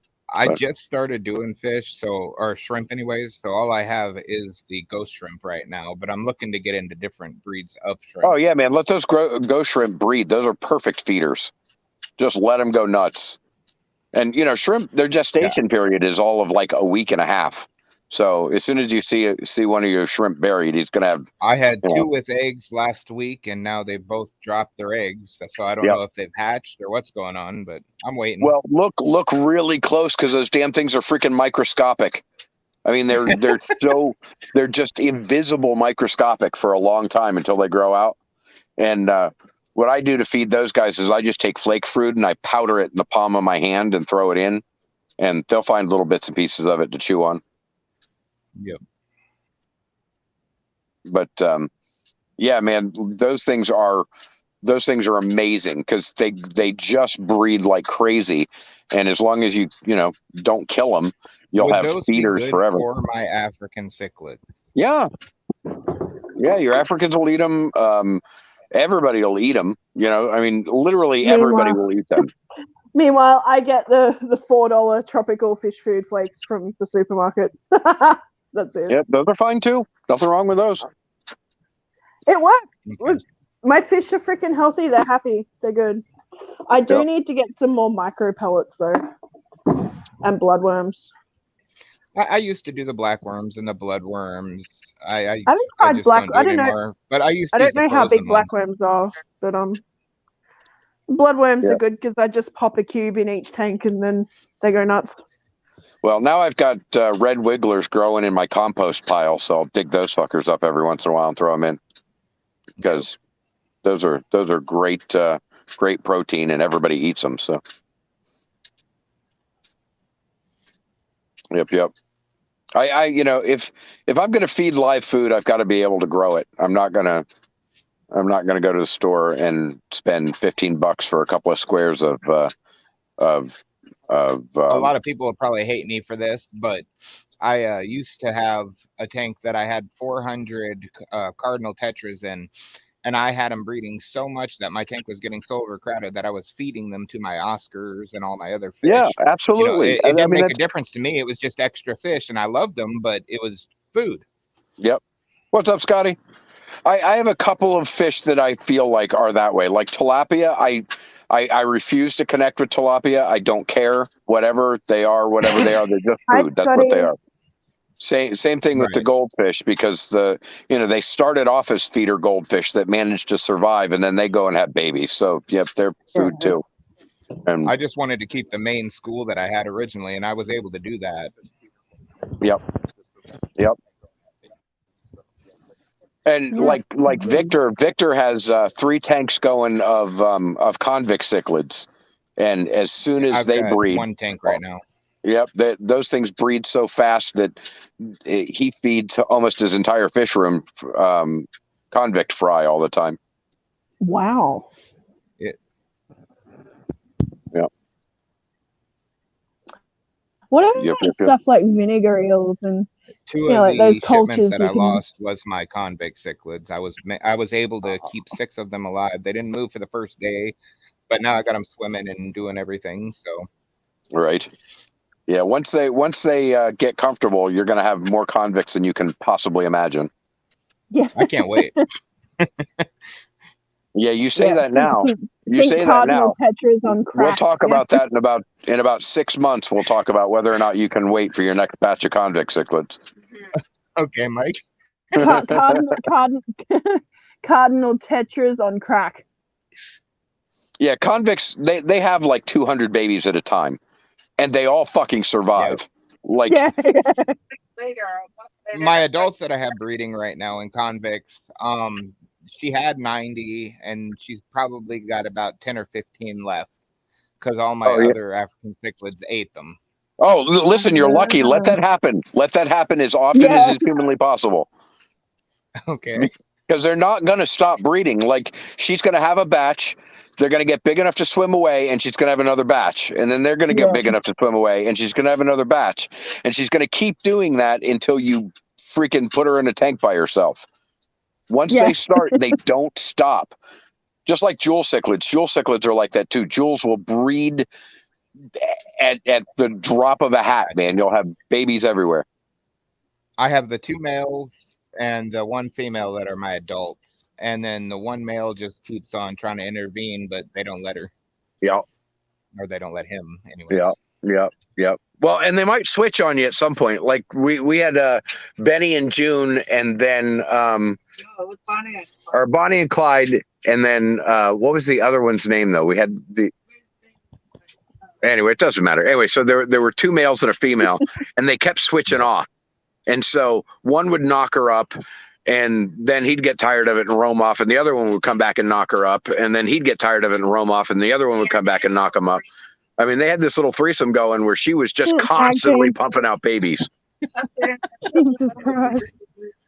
Tag team. Yep. Well, yeah, and then you would take all the babies and put them in another tank, because you're like, I can't let anything happen to these. And then all of a sudden they'd start breeding, and then you would have them breeding, and you're just like, holy shit. Yeah, I started throwing them into the ponds. I would grab literally nets full, 100 at a time, and throw them into the ponds. And convict cichlids around here are really hard to find. So really? I mean, they sell between $12 and $25 a piece here. Oh God, they're a $4 fish here. Be doing too bad. Yeah, absolutely. No, they're $4 fish here, man. And the stores won't take them. If you call them and say, "Hey, I've got a batch of convicts," they're like, "Fuck you, buddy." Don't even come shopping here, bud. I'm not having it. No, I know you're gonna come dumping them. Places that want to buy them from me. Well, good luck, man.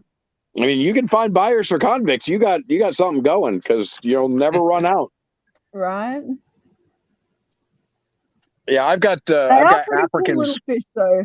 Texas cichlids are the same way. Texas cichlids are the same way too. Texas cichlids will breed until your brain. Well, and I think Texas cichlids are pretty, but they're too feisty for my taste, anyways. oh, I love them. When they get big, they are amazing. When they're little, when they're in that juvenile stage where they haven't got the hump on their head and they haven't. When they start killing each other. Yeah. They're they're just But as soon as they get that hump on their head, they turn into just an amazing fish. Absolutely love them. But yeah, they are kind of gorgeous. They're a gorgeous fish, but they're just insane when they're young. Well, that whole South American cichlid line, they're all mean. I mean, yeah. The African cichlids are, the Midas cichlids are, the Mayans are. I mean, love red devils. I do too, but they're mean as shit. I mean, anything that's in that South American range is going to be just mean as shit, and they're going to, you just got to know how to manage them.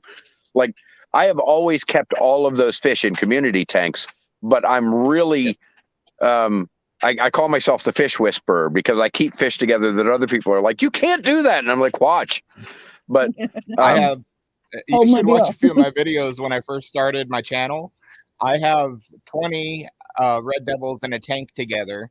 And I finally separated them out a little bit now. I've got 4 in one tank. I've got 3. I've got 6. I love red devils. Mm-hmm. Yeah, they're cool fish. I've got about 9 flower horns right now, and they're all living together. I want flower horns. Yeah, and I've got I can't find them around here. No, and I've got Kong parrots, which are a flower horn hybrid that are so living together. I love those guys. Yeah, and I mean, I got all sorts of weird fish that are living together. Blue acaras living with flower horns, living with koi, living with Oscars. I have crazy shit going on, but everybody's good. Hey, that's good. I like mixing stuff up. Mm. Yeah. Well, you kind of have to in that situation because space is limited. Yeah, exactly. Well, come this spring, I tend to separate them out. Breeding. Yeah, I just got some Jack Dempsey's in and some more jewel cichlids and a couple of Texas cichlids. I got a few of those guys in that are they're just fry right now, but we'll get them grown out. I was told never to let my Oscar and Jack Dempsey babies leave my house. Never let them what? Leave my house. I was told that they needed to be cold or to never let them leave my house. Why? Because they're a abomination or whatever. They're not supposed to breed. Oh, they're a hybrid. Yeah. Yeah, it's Jack Dempsey and an Oscar breeding. Oh, I bet that's interesting. Oh, I've only gotten to see them for about a week before they eat them. Oh, right. Listen, those purists who are all shitty about hybrids, tell them to eat something nasty, because like people are interested in hybrids. They won't be able to breed anyways. Most likely, they're going to be infertile. Yeah, most likely.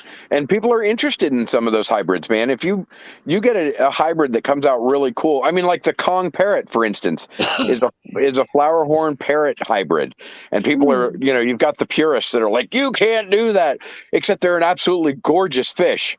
And so people want them. And, I'm not one of those people. I don't give a shit. If two fish are going to mate and come up with something interesting and people want them, then okay, cool.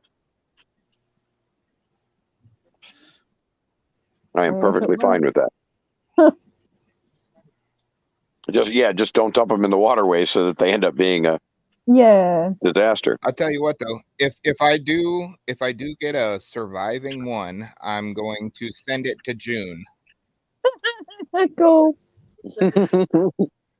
You heard it here. Yeah, we're all witnesses. Yeah, a Jack Dempsey Oscar would be an interesting fish, man. I think it would come out really cool. If you got the Jack Dempsey colors on an Oscar body, you'd have something going there. I think it'd be that cool. would be really pretty. Mm-hmm. Yeah.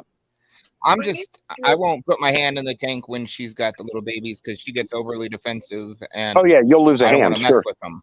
Yeah. Just try and net one out. Yeah, no, if I saw those fry go, I would probably grab a net and see if I couldn't couldn't get them into a breeder box or something. Well, I got the breeder box ready for the next one they do. Yeah. Yeah, I think that would be an interesting hybrid. Liz says she wants one. Absolutely. I'm gonna piss off a lot of people. Screw those people. Listen, all those people are just freaking fish snobs and nobody cares. Yeah. I like the hybrids too. We get some really interesting hybrids. Those Kong parrots are amazing, and they're a hybrid. I mean, you've never seen a parrot that has freaking iridescent rainbow colors spotted all over it, but that's what they are. They're a freaking giant parrot with iridescent colors. They're incredible. Well, I don't once know. I got back into fish, I was showing some of the new stuff to my dad, and he was saying, "Damn, we didn't have any of this when I was first starting." He said Right. that all this is new stuff. Yeah. Yeah, but a lot of it is new stuff that's been imported too. Because back in the 70s, 80s, we didn't do a lot of importing. There was some, but not like we do now, because we just didn't have the ability to get them from one place to another and keep Yep. them alive. So, now we do, and now we have stuff from all over the world. I think Susie Q has a blue Oscar. I don't think I've ever seen a blue Oscar. I met a girl online today that has a tank full of blue Oscars. She's got like 7 or 8 of them, and they are absolutely gorgeous. They have to be a hybrid of something. They have to be a hybrid, but I'm okay with that. I'm sure it is. Like if you could get an electric blue Jack Dempsey to breed with an Oscar. She has Jack Dempsey's in her tank. She has the green Terrors, blue Acara, and then the blue Oscars. So I'm sure it's in between all of that somewhere. Right. Yeah. Yeah. Could be the blue Acara and the Oscar. Yep. Actually, I have a blue Acara in with Oscars. I wonder if they'll breed. See you later, Scotty. Yeah, unfortunately, anything that breeds in that pond is not going to make it. There's not a chance in hell that any fry that is produced in that pond is going to survive.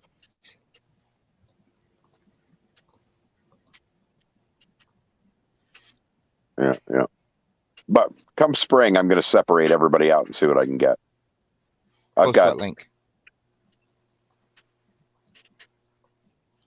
probably to the girl that you were just talking about who has a blue Oscar. Oh, yeah. Absolutely. Share that link. I think there'd be a few people interested to see. Oh, it's not a link. I found her online, actually. Oh, and did you? I'm talking to her about plants, and she starts telling me about her fish, and she went around her house and took pictures. So, oh, wow. Yeah, I'll keep in touch with her, though, and I'll see what I can do to maybe get you something she's got. See if she's got a YouTube channel or social media of some sort, because, connecting with the community is what it's all about. Yeah, she'd have all sorts of opportunity to get rid of those blue Oscars. I know a bunch of people who would take those. She might be interested to see what other people have as well. Well, she liked the idea of possibly having her fish on my channel, because I told her she could come to my channel and watch them anytime. She's like, oh, yeah. Yeah.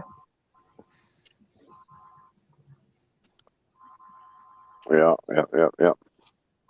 So I kind of have a breeding program going on this spring. I've got all of these tanks that we haven't set up that I'm going to spend the time setting up, and I'm going to move all of my African cichlids into their individual tanks, all of my silver dollars into their individual tanks, all of my discus into their individual tanks, and I've got a potential breeding pair of shovel nose catfish that I'm going to put together, and I've got a whole bunch of fish that really could, if they link up properly and are put in a position where their fry aren't going to be eaten immediately, I could end up with an awful lot of really cool fish.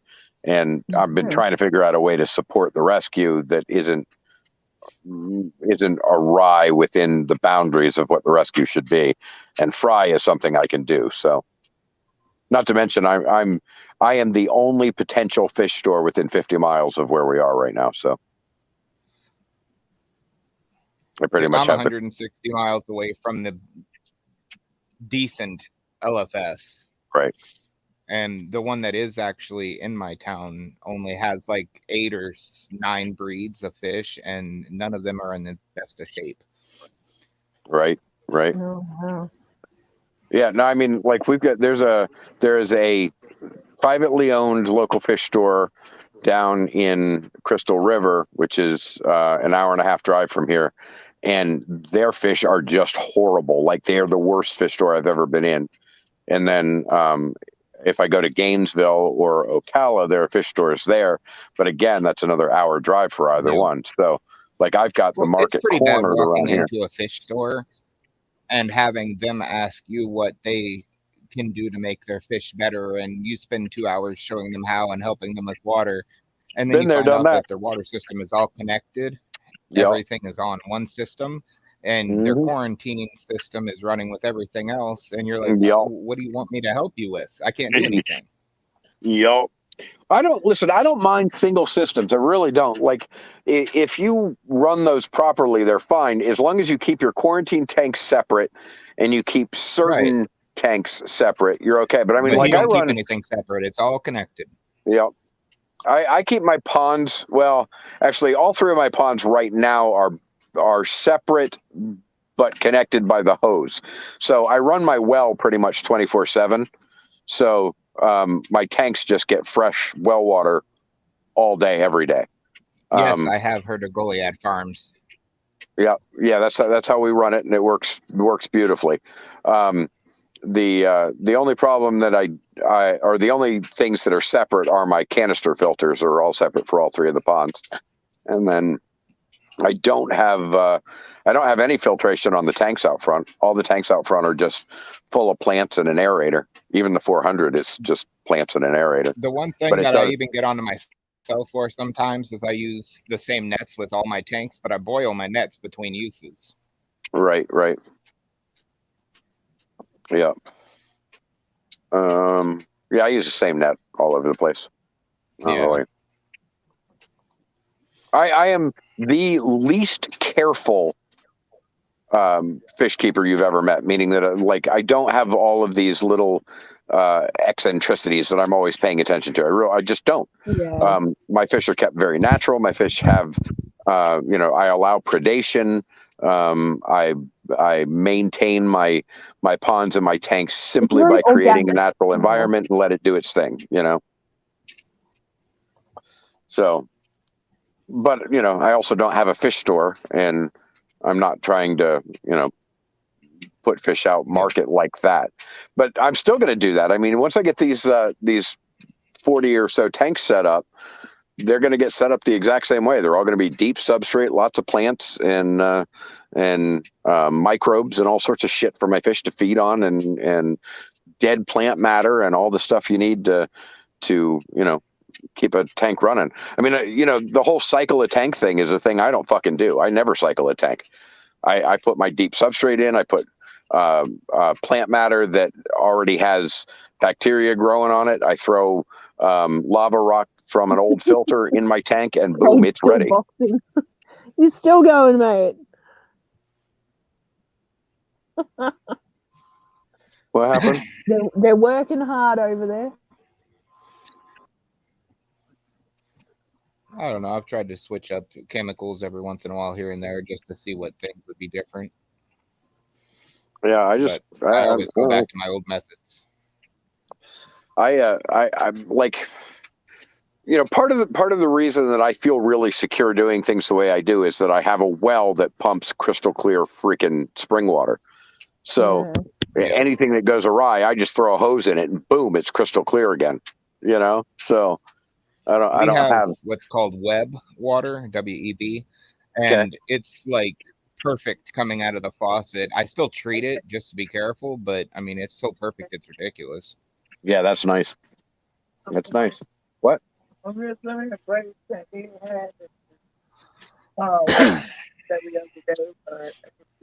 Oh yeah, back in Bradenton was different. Everything had to go through the RO filter. It was, our water there was fucking nasty.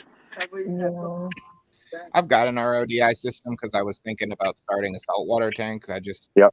I don't know. Salt scares me a little bit. No, dude, saltwater is the easiest thing you will ever do. Once you get your tank balanced, you never touch it. You put water on top of it. That's it. I have a 50-gallon Oceanic. Man, so you live in the middle of the fucking country, which is a pain in the ass. But like when I set up a saltwater tank, I literally go to the beach, put sand in a bucket from just beneath the water line, throw it in a bin, throw water on top of that, bring it home, put it in a tank, put fish in it. Like that's it. But I mean, in the middle of the country, of course, you're going to have to, you're actually going to have to go get freaking crushed coral and a Nemo, just a little clownfish. I'm going to be spending $250. Holy shit! No, you know what? No, you're not. You buy them from Florida sellers, and you'll get them for $15-20 a pice, and pay then for I shipping. Then I got to worry about the shipping. So what? That's still cheaper than $250. Well, no, most of them have a money back guarantee. If it makes it, if it doesn't make it, you send them a picture, they'll send you another one. But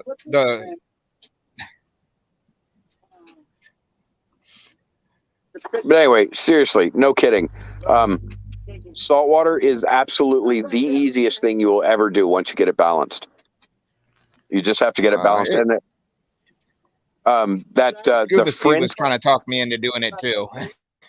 The Fritz saltwater instant start, since you don't actually have saltwater to start with, the Fritz instant start is amazing. It puts all the bacteria in, and within 24 hours, your tank is ready to fly.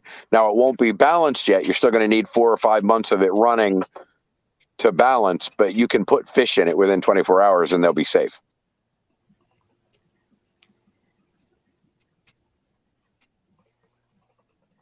But saltwater is so I love saltwater. Saltwater is like a so I have a saltwater tank out front right now with corals growing in it that is outside in the sunlight, and it gets rained in and it thrives. I've probably got 10 bags of sand. I've got coral. I don't think it's live coral. Well, maybe it is. It says live on the bag. So, but it's been sitting there for months, so I don't know if it's still live anymore. Right. I have the RODI unit. I have a skimmer. I have the heat control unit, and that's about it. Other than my UV lights. Okay, that's all you need. You can put a canister filter on a saltwater tank, and it'll work beautifully fine. You don't have to have a sump. Oh yeah.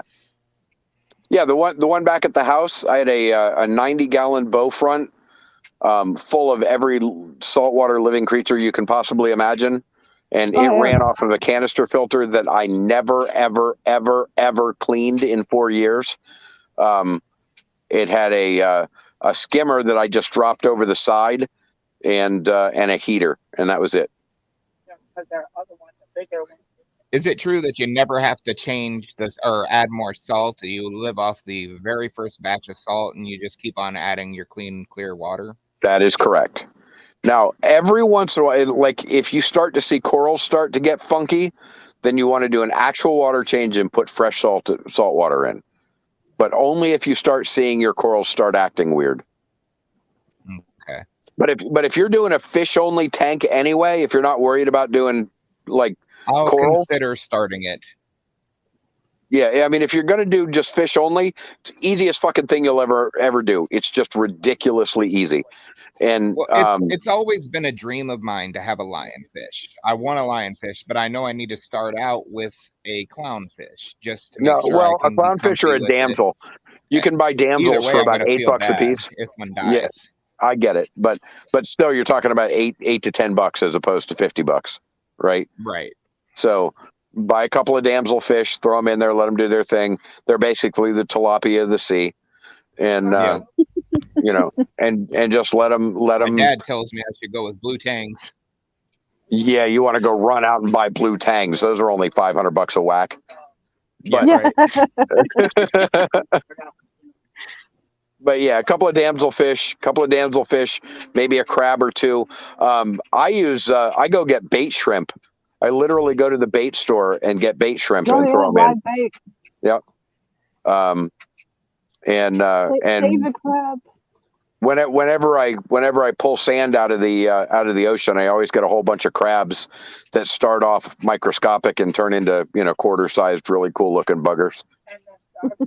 And I was watching YouTube, and I was watching this guy. He took a lobster home from the grocery store. Sure. And that's when I Yeah. actually thought about doing saltwater and started buying all this stuff because I thought it was so cool. He's But cool. I was I think watching him maybe I too. just He's liked done the big watching mud him crabs more as or well. less. I don't know.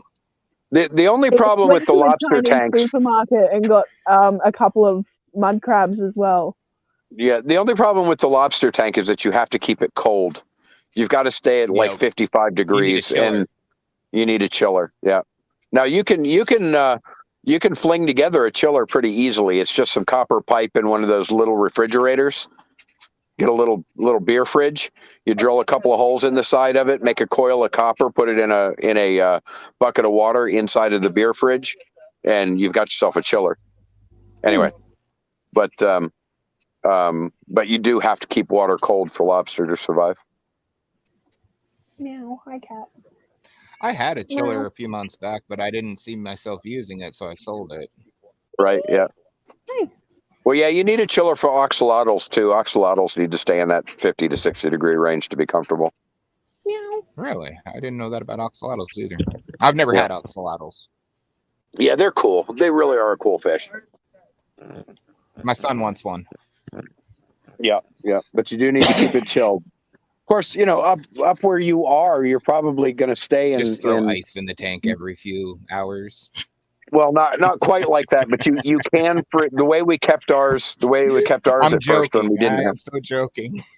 Yeah, but I'm not. We used to we'd take a gallon jug, a gallon water jug, stick it in the freezer. We had two of them. We kept one frozen and the other one in the tank. And when we were ready, when that one thawed out, we'd take the one out of the freezer and put it in and put it back in put the other one back in the freezer. In a pan. I know. Yeah. Oh yeah, and a fan. We had a fan on top of it. My son really does want one, so I've been thinking about it. Well, if you want to know how to build one out of a little beer fridge, or one of those little college dorm fridges that you can usually pick up for like $50 at Marketplace, I'll show you how. I got two of them in the garage. Well, there you go.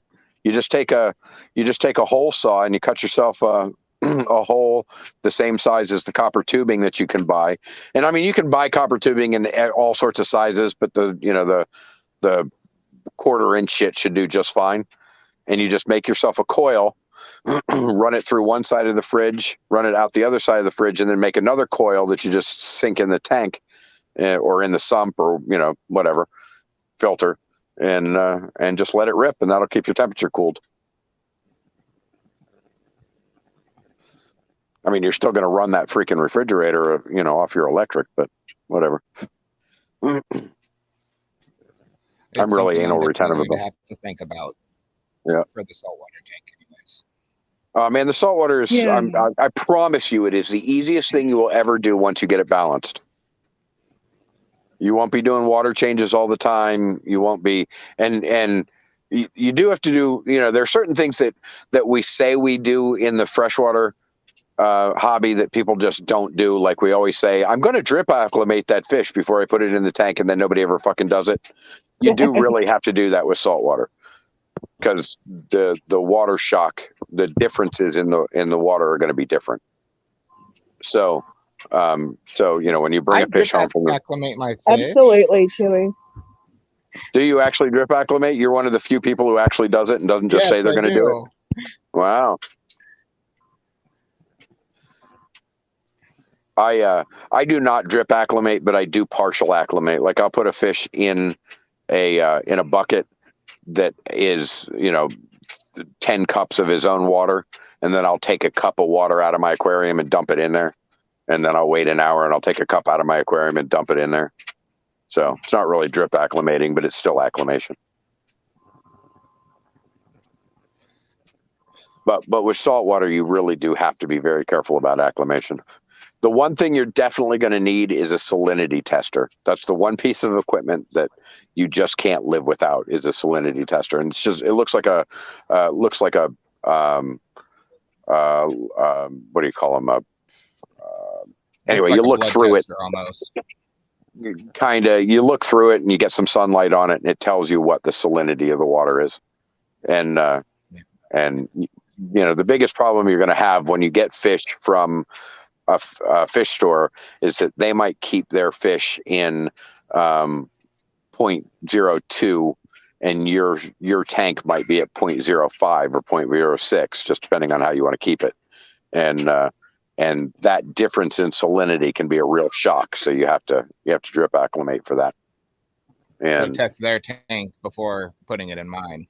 Yeah, you take the water out of their bag and you check the salinity, and then you check the salinity on your tank, and you're going to find there's going to be a difference. There's always going to be a fucking difference. The other thing is, don't ever pour water from a fish store with salt water. Don't ever pour that water into your tank ever. Salt. Well, no, it's not about the salt. It's about the fucking copper. Most of these fish stores have this stupid fucking habit of keeping their fish in really high copper volume because it kills off all of the bacteria and all of the potential saltwater viruses. So illnesses. So they keep them in high fucking copper, and then you go and dump that water in your tank and it kills off all of your invertebrates. That doesn't make much sense either. Why kill off your beneficial bacteria? That's how they do it, because they don't want they in order to make sure that they don't get velvet, in order to make sure they're just worried about the sale. So they keep them in this really high fucking copper concentrate, and the fish is living in an absolute sterile environment, and then you bring it home and stick it in your tank and it goes, oh my God, there's bacteria in here. Right.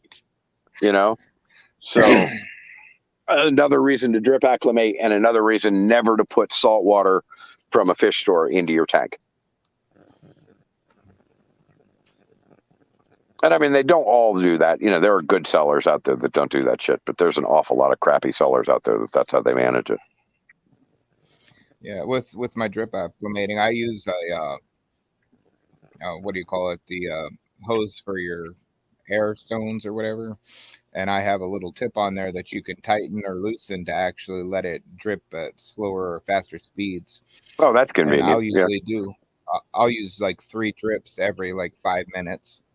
Right. And then I'll speed it up after the first 30 minutes. And then, it takes about 2 hours before I'm fully drip acclimated, and I'll add them to the tank. Look at you being all professional and shit.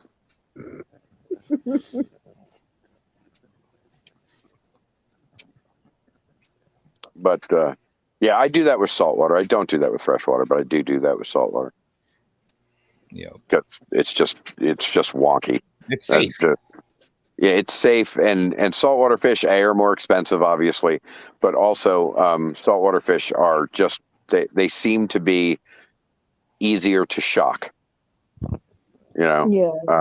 Freshwater fish go, oh, weird fucking water. Okay, well, I'll lay here on the side for a minute, but I'll be all right. Just leave me the fuck alone. Where a saltwater fish go, everything I do, I generally have learned from my dad or my parents and places that they worked and did stuff for. So That's just how I learned how to do it. Yeah, and I mean, those are good practices. They are. They're practices that 99.9% of the people you talk to say they do it and then don't actually fucking do it. At least I'm honest about it. I'll have to do a video on it sometime. Yeah. Yeah. And all those people that come on your video are going to go, yeah, I do that. And then they don't fucking do that shit. Liars. I've seen a few of my friends take fish home and just cut the bag open and dump it in. And I'm sitting over here in the corner going, oh, dear Lord. And they dump the water in, and they dump the whole damn thing in. Like, no. Yeah. I don't know why he's not swimming. Why isn't he swimming? Yeah. Like, I told you how to do it. If you don't want to listen to me, you're on your own. Yeah. Yeah, there's some crazy shit, and unfortunately, being a rescue, and the fact that a lot of the times our fish returns are like, I mean, I'll drive freaking 4 hours over, spend 6 hours breaking down tanks and getting fish for Yeah, you don't have the time to drip acclimate. No, and a lot of the time they end up just kind of going straight in, but I never put the water from a rescue in any of our ponds. I'll plop and drop them, but I've been really. Yeah, unless they don't look well. Better for the fish, and if you do the 2 hours wait while you're drip acclimating, you take the chance of killing it. So absolutely, you take the good with the bad in that, and you just put it in. Yeah. Sometimes we'll get back. Sometimes we'll get back from a rescue, and these fish have traveled. So they spent 3 hours in the bin while we were there at the rescue, and then they spent another 4 hours on the trip back, and. You get back and they're looking like, excuse me, sir, you better fucking do something right now. And we're like, okay, we're doing it right now.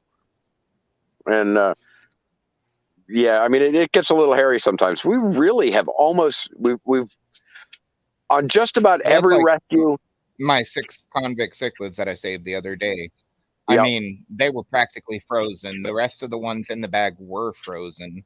I didn't have any time to drip acclimate. I just had to put them in water, and I had to put them in warmer water. But I tried to start out. I think I started at like 55 was what they were at. Right. And I bagged the water until they were proper. And then I changed the actual temperature of my tank. I went and put cold water in it to the temperature that they were used to, and then built it up. Right. So it took forever. Yeah, I get it. I've had some of those quite a few times. Like there have been times that I know that the water temperature on the drive back here has dropped significantly. They came from a tank that they were in that was probably 80 degrees. By the time they get back here, they're in 70 degrees, and I'm about to put them in water that's 75 degrees. So there's this whole process of trying to get the temperatures right before you plop them, and yeah, it can be funky.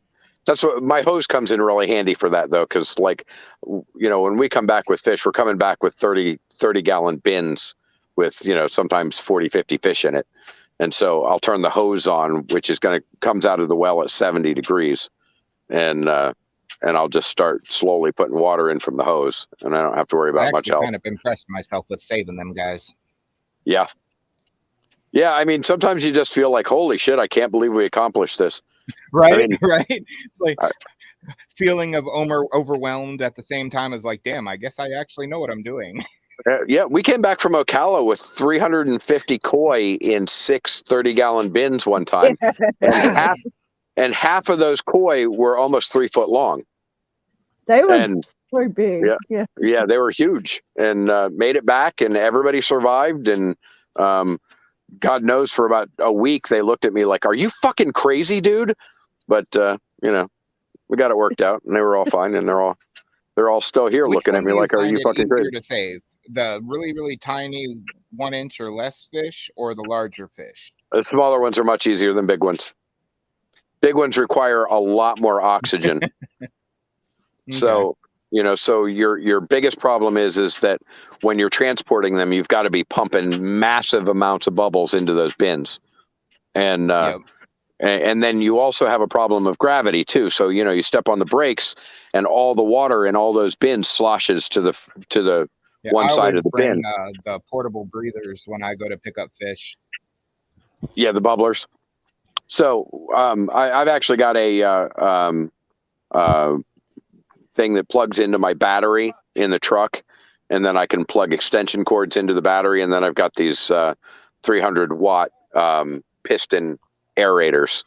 And GRB, if you're still in chat, can you please send Craig your address again, please?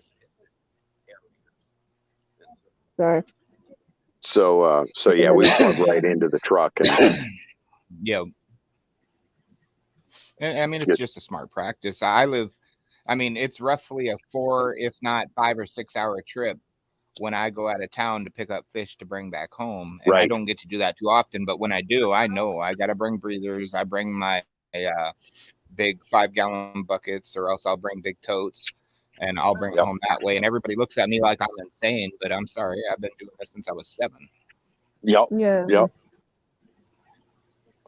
Yeah, I mean, transporting fish is it's not hard in the sense that they're that they can't handle a transport. They can, but you've got all of these factors going on, like you're sloshing water, and when you're sloshing water hard, you're flinging fish against each other, and you're flinging them against the bin too.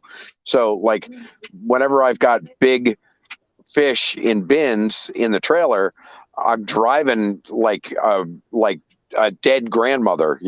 I'm crawling over railroad tracks at 3 miles an hour, and I'm stepping on the brake from 40 feet before the freaking stoplight. At a half a mile an hour. Exactly. So people and not only that, at you. Yeah, and you're losing water too, right? So there's always water pouring off of your trailer and pouring out of your truck bed, and people are like, "What the fuck is happening here?" Yeah, but we rarely lose fish. I mean, I've had a couple of losses here and there. Particularly when we're bringing back a lot of fish.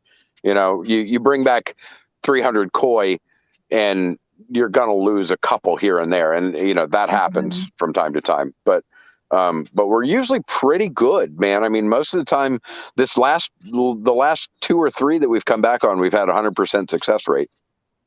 The only fish I've lost in the last 2.5 years, was just a regular Plecostomus. And I don't know what his deal was. He was about 1 foot long, and halfway through the trip, he just went belly up, and there was nothing I could do. That's weird, because plecos are like indestructible. Right. That's what I was thinking. I was like, out of everything that I had that day, he should have been the one to make it, not anything else. But he's the only one that died. Right. I had this this albino pleco, albino standard pleco. He was about 1.5 feet long. He jumped out of one of the pools one time, and it must have been in the middle of the night. And I came out in the morning to check the pools, and he was laying there on the ground with his eyes covered in flies, not breathing, stiff as a board. No. And I picked him up and I threw him in the pond. I threw him back in the pool, not to keep him alive. I literally threw him back in there so that the flies would get off of him, so I could dig a hole and bury him. And when I came back, that son of a bitch was swimming. They're crazy. You can't kill the suckers. No. Like, how did it die? Yeah. That's funny. I don't know, man. Those things are indestructible. But I mean, when you have this many fish, you're going to have a loss once in a while. It happens, right? But it's pretty rare, and so I pride myself on the fact that even through last week we had 20-degree weather, literally 20 degrees. And all of our fish are outside, all of them. Every single fish we have, with the exception of one puffer that's in the house, that's my wife's puffer, are all outside, and every single fish has made it through the cold. So what I don't get is, I went and picked up 10 original African cichlids, and all of them are still alive, fully functioning, doing everything. They're beautiful, gorgeous. And then I go back to the same place, and he's like, "Well, you need more African cichlids?" I'm like, no, all of mine are doing fine. And he's like, "Darn, usually I sell a whole bunch of them. Like, everybody else's are dying. I don't understand how you can kill fish so easily." It's funny that. Yeah, it sounds like a guy who keeps his fish in freaking really poor conditions and expects them to die, so that you have to come back and get more. That's what it sounds like. Yeah.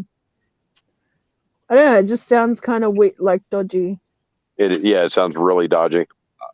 I know when I test his water, it's so hard, it's ridiculous. Like the darkest brown on the strip, and you got reds and got, highest pHs. I mean, it's bad. Right. Well, that explains why he's selling a lot of fish. A lot of these fish sellers, store owners, do that on purpose. They keep their fish in very odd conditions, so that these newbies take their fish home, throw them in a tank, and they die, and then they come back and he goes, "I don't know, man, there must be something wrong with your water." When in fact, what's the problem is water. I want to see you test my water. Yeah. Yeah. Well, listen, I get this all the time. I have people call us all the time who say to me, I've had my water tested by the local fish store 8 fucking times. And I always say to them, did you test the local fish store's water when you got it home? Because the local fish store's water might be really fucking off. Yeah. You know, they will keep strange parameters, and when you take a fish home and put it in your perfect water, which might actually be perfect, it's not perfect for that fish because it's been living in really strange parameters at the fish store. So, you know, I think they do it on purpose. I mean, I can't prove that, but I'm pretty sure that a lot of them do that shit on purpose. And that's where the drip acclimation comes in. Exactly. Yeah. Exactly. Yeah, Chewy, I don't taste water, but my nose works really well when it comes to. Also, I don't add any water from the fish store. Actually, I dump the fish out into a net and then put it in the tank. Oh yeah, absolutely. Use their water. Absolutely. I do my cup acclimation. I put them in a bucket. I pour a couple of cups of water in, you know, over a course of a couple of hours, and then I dump them through the net into, you know, the water into another bucket or onto the ground or whatever through a net, and then they go in. Do it. Yeah. Yep. Unless they're puffers, in which case I catch them in a cup instead of a net because they do not do well in nets. Hi, Craig. What's up, Craig? You know what's weird? He's probably fed up with boxes. You know what's really weird, Adele? What's that? Really weird because the only streams I've been on recently are Vinny's, and we actually talked about fucking fish. Yeah. There you go. It's a sin to talk about fish on Vinny's, but here we are. Here we are actually talking about fish. It's an actual fish stream, Adele. Yeah. Holy shit. That's a first. I have to say, this has been one of the more awesome streams. That's been pretty cool. Yeah, Adele streams are always fun because Adele you never know what we're going to end up talking about. Yeah. It's always going to be random. Yeah. I'm a very organic host. I will let people talk about whatever the fuck they want within reason. Yeah. Within reason. Unlike Vinny, who won't let you talk about things that are within reason and only wants to talk about things that are totally outside of reason. Yeah. Yeah. Well, which is actually why I love those streams because they're insane. By the way, Saints Dust, you're welcome to visit Vinny's aquatic streams on Saturday night if you have a taste for the eclectic. Absolutely. If you like Sasquatch and aliens and conspiracy theories and okay. Like actually up on the stream or just in the chat? Yeah. He'll usually post his link in the chat and pretty much anyone. Yeah, you're welcome to come up. Just be prepared because you're not going to talk about fish. No. Well, I think I'm subscribed, but can somebody put his Vinny's thing up? Oh yeah, if there's someone in chat there that knows Vinny. If not, I can just quickly go to YouTube and grab his link. Yeah, I mean, to be fair, on Saturday night we spent half the evening talking about June's husband's dick. So that's basically how the conversation went. In full detail. Sounds like fun. For about 2.5 hours. Oh God. Oh Jesus Christ. Yeah. That's what about how that went. Start? He starts at 9:35. He chose 9:35 because he has to be a fucking weirdo. Okay. And he's always late. That's why he went with 9:35 actually, because he was always late for 9:30. So yeah. Anyway, it's entertaining. It's entertaining. Yeah. I'm not saying it's safe. It is not safe, but it is entertaining. You've been going for 5 hours, Adele. Holy shit! No, yeah, almost. Oh shit! AAA's not a mod. No, I think has anybody beat our 24-hour stream yet? I don't know. I don't think so. I don't think anybody has beat our 24-hour stream yet. I probably could. I'll just leave this going, and you guys can watch my fish tank. That's not fair. No, that's cheating, Adele. No, it's not. That is cheating.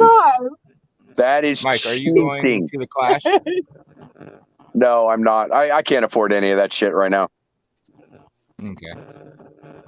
I might end up next year at Aquashella in Orlando if I can afford it, but that's probably. I was offering a free ride and a free stay.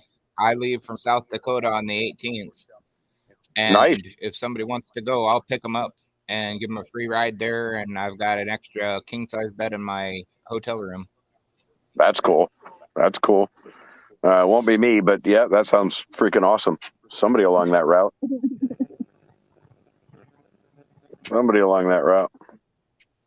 Yeah,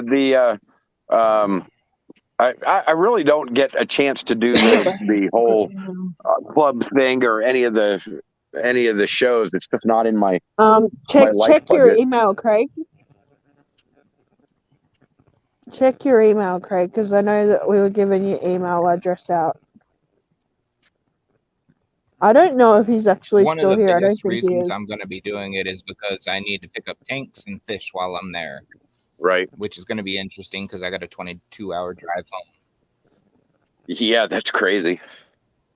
So, just FYI, the fish farms of the nation are within an hour and a half driving distance for me.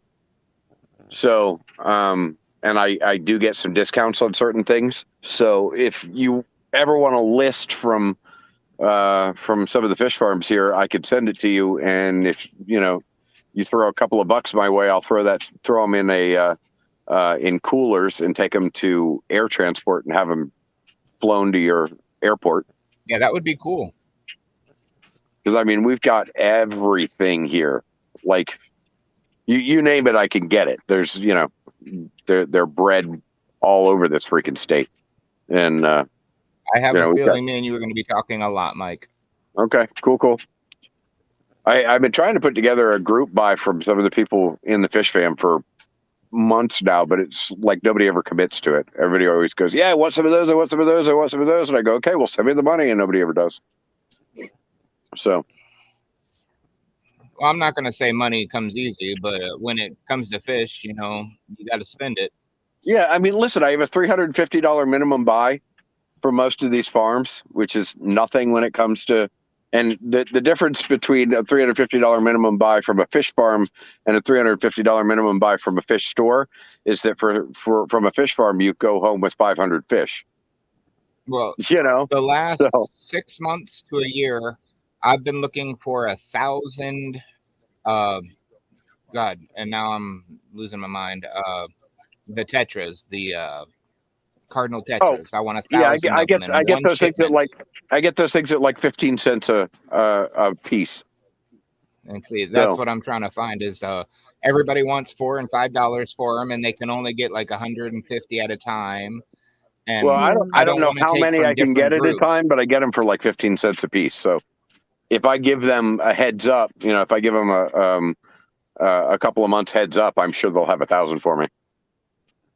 And then the 2 times that I have found people that can actually get them and the amount that I want, they don't sell to private parties, which I haven't started my business yet. So I don't have my LLC going. Gotcha. It's going to take me a few more months to get it going. So nobody wants to sell to me. Yep. Well, you're not a store. Well, listen, setting up an LLC is a $300 process that takes 24 hours. It's not hard. My attorney is charging me. Fuck your attorney! Fuck your attorney! Go to the state's page for like ours here is sunbiz.org. You have an org there too. You go pull the paperwork down. It's a couple of fucking pages. Anybody with half a brain can do it.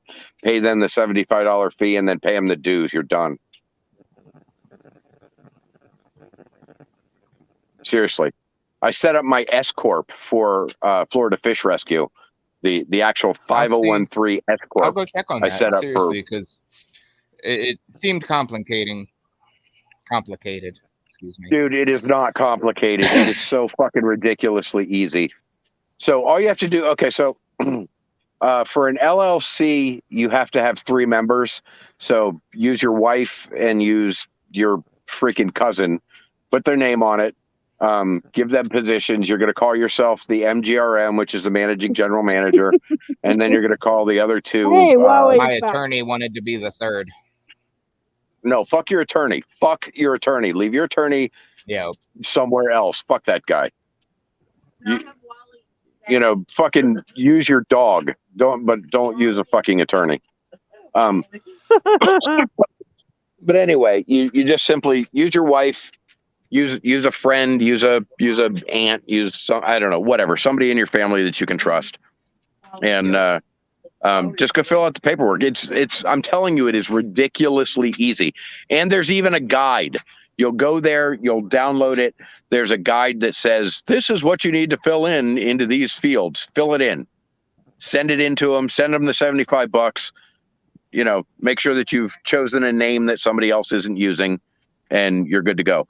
I managed to set up my own fucking S corp for $180 with a 501c3 Nobody's using my name. charity. Yeah, so I mean, Not bad. easy peasy, brother. Yeah, I'll the go check attorney it on a Monday then, because I got the nothing but attorney time just tomorrow. wants his $500 a billable hour is what he wants. Fuck that guy. I hate attorneys. Yeah. Yeah. So seriously. And then as soon as you have your your business name, your registered business name, then you can buy from the wholesalers. But Yep. the problem with that's most, where it takes the most time is because once your LLC is registered, then you have to wait for your dealer's dealer ID number. No, you don't. They give it to you right away. Do they? Okay. Yeah. I mean, it's because you're going to register. You're going to register as a seller, as a live animal seller, and that's part of the LLC registration. When you get the license back from the government, it's going to have that on it. That your dealer number and your tax ID are part of it. And then since you're not doing the rest of it, which is the 501c3 charity stuff, you don't have to go through the whole fucking IRS process there. So, well, that's nice then. Yeah, that's easy, man. I'm telling you, there's fucking nothing to it, and every lawyer in the world wants to tell you how goddamn hard it is because they want their $500 of billable hour bullshit. Yeah. And even if you want to pay somebody to do it, there are a couple of companies online that will do it for you for like $150. So, you're still going to pay the fee to the government, but you're only paying them $150 to fill out the paperwork for you if you just really feel like you can't do it yourself.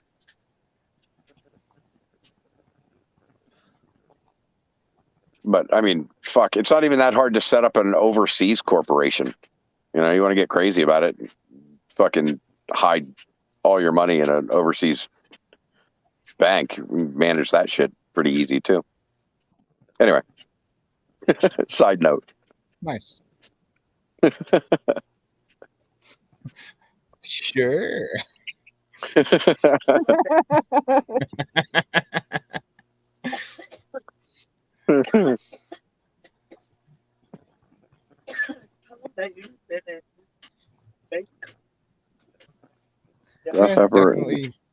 gonna check it out tomorrow.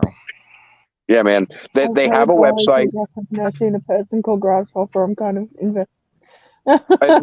They're all going to look different. Like, I don't know what the rules, what your business setup rules are there. I know what they are here, but I mean the paperwork to set up an LLC here is you don't even have to. You do it all online, man. You sign in, you fill out the freaking form online, you click submit. It says, "How would you like to pay?" And you say, "Here's my credit card number," and they go, "Thank you." And then a week later, they send you an email with your license and shit. And they mail it to you. Yeah. Did they mail it to me? I don't think they ever mailed. No, they didn't, because they wanted $7 to mail it to me, and I told them to fuck off. That's, Yeah. Or was that the 501? The I just 501c3, know they with did how send me the tax. deep I'm getting into this right now, I need to do a business because there's Yep. no other way around it. I mean, you could do it as a what do they call it? A DBA, which is doing business as, but you still have tax, or I'm sorry, you have liability with a DBA. So Right. doing business as means you're doing business as yourself. Now you still could get a dealer's license under a DBA. So you can do that. But if somebody wants to sue you for something, it comes right back on you, and they can actually, put a lien on your house or whatever. But with an LLC, they can only go after things that are literally scripted to the business. Yeah. Right. Which is why, by the way, you and that's don't why put I decided vehicles in with a an fucking LLC business to name. begin with. Well, yeah, I mean, an S corp gives you even more safety, right? An S corp gives you the ability to write your taxes completely and utterly separate from yourself, and there is you can even keep assets that belong to the business out of taxable out of nice suable liability. But an S corp's a little more complicated to set up, and it costs a little more money, and it's take all the fish, I keep all the tanks. No. Yep. I mean, the other thing though is, how the fuck do you get sued as a fish store? Right. And the worst lawsuit you're going to get is over fish died. I'm going to sue you. Right, over $1,000 fish or something. No, I mean, I guess you could get fucking walloped for selling somebody sell them a feeder goldfish that has ick. They put it in their tank and fucking kill off their $1,000 arowana or something. But they'd have to prove. Toolbox AAA. But they'd have to prove that it was because of your fucking fish anyway. And how the hell do you do that? I don't know. I don't see how there's a lot of liability in a fish store. Oh, unless you're having people come into your fish store, and then you get that guy who fucking slips and falls and pulls a tank down on its head. See, that's the one I'm worried about right there. Yeah. People slipping and falling. Yeah.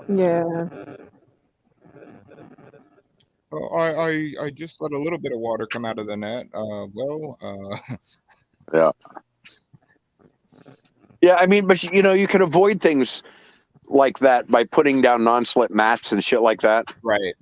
And I don't understand why a lot of these fucking stores don't do that anyway, because you can get those restaurant food.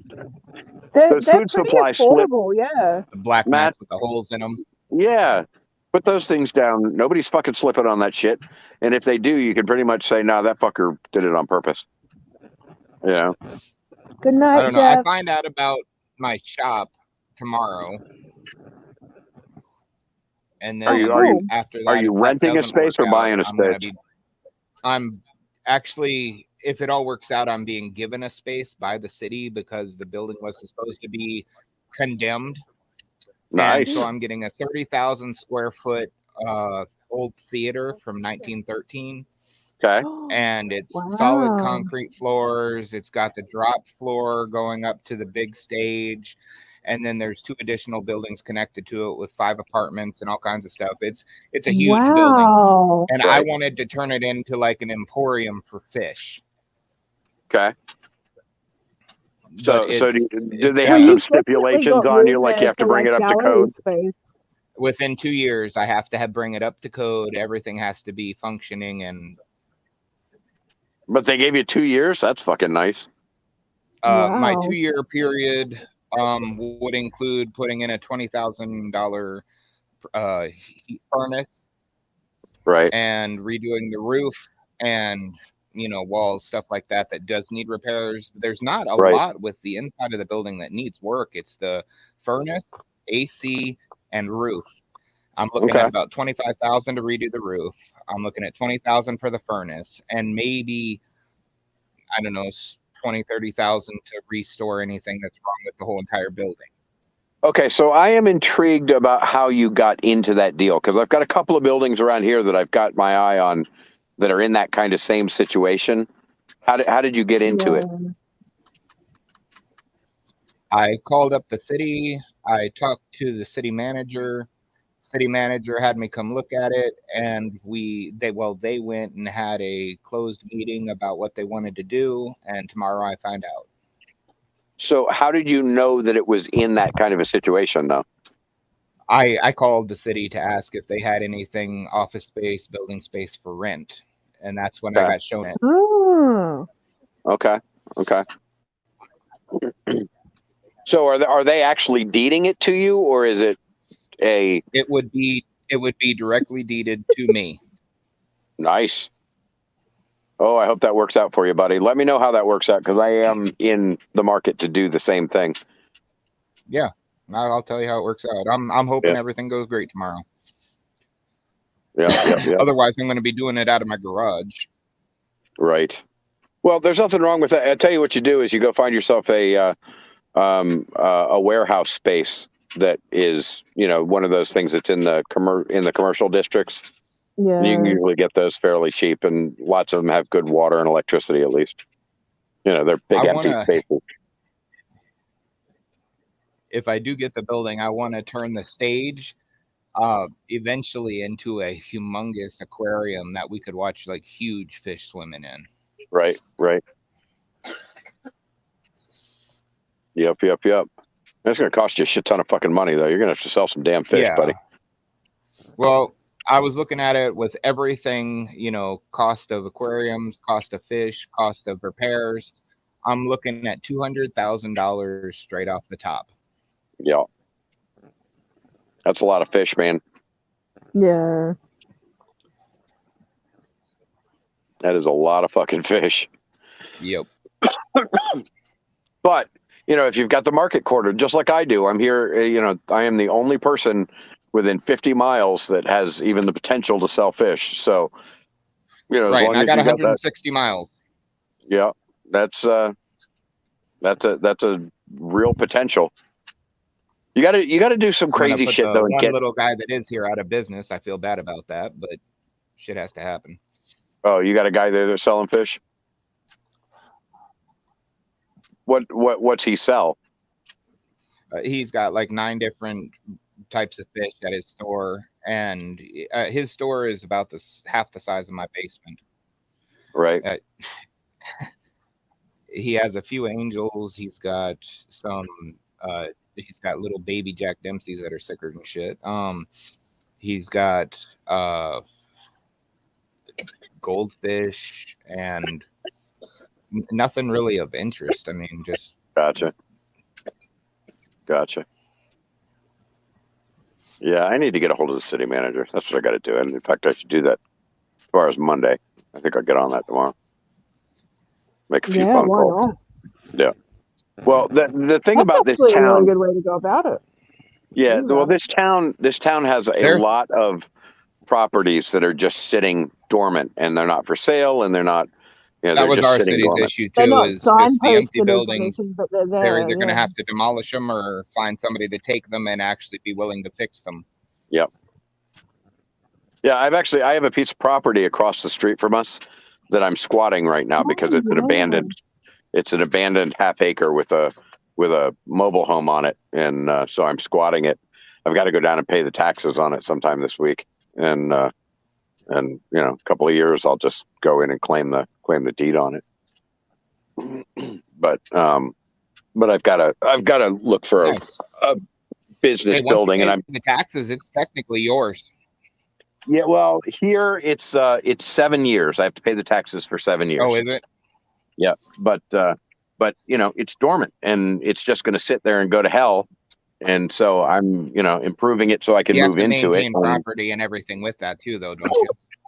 That's correct. Yeah, but I mean, the only thing you really have to do to be considered improvements is you can put up a fence, you can cut down a couple of trees, you can plant a garden, you can wash the house, that kind of shit. So totally worth it to me. It's a half acre of property with a house on it, and it's well worth it. I don't mind putting a little energy into it. Marijuana. But yeah, if I can find something that the county is willing to give up in a commercial area, that would be great. Industrial buildings is what you need to ask about. Yeah. Yeah. Well, there's quite a few of them. You know, the downtown area here. We've got our eye on like 3 of them that are seriously Thank you, JRB. sitting there deteriorating, and nobody's doing anything with them.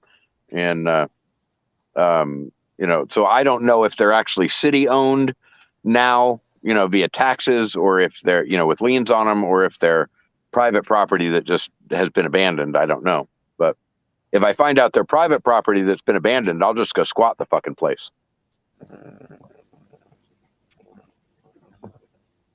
See, my issue is I got to deal with the city council is what I'm worried about. I'm hoping the city council actually chooses in my favor.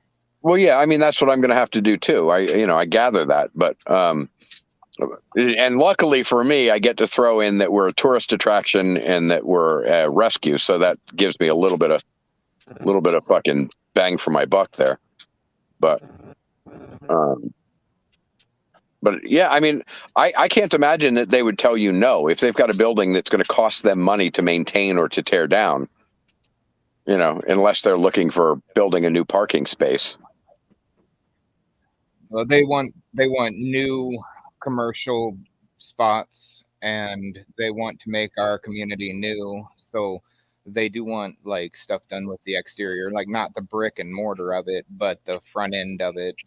Right. They want completely redone, new dooring, new stuff like that.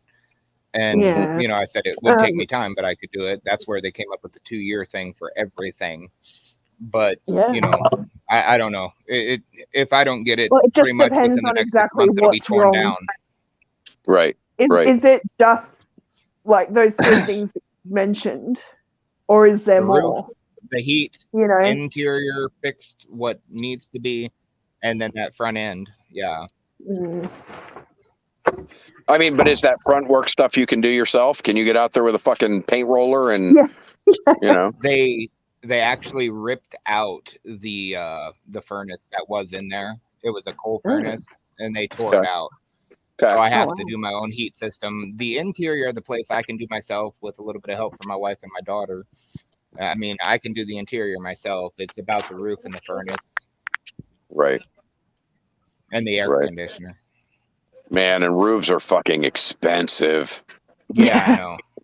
Roofs are expensive as shit. The furnace you can probably get secondhand and then get a handyman guy to come put it in. I found the furnace. If they approve it, I already found the furnace, but the furnace is $20,000. Ouch. Well, so hold on. If they're going to deed the property in your name, you have equity, so you can just go fucking take a loan on the equity. And that's what I was told. That's what I would have to do. Is I'd get a government business loan, and then I'd get my personal business loan or my LLC business loan anyways, and take the loan out on the property, which the property is worth about $390,000. Right. Oh, wow. And I only need $200,000. Yeah. But then I'm going to be working my first 5 years paying off the loan. Yeah, well, that's absolutely true. But, well, you know, there's some nifty accounting you can do there too. That there is. You know, once you have equity, and once you have equity that, you know, if your credit rating is any good and you have equity, you can always move money around and just stay in debt. And, you know, as long as you don't mind having this debt bubble over your head all the fucking time, you know. That whole you know, go into debt and then work your ass off to get out of debt thing is well, and that's the reason I decided to go with the first 200,000 right off the bat instead of the whole 390. Because I always have the opportunity, if I get really, really bad with it, I can take the extra half and put it onto it. That's right. Well, the other thing, you could take the whole 300 out of it and invest the balance and allow it to turn into money for you so that you can pay off the rest of it from that investment. Yeah. You know, rich people never get out of debt. I'm trying to think about this smart. I'm trying to be really calm. Let and it sit in a high interest bank excited. account or something. Yeah, but, I mean, there's a lot of stuff that could just crumble. Yeah, But I mean, absolutely. seriously though, rich people never get out of debt. Rich people get into debt, use other people's money to make money, and continue to use other people's money to make money. Yeah. And they just get fat off of everybody else's fucking money, and they never, ever, ever relinquish their debt. So, you know, you learn how to do that, and you have the ability to get that kind of a chunk of change in your pocket up front that doesn't have to be used immediately, then you can use that to maintain the minimum payments, stay in debt, which doesn't fucking matter because it just increases your fucking credit rating, and then more people want to give you more money. And, you know, rich people never get out of debt because they don't want to get out of debt. Yep. No, I'm trying to do everything right. Yeah. Sounds like you got the right idea. Yep.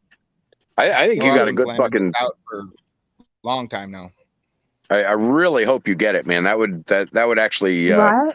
that would actually give property me a sounds little amazing. happy hope there. Yeah. Yep. Just talking about it, I'm shaking a little bit. So. Yeah. Yeah. Well, listen, I'm riding your coattails. Tomorrow, I'm going to call the city manager and see what he's got laying around. I know there are buildings that are sitting and going to hell. Yeah. I just don't know if they're city-owned properties or county-owned properties, or if they're privately owned properties that are just sitting there going to shit.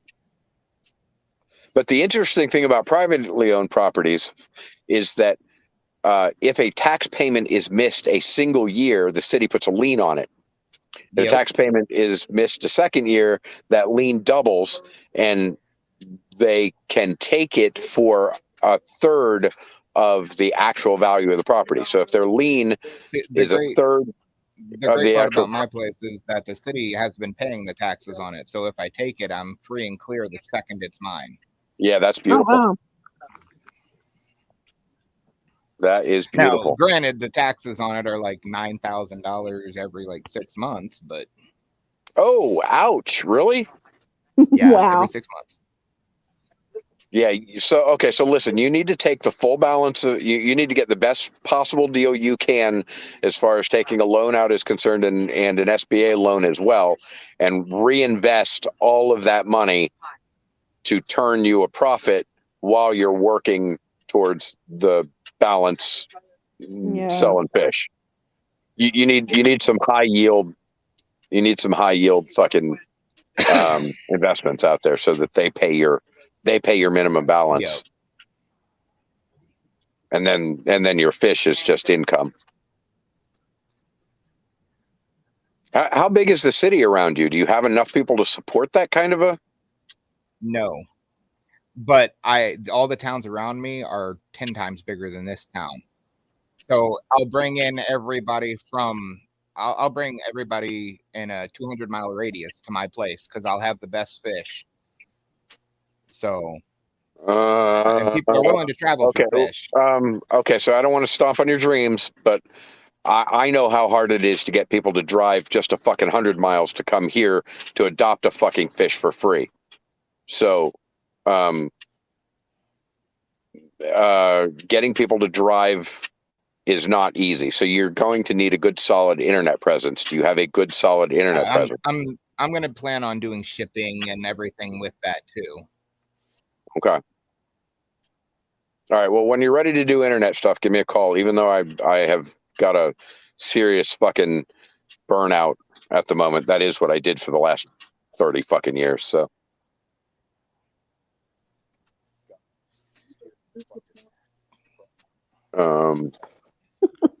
Yeah. To be completely honest, my town probably has 900 people in it, and that's about it. Yeah, you're not going to support your habit with 900 people, but and that's why I figured I was going to have to do internet sales. Yeah. The other thing is that you can do, don't market. Well, it's marketing for yourself, but it's also simply getting people excited. If you can get out into your community and find places where people congregate that will allow you to talk about fish, get people excited, then they're going to start looking for a fish store, and apparently you're it. So, Yeah. you know. I think that's having why a I nice wanted gallery space would work That's in why I your want to favor turn as the big well. stage into like a big viewing area and Yep. sort of run it like an aquarium rather than a fish store. And then on your way out, you walk past all the fish and you can buy them. Yep. No, I'm with you. I mean, that's what we're at too. Our every intention we have always had for the last 10 years we've been doing this is to set up a semi-public aquarium. And so your little story about the building has just re-sparked some interest in me to go talk to our city manager. Well, good. I hope it works out for you too. I do too. I think it will too. It can't hurt to make some inquiries anyway. No, it might I put you shouldn't in the say right too direction. yet. It hasn't worked for me yet, but nothing wrong with some optimism, man. Nothing wrong with optimism. Let it rip. But oh dear Lord. But this is what happens when I just let my streams go. Great. I love it. But yeah, so when you're ready to do everything went wrong and it didn't work out right, I could do it in my garage for a few years and build myself up too. I'm not going to worry about it. I'll let it happen how it does. Yeah. Yeah, I mean, there's an awful lot of good breeders that work out of their freaking garage. But so there is a seller on Facebook. Hold on, I might get kicked off. I'm gonna go look real quick. I can't remember her freaking name. Give me 1 second. Her name. Where is she? Damn it. You know, it sucks is that like I can't get away from her fucking posts when when I'm not trying to find them. But of course, it's going to be difficult right now. It's always the way. Whenever you're actually looking for something, you can never find it. Always. But the reason I'm trying to come up with her so that I can tell you about her is that she is probably the best marketer I have ever seen when it comes to fish, and she sells all the time, and she doesn't have any fancy anything going on. But she is just an incredible seller. What are they barking at? Oh, okay. Hold on. Where is she? Where is she? Where is she? Come on, guys. Come on, back it up. Quit it, yeah, I asked my dad if he wanted to come into it with me, and he was like, I'm too old to get into something like that. See, that's where you can just get him to do the fun stuff, like watch the fish. Oh, baby. What? Yeah, he said he's never too old. say He doesn't never. wanna, he'll come and look at him, but he doesn't want to mess with it anymore. Okay, there she is. All right, so God, and what a stupid fucking name too. Anyway, her name is Carrie Bear, Carrie Bear, on Facebook, and she sells OB cichlids. And the only reason I bring her up is because she is incredible at selling. And if you watch the way she does it on Facebook, you'll learn a shit ton. And I mean, there are other guys, there are other people to look at too, like Dan's Fish. Dan's Fish is really good at selling. But she just has this ability to get people really hyped up about what she's selling. And like, I've never seen anybody else do it as well as she does. And, I've got a lot of friends that are sellers, like Josh Hart opened his store recently. Some of my ideas are kind of crazy because I want to do kind of like a fish farm in the basement of this place. Yeah. And have 20 or 30, 300-gallon tubs that I'm growing fish out of, and have my own breeding facility, have my own stuff. I mean, it's going to take years to get it going. Don't get me wrong, but no, it's fucking I want to do it all myself. And then what y'all have in Florida, I can have right here in South Dakota. So I would be the one to come to if you live in this area. Yep. No, I mean, seriously, you could, setting up, that stuff is not hard to set up, and you can do it really inexpensively, and I will be more than glad to teach you how to set up a breeding system that's going to cost you a grand total of about $800, and you'll be ready to fly. I mean, the ability to get ready to, that stuff is easy. The hardest part for you is going to be the marketing, because you've got nobody to sell my to dad around is you. 70. Huh?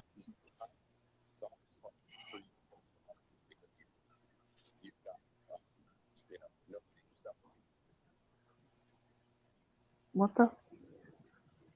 Oh, how old is your dad? Yeah. Got it. He's 70. Yeah. Oh, right. Is your wife into fish? My wife is not really into fish. She likes her gouramis upstairs, but that's about it. Is she going to be interested in helping with the business? With the business, yes. Yeah. Okay. She wants to do a thrift with it. And with the 2 extra buildings that are connected to it, we could do the thrift side of everything. And then I'm going to be running the fish and antiques. Gotcha. You're going to need fucking help, dude. Yeah, I know I am. My daughter's excited to work for me. But it's going to be me, my daughter, my wife, and we're probably going to hire 2 people is what we're thinking to start. You're going to get into salaries right off the get-go? Your daughter's going to be excited to work for you until she isn't. Yeah. Yeah, I told her it's not going to be fun when she start working Just for say me. it And now. she's like, oh, it'll be great. I'll love it. It'll be great. Yeah. See how you feel in a month, kiddo. Give it 1 month. So the biggest killer you have to your bottom line is going to be salaries. Like if yeah, and that's what scares me. I'm thinking that maybe I could hire somebody to come in monthly to take care of saltwater tanks until I learn how to do them correctly. Other than that, like cleanup and stuff like that, I can do myself. I can work with all the tanks myself. I'm going to be dead doing all of them every day, but I can do it. It's just a thing of how long I can keep it up before I actually have to hire somebody. Yeah. Well, okay. So, planning is probably your most important thing. Is you need to make sure when you set up your tank systems that you make them make them bulletproof and make them almost entirely maintenance proof. Because running a business, man, you ever run your own business before? Not really. I've done all the planning for it and almost started, and then I didn't. Okay. So listen, you are not going to be able to get near a tank for the first year, even though you're going to have to do all of that tank maintenance. So, most of your time is going to be eaten up in marketing, because you're not going to be able to hire a marketing professional off the get-go. So you're going to have to manage your days by giving yourself 4 hours a day at least for marketing. And that means doing things like writing articles for your SEO, posting on the social media platforms, all of them, creating videos. I mean, your life is going to be eaten by marketing every fucking day. That is your job right now. So when you set up your tanks and you set up your breeding systems, everything that you set up, you need to bulletproof it and maintenance proof it. So you need automatic overflow systems that allow you to turn a fucking handle and have your tanks do an instant water change on their own. Now you can do all this shit DIY and you can do it really cheap, and I'll be glad to teach you how, but you need to make sure that your systems can take care of themselves, because your time is not going to be available for that. And then you're going to need your wife and your daughter to take over the sales floor, because again, you're not going to have time for that. So, and maybe only for the first year or two, but you're going to have to do it at least the first year. You're spending 4 hours a day marketing, and there's no escaping it. And as of right now, that's what I've been doing, is just collecting tanks, collecting fish, I bought air system, so I can run 300 aquariums plus probably off my one air system. Nice. I mean, so I've got that set up for me. It's going to be all my house tanks are going to go into the business to start with. Sure. And I won't have anything here. It's all just going to go straight to the business. Yeah, well, you don't need it at home anyway. That's just extra fucking time you don't have. Right. So, definitely. Okay, so I don't know if you know who Father Fish is on YouTube, but yeah, I watch Father Fish. All right, well, learn from him, and when you build your tanks, make sure they are deep substrate, highly planted, full ecosystems, so that you don't have to fuck with them. Because otherwise, the last thing you want is that common fish store look where you've got glass bottoms so that it's easy to catch your fucking fish out. I will never do a glass bottom. Yeah, you want deep substrate, full ecosystem tanks, and you want to be able to turn a fucking handle and drip overflow those tanks so that you don't have to worry about doing water changes or any of that shit, because you just can't afford it. You really can't. You're gonna bury yourself in so many other things that you just don't even know are coming yet. Yeah. And that's the good thing about getting a new business that I have to do all the work on, is I can run all the water system the way I want it, run the electric the way I want it. Absolutely. But you definitely need to fucking plan. I mean, lay it out, plan it, tear it apart, plan it again until you've got it, so that you know that you never have to walk in and go, holy shit, everything's gone to hell. You want to make sure that every day is perfect. Yeah. Because the last thing you need to do is be putting out fucking fires in your fish room. And the other thing is, you're gonna have to figure out heating. Deb. Hi, Debs. Yeah. You're gonna have to figure out heating because you're in a big open fucking space. Yep. In South the fucking Dakota. My biggest issue is because I'm sure that unit's gonna cost thousands to run. Well, yeah, absolutely it is. But that's okay. So, I run. I would burn my heating out here. So 20-degree weather, 3,000 gallons of water outside in 20-degree weather, did not lose a single fish, and I'm simply using wood burning and 50-gallon oil drums. Only not oil drums, and but bubble wrap. drums and bubble wrap. See, I've already been saving aside piping, tubing, knuckles.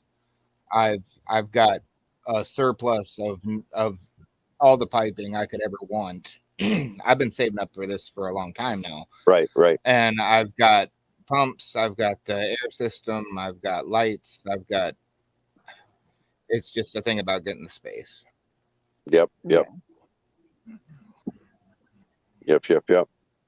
that'll be nice, man. Let me warn you. You're not the things you think you're going to have time to spend time on. You're not. Heather and I have run 5 businesses over the last 30 years, and all the things you think you're going to do are all the things you're not going to do, because you have to do all the other things that you didn't imagine you're going to have to do. Yeah. Yeah. That's kind of what I'm worried about. Yeah, you should be, but knowing it ahead of time, is going to give you the chance to make adjustments. I know I'll still be able to do my YouTube channel because I can just turn it on and let it face the tanks, and you can see the work as it's happening and stuff like that. I could do a 24/7 stream if I had to. Absolutely, to keep my channel going. And you have to keep your channel going because your channel is going to drive your sales. I mean, the channel, your Facebook pages, your Instagram, your TikTok, all of that social media. Yeah. Yep, all of that, and it all takes time. And I mean, you have to do other weird, stupid things too. Like you have to write articles once a week that are going to create SEO property so that the search engines find your fucking website so people can buy off of it. I mean, maintenance in your repairs too on filters. Right, maintenance, repairs, filters, things that are fucking go to shit. I mean, oh my god. That all happens in between So is it wrong to be wanting to start my own kind of fish club eventually in the future and stuff like that? No, that's a great idea, especially if you can get kind of volunteer help out of it, right? So, okay, because that was one of my ideas too. I saw this this great post on Facebook the other day. Lady says, "So I've decided to teach a snow shoveling class, and it'll only be $25. Bring your own shovel, and I will teach you how to properly shovel snow." Yep. You know, so I took that to heart in the sense that if you can find people that are interested in doing something and put them to work in a way that benefits both of you, then, you know, without having to pay out a bunch of money to do it, you definitely should. See, there's a lot of people around here that are interested in doing fish, and I've talked to quite a few of them. Is the thing about the availability of the fish, and you know, everybody wants a part of it, but nobody has anything to get. Right. Yeah. Right. I mean, I don't know. I seriously, were I in your situation, and I am, there may come a time where I will give away free tanks. I will put, you know, once a month, I will put 10 free 10-gallon tanks out in front of my shop and say, "Hey, come get a tank. Yeah, Free. cool Take it home. Enjoy it." And, you know, and then within a month or so, those 10 people are going to be looking for all the stuff to fill that tank. Yeah. See, I was actually going to say, you know, buy your substrate plants and fish and take home a free tank. Yeah, it could be that too. First setup, you know, it was going to be $26,000 for the tanks alone. Yep. Yep. Yep. Yep. You better find yourself a good wholesaler that is willing to give you a fucking super break for buying 500 tanks or something at the same time. There's a guy in Minneapolis that I'm dealing with right now. He used to have an aquarium store, and he's getting rid of everything. And I've been talking with him, but he's got a few other people that are interested in his stuff too. Right. Yeah. Yep. Oh, hi, George. Hi, Craig. Hi, George. Hi, Craig. And then again, I'm talking about a lot of money I don't have until I get that building. So, Mike, it's what? Craig, not Craig. Oh, it's Craig. Yeah. Okay. Sorry, I had to say that because Craig's been a little bit upset. People have been mispronouncing I'll be right back. his name. I'm going to go get some water. You know, it's really funny. There is a whole Psych episode about Craig versus Craig. Yeah. Have you seen that? No. Oh, it's hilarious. Absolutely I just thought hilarious. I'd mention that because we've been talking about it over the last week. It's been mentioned. Because Rico called him Craig a few times as well, like doing the Fish Fam Christmas stuff. And Craig was just like, "Are you shitting me? My name's Craig. It's right there." All right, Craig, I won't get it wrong again. See, Craig, I got your back, bro. But in the meantime, in order for me, in order for me to make that effort to make sure that I say Craig instead of Craig, you have to go watch the Psych episode that's all about Craig versus Craig. Oh, send me a link. I'll watch it. I don't know if there's a link for it or not. I do want to apologize to Dell because I wasn't trying to turn this into my business model tonight. That's all good. Go for it. I don't care. I've actually been sitting here listening, and it's good. Yeah, not to mention we're giving Adele free content. I'm listening. Yep. I'm learning.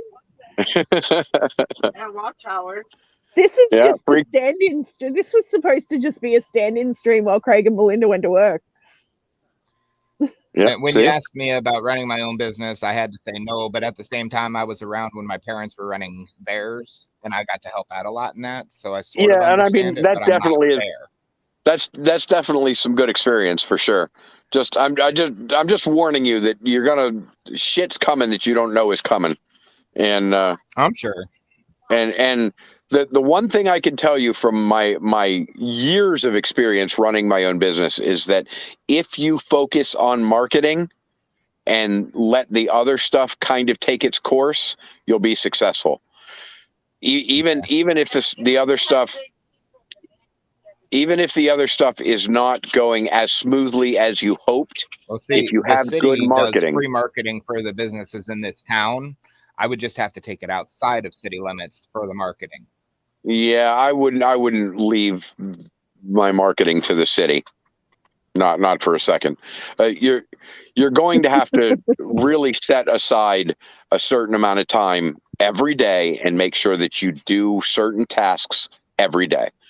And need good people that can manage everything else. And you do need good people that can manage the stuff around you, correct? And he has a wife and a daughter that sounds like they can probably manage that. Yeah. So, but your focus, and I mean this as sincerely as I have ever told any one of my clients. I've been teaching my daughter for 2 years how to run all the equipment, how to run the tanks, how to do the treating, and that helps. Yeah. But I mean, so what Heather and I did for the last 20 years is run a business development and marketing firm. So the information I am giving you is information I am giving. My marketing.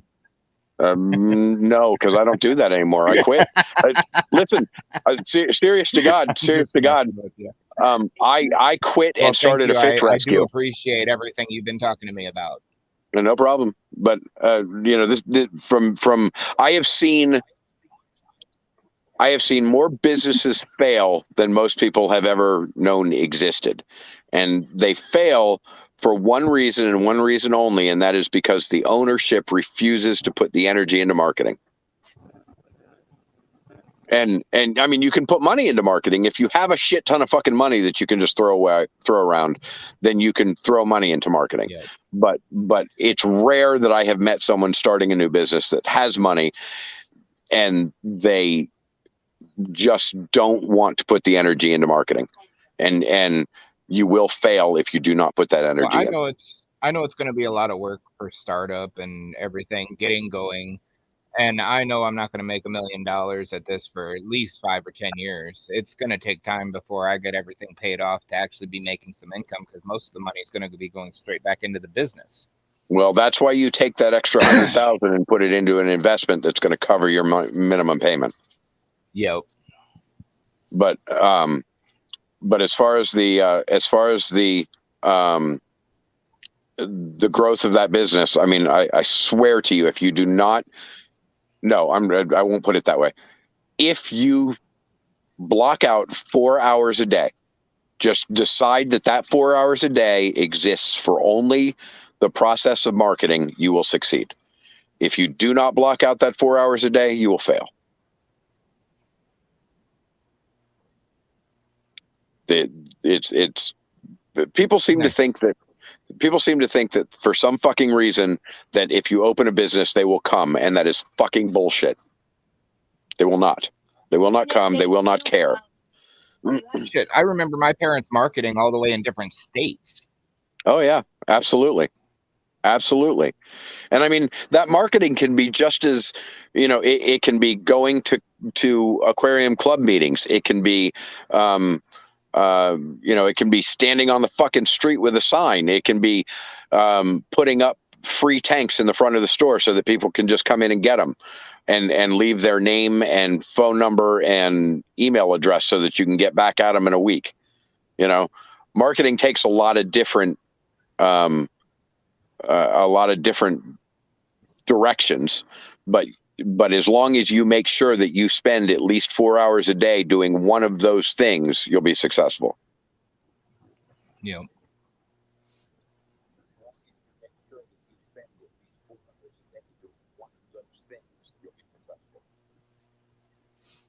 Yep. Well, I will definitely put something on tomorrow if I get the place or not, and then we'll go from there. I'm really excited to hear. I really am excited to hear. Truly, truly, truly excited to hear.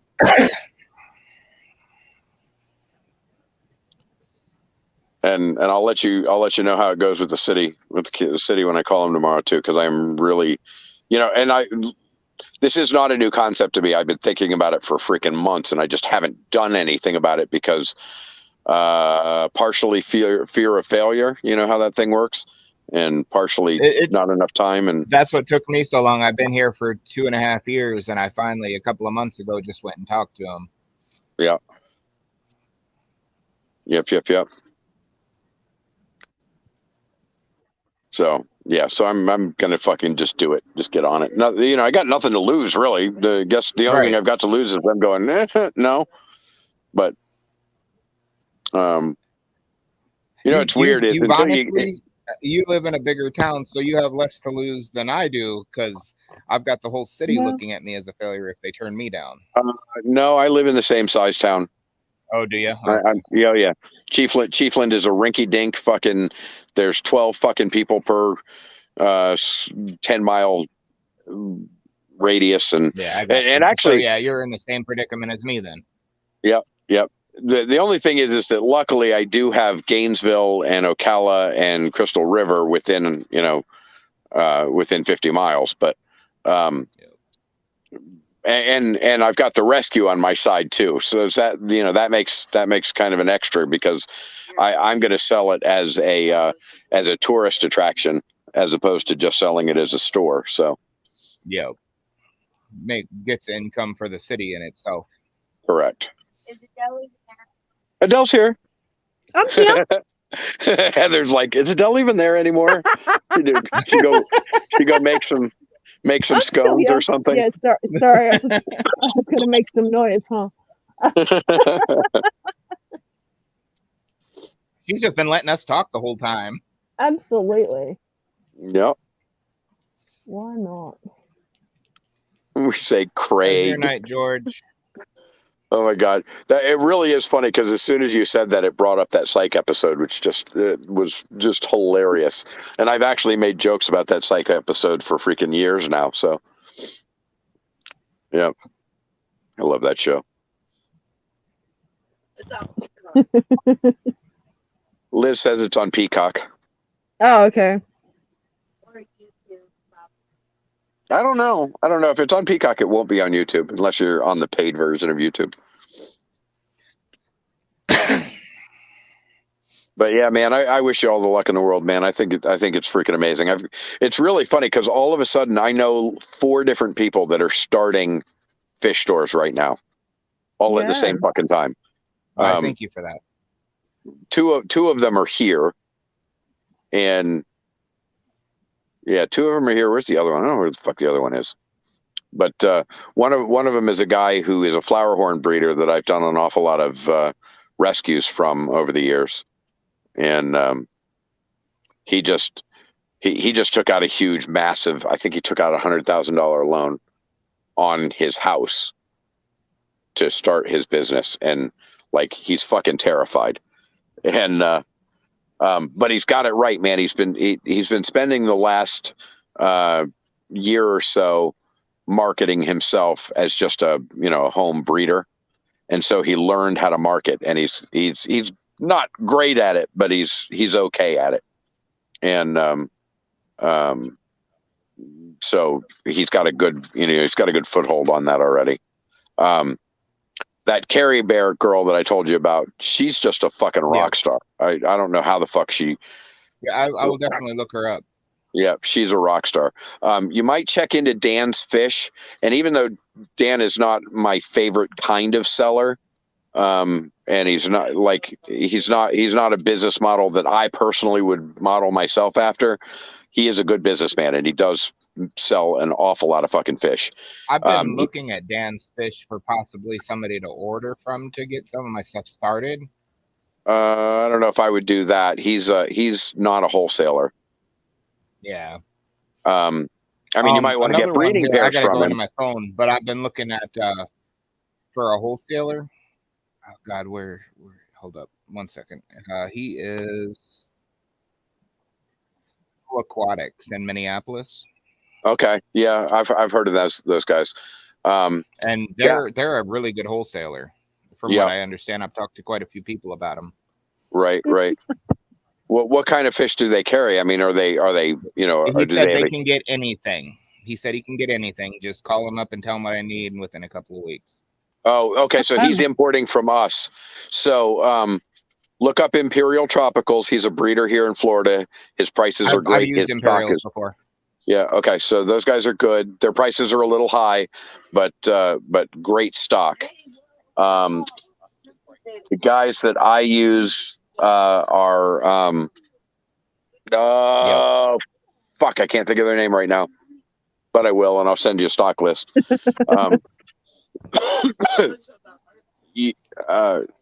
Well, yeah, there's those guys too, but they're pricey.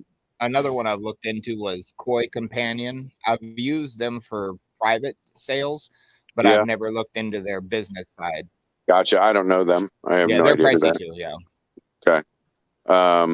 There's Aquahuna. Aquahuna is in Seattle. Their prices are good. Their fish quality is fair. They ship. They do have a wholesale side. They're somebody to look into. But no, the guys I'm thinking of here, why can't I think of their fucking name at the moment?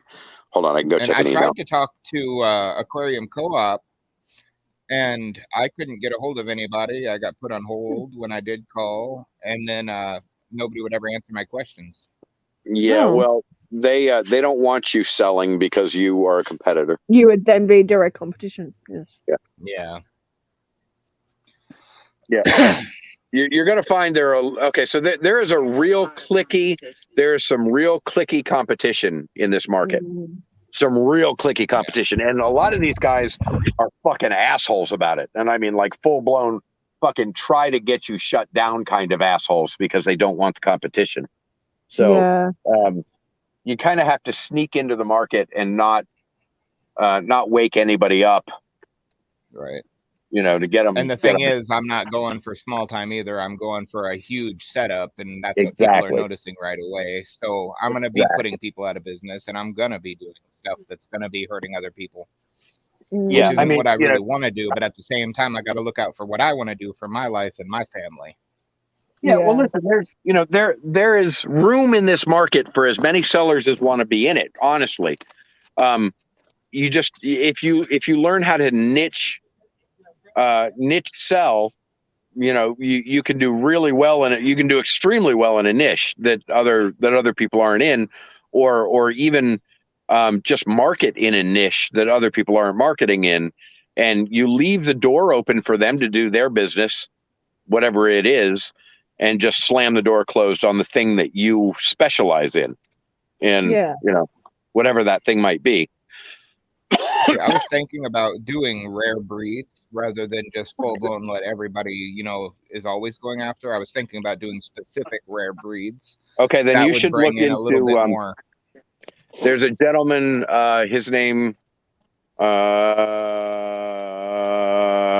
I can't think of his name at the moment, but his company name is Predatory Fins.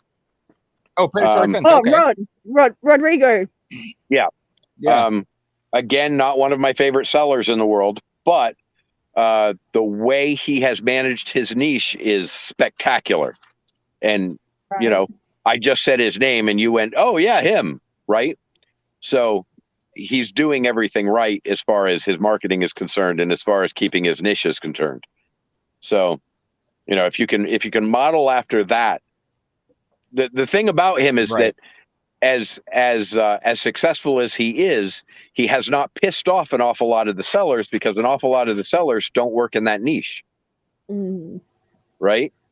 So he's managed to not make too many people angry over his success, which is probably the worst thing you can do in this hobby, is piss other people off with your own success. But it's also the thing you have to do, right? So, anyway, if you can find a niche like that and sell fish that other people aren't, if you're pushing guppies, you're stepping on Dan's toes, right? If you're pushing guppies, you're stepping on one of a billion other fucking people's toes. If you're selling OB cichlids, you're stepping on a bunch of toes. If you're selling discus, discus I know I'm going to be doing a whole bunch of different types of tetras. I know I'm going to be doing African cichlids. Yep. Discus, severums. You know, I'm going to be doing some of the normal everyday fish that people are looking for, but I want to do a lot of rarer fish that are hard to get. Well, that guy I we just want to talked take to, trips out of country. that guy we just talked to a little while ago, George, you should get to know him. Yep. That guy, Right. he is a breeder of spectacular caliber. He gets some of the most interesting fish that nobody else can get their hands on, and he is not against selling you a breeding pair for a reasonable price so that you can start up. He's not that kind of a competition. Amphishimon. What about Amphishimon? Fishimon, no, Fishimon is not a breeder of any kind of caliber. He's a guy who sticks plecos in a tank and puts tea bags in his filter. Stop it. Wow. I love Fishimon, but Liz was just wrong on that one. He tea bags his plecos. Yes, he does. But anyway, George Aquaballs is his screen name, by the way. Yes. Get to know him. He's got spectacular fish, and he's got good information, and he's probably ask him about his avataring. Yeah, he emailed me tonight, so yeah, he is definitely one of the best breeders I have ever met. I mean, hands down, Aquaballs is one of the most knowledgeable, capable breeders I've ever met. He makes it look so easy, doesn't he? He makes it look so easy. He makes it look so easy. And for him it is. But I mean, he's got his fingers in every fucking pie, man. That guy knows where to find the coolest fucking fish. Like, if there's a fish that everybody else in the world is going, he knows I wish I had that. He's going to say, oh, yeah, I've got the L38 plecos. I've got 12 of them. What are you talking about? He's just that dude. But I mean, he's not going to be a wholesale supplier, but he is a guy that can get you breeding pairs. Right, you know, and that's what I'm going to be looking for right off the bat. Yeah. As far as Africans are concerned, I can teach you how to breed Africans like a fucking champ, man. I fucking blow Africans out the door. Convicts, I'll teach you how to breed those right now. Put them in a tank. just put them in a fucking tank. You'll have convicts. I don't think I'm gonna have an issue with. No. Yeah, you'll have plenty. You'll have fucking plenty. Don't worry. Yeah. Every once in a while, go by humming something fucking sexy. My issues are going to be supplying fish for the first 2 to 3 years until I actually get breeding established. Yeah. Oh, and then make sure you have 10 more additional. Yeah, Heather says make sure you have 10 more additional tanks for the babies. When. Yeah. Jack Dempsey's breed like that too, but they're I don't know, their fry are harder to keep alive, whereas like convict fry are like murder proof. You can't kill them. Jewel cichlids are another one that are just ridiculously easy to breed. And if you can get the pretty ones, there's some sapphire jewels, and then there's the red jewels. I'll check it out, Lunatic. And they breed like fucking rabbits too. Actually, all the cichlid breeds. All the cichlids breed like fucking rabbits, unless you get down into the really difficult ones like the blue acaras and those fucking black acaras and like these really weird strains that just refuse to breed so that they can cost $400 a fish.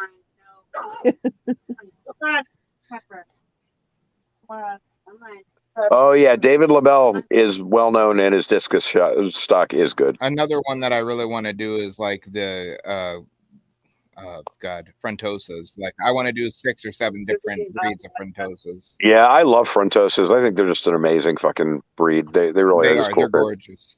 And I have never attempted to breed them, but I have this feeling that they probably breed like convicts. Frontosas? No, we didn't. Yes, they bred them.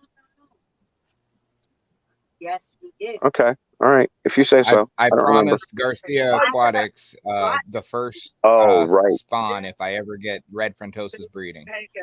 Ooh. Yeah, of course you want to pick one that's hard to get breeding, right? Right. I bought them for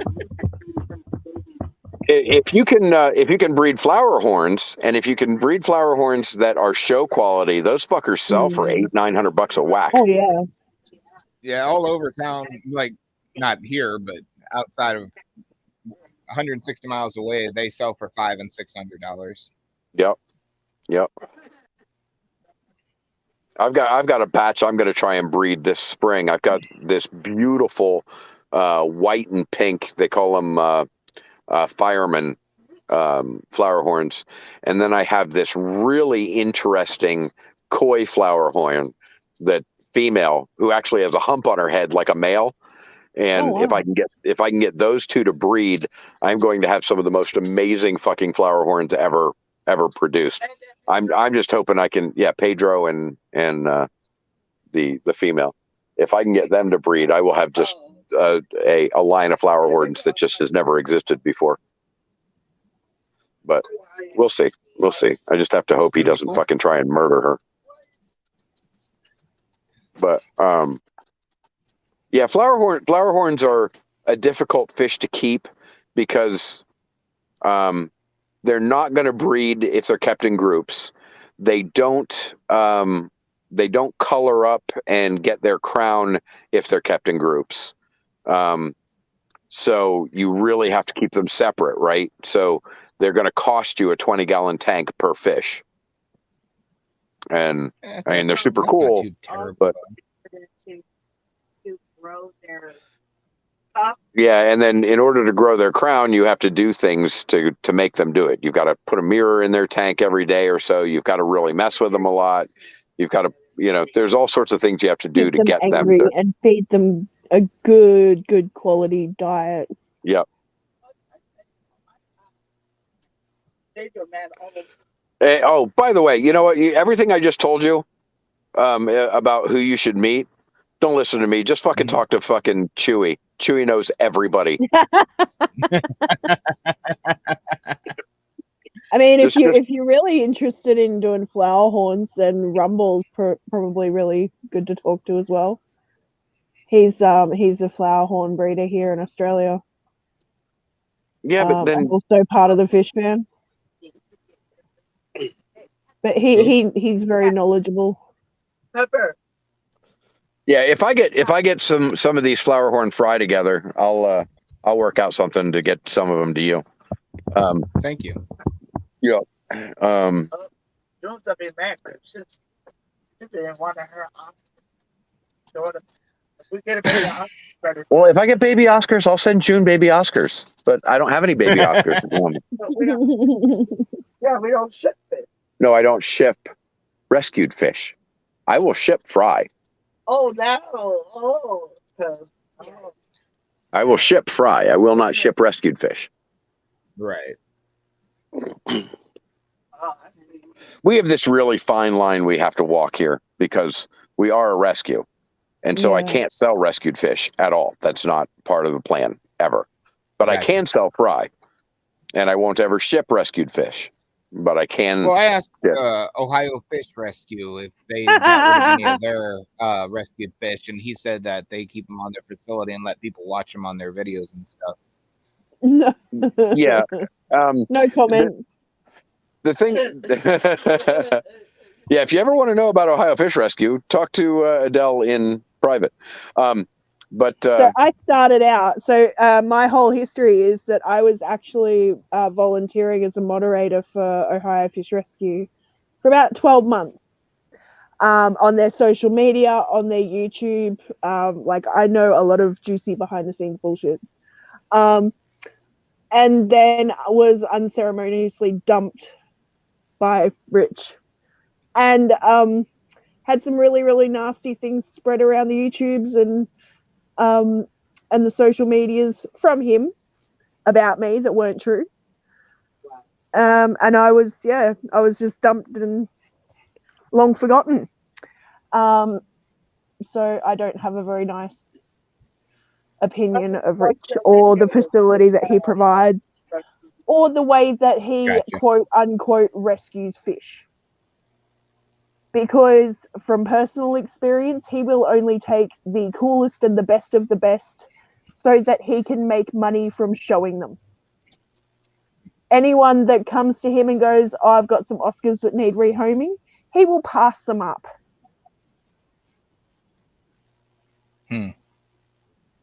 So when he says, oh, I take in anything and everything, no, he takes in anything and everything that will get him some bucks. He is also not below selling fish behind the scenes. He has absolutely sold fish behind the scenes when he is a 501c3. So, yeah, my opinion of Ohio Fish Rescue and Big Rich are very, very little. Didn't I say to do that in private? No, stop doing it in private. I know you don't care. I know you don't care. Stop doing it in private. I'm on my own goddamn channel. That's fair. And far be it for me to tell you how to run your damn channel. You do what you want, man. People know my stance on Ohio Fish Rescue because I think I said the wrong name. From Ohio Fish, if anyone from Ohio Fish Rescue, yeah, don't bother. But anyway, Honestly, it's all the same. It's all the same crapshoot. Anyway, being a rescue, I do have, there's this fine line I have to walk, and that is, and I'm a little different than that whole thing with Rich, who gets real, talks a game and plays it different. I will allow fish to be adopted. I don't set a price. If you come adopt a fish, you could adopt that fish for free. I would hope that you would leave a fucking donation and not be a douche, but,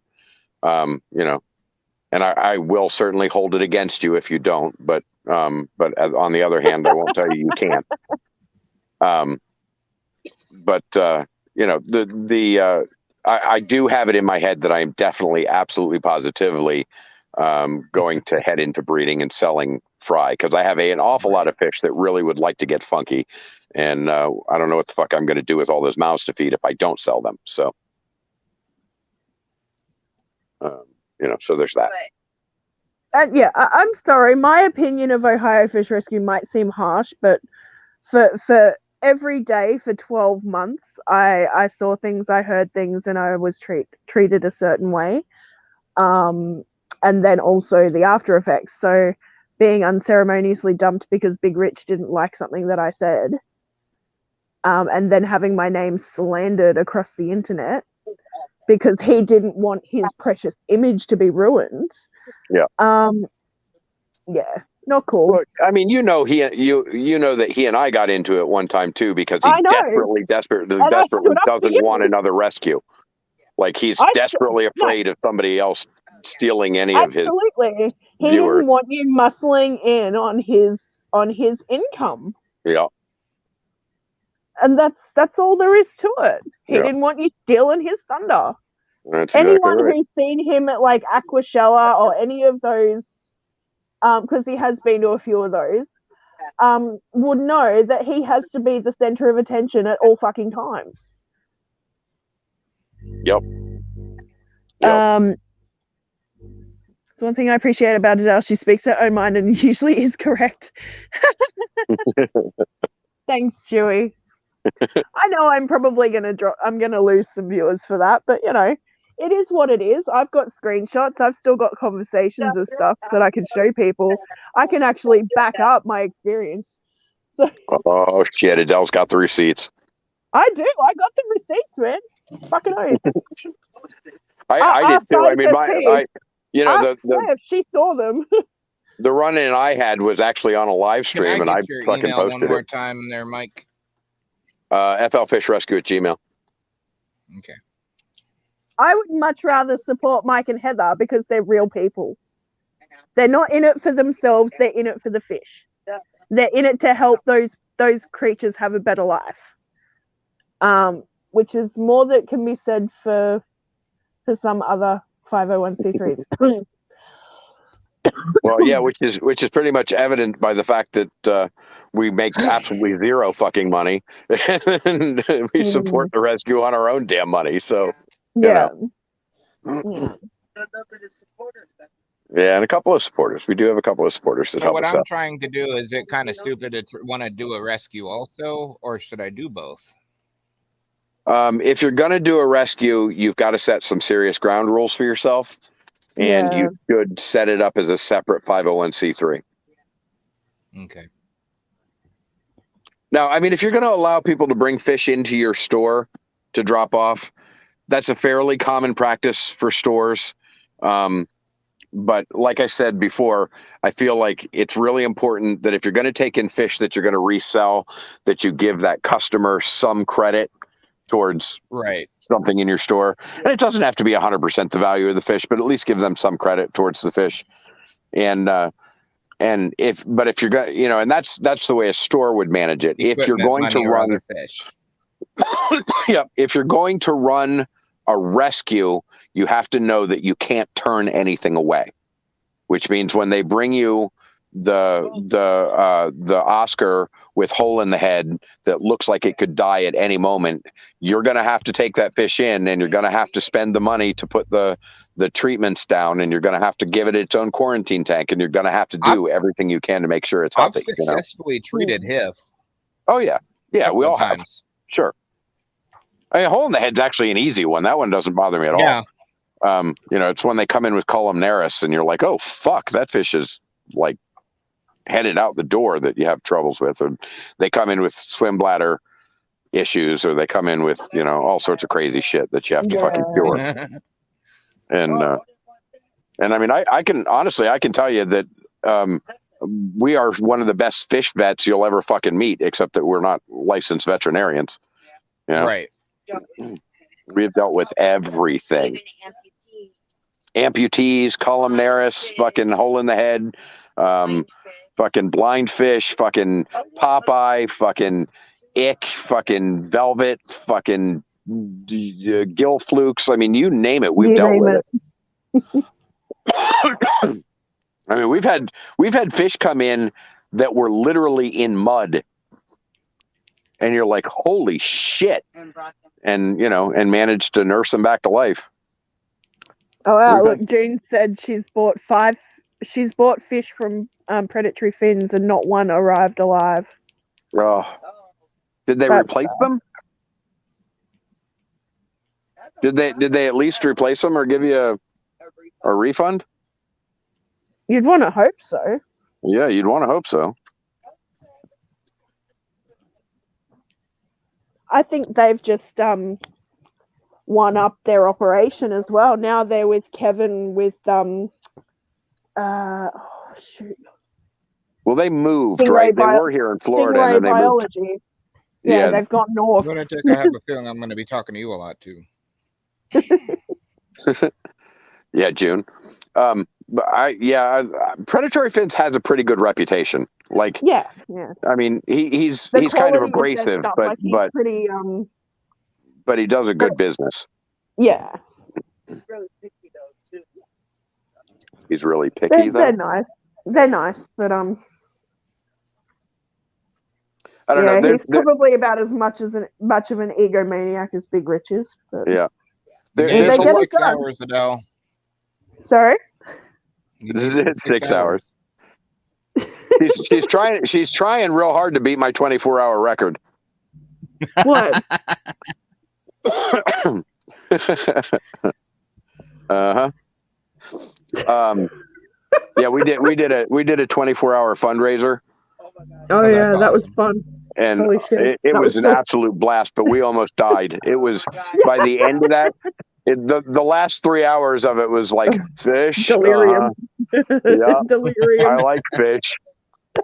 Head on the table, still talking. Yeah. It was pretty bad, but oh my god, we had some fun shit. We had people come on in costumes. Crazy we had costumes and drinking games and yeah, it was fun. It is up on my channel, by the way. It is under the live streams. It's still there. I didn't take it down or anything. Unlike Vinny, I don't have to delete all my live streams. I'm gonna have to do one for my birthday again. I think I think so too. it's We're- been a we're- while since I've done a 24-hour I'll stream. look it up. Yeah, it was fun.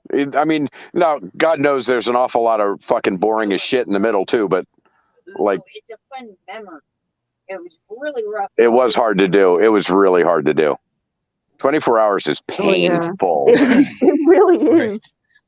It's painful. But we didn't have much dead air though. You get We bathroom didn't break. have much dead air there. Yeah, I mean, yeah, kinda.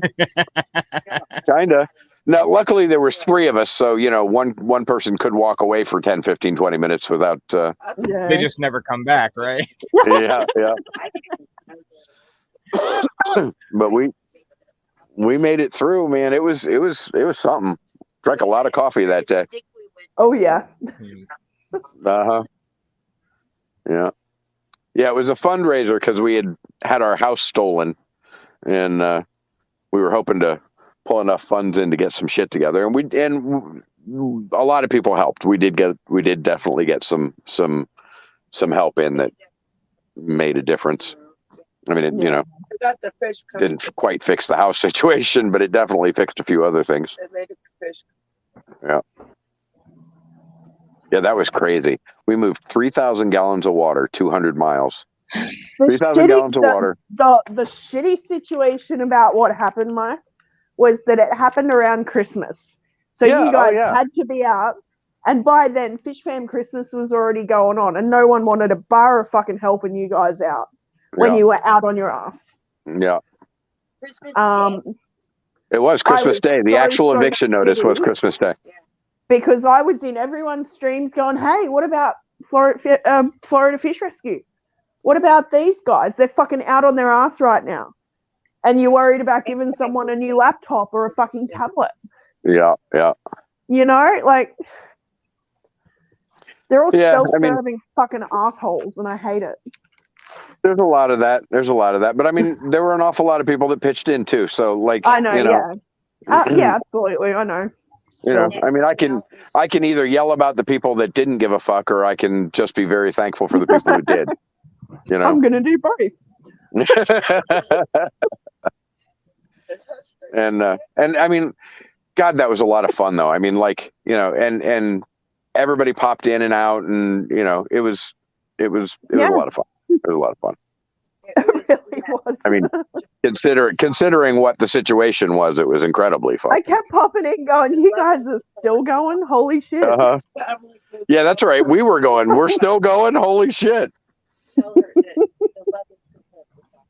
Yeah, we definitely appreciated your love and support. And there were, you know, a number of people that were there with us through Yeah.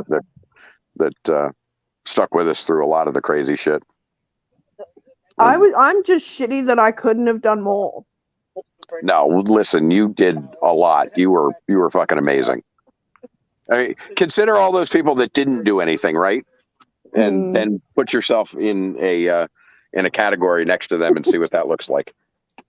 Well, you know, it just shit me that I'm on the other side of the world and I'm still willing to pitch in and do something and try and help. Yup. And there are people, you know, an hour flight away, not doing a goddamn thing. That wasn't lost on us at all. We know. I don't know. What's weird to me is like the thing I am always on about is the people that we support more than they even imagine that we support them are the businesses that sell fish here. Right. I mean, they don't even recognize how much we fucking help them. We help them all the time. And yet they're the ones that shit on us and don't fucking support us. Yeah. You know? So as far, with the rescue, I mean. But I don't know. It's weird to me that you know. It is, it's funny. That those folks are off like they are. I'm doing one this weekend, Scott. No, I'm not. I am not doing that. Yeah, 12 hours, okay. No more of that fucking 24-hour shit. I don't know why I said 24 hours. I was just being a dumbass. I'd say 12 hours. Yeah, we were still pretty spry at 16 hours. Yeah. And I think we were even hanging in there at 18 hours. Then it just went all downhill. 28 Yeah. hours. Yeah. That's what I think that's like. Oh yeah, Liz fully fell asleep. I kept poking her. I'm like, are you kidding me? I'm still awake. Yeah, the other day I did actually sit down and try to watch some of that live stream again. And and you know, I was fast forwarding through it and like landing on spots that I'm like, oh yeah, I remember that crazy shit happening. And then I got to the end of it on the second one because there's two of them because StreamYard cut us off at 12 hours. Yeah. Or like 11 hours and 58 minutes or something. So we had to start it all over again. Yeah. But at the end of the second one, I'm like, oh my God, that's embarrassing. We were just not well. Hi, Craig. Hi, Craig. Well, and You're actually, welcome to come up on panel, Craig. when the stream cut off, we didn't Yeah, realize. come up and join us, Greg. Considering I was just supposed to be filling in while you went to work. Craig just said hi, Craig.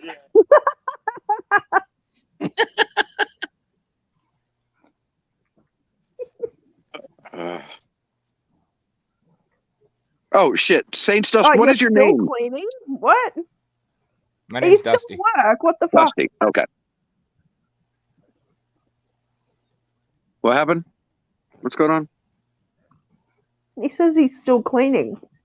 What is he cleaning? What are you cleaning, Craig? Apartments. Oh, apartments. Gotcha. Are you at work? So Craig and Belle, Craig has his own cleaning business where they have a contract with like the hospital's living situations for their doctors and nurses that are visiting. Okay. So they have like I guess apartments and shared Right. housing and whatnot. And he'll go out and clean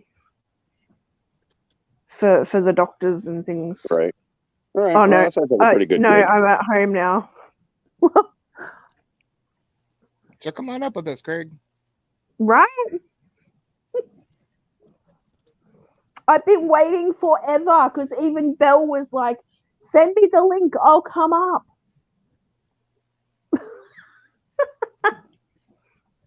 It does keep you busy. You're always busy. Craig's like the Energizer Bunny.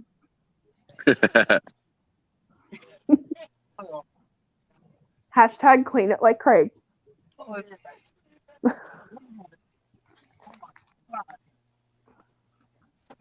Oh, Chewy, are you still here, buddy? I think so. He was just He promised. Chewy promised to put me in touch with a guy who could get a Rosaline Pike cichlid, and then he didn't, and then he didn't. So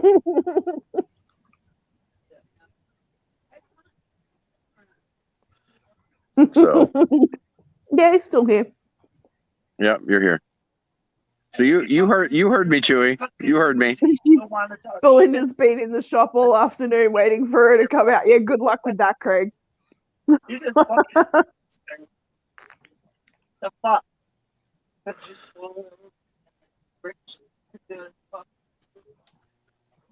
I know, but in my head, I'm looking at That is what I wanted to talk to you about. It was Christmas time. what the fucking the fucking year. My niece is Oh, it was Christmas time. That's true. Yeah, so there's this. My holy grail fish is the Rosaline Pike cichlid, and it's ridiculously hard to come by. And I want one. And Chewy there says he go to what? That is one of the things I want to talk to you on the phone, but I deleted the mail. Oliver Lucana shuts down at Christmas time. Oh, Exotic fish shop. No, this one's harder than that. The Rosaline Pike cichlid is only from a single estuary in Venezuela, and there's Oh, only gotcha. about 3 guys in the world that can get their hands on it.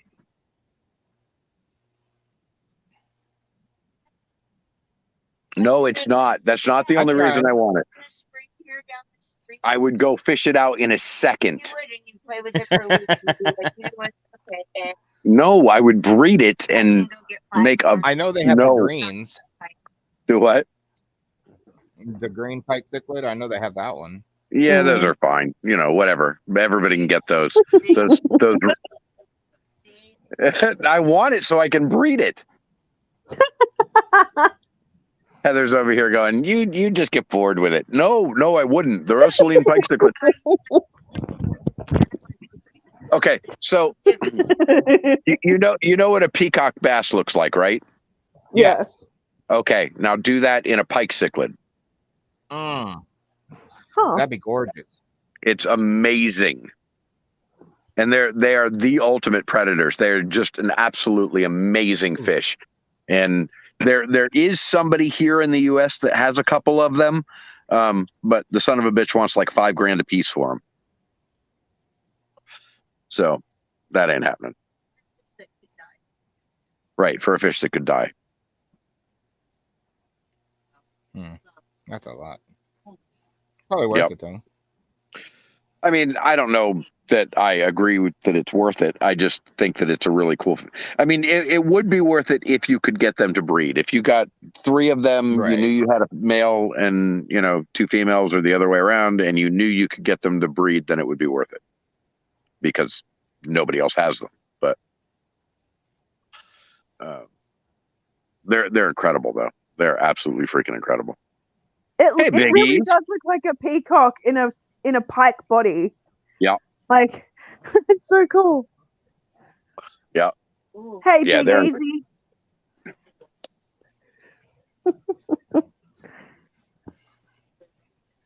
Yeah, that's a pretty fish. I just looked it up. It really is. That's so Yeah. cool. Yep.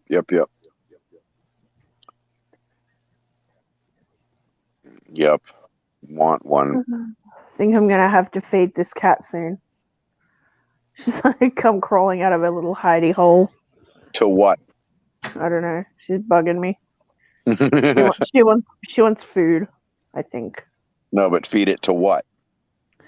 Hey, no. How could you do that to such a cute kitty? I couldn't. She's down here somewhere. So there's a fucking There's her cat. feet that- again. Yeah. So we've got this little fucking gang of cats that's hanging around my property, Aw. and there's this one that is desperately trying to get me to love it, and like Aw. I'm just every day is a no, go the fuck away. I'm not going to love you. It's not happening. 'Cause- yeah, we're all allergic to cats. My dogs will eat them, Aw. and they eat my fish. So you can imagine that cats are not my favorite. They do. They literally sit on the side of the ponds and fish. Bastards. Not with like little rods. They like put the paws in the That'd water. be funny. I knew you were picturing that. I knew you were. No, June, I will not pet it once. I will not. I know better.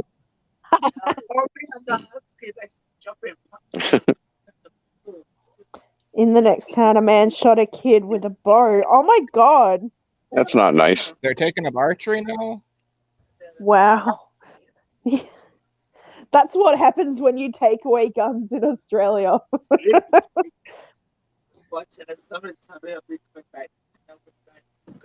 Ouch. Probably, I'm hoping that it was accidental. Crazy, definitely fucking crazy. That poor kid. Chewy, are you telling me belowwater.com is the guy I need to talk to? Is that what you're telling me? Talking to me, I think. I have no idea. Oh.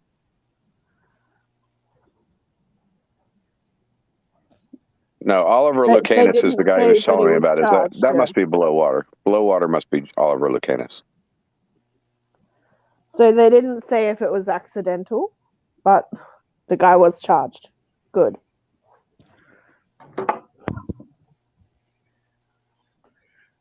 Yeah, he's Poor given me a lot of kid. interesting sites to look up tonight and talk to.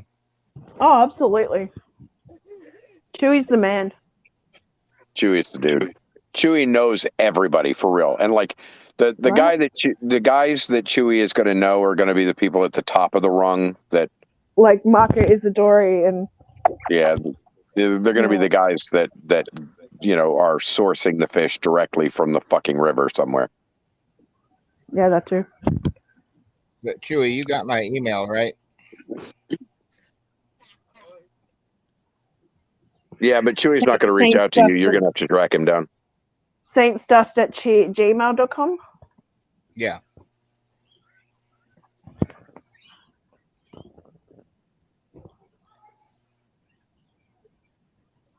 Okay, I will talk to him, Chewie.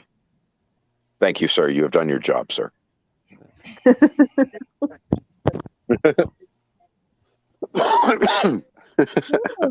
Feels like we might get some rain Yeah, here. it's connected to my channel on the Fish Fam site.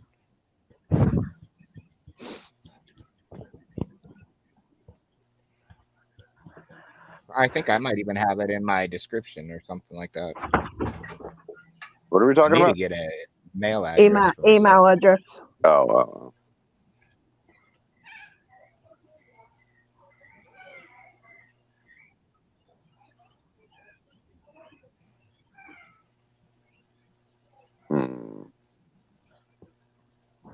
Okay, Chewie. Mm. Why don't you come up here, lunatic?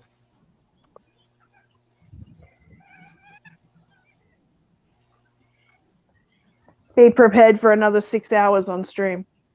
Right. It can't go that long. I got to get my kids to school.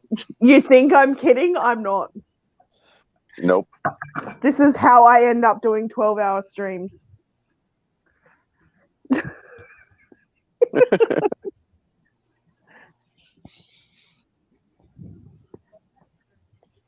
What time is it?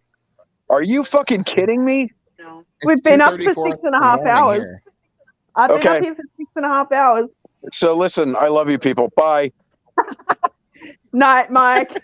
See ya. And just like that.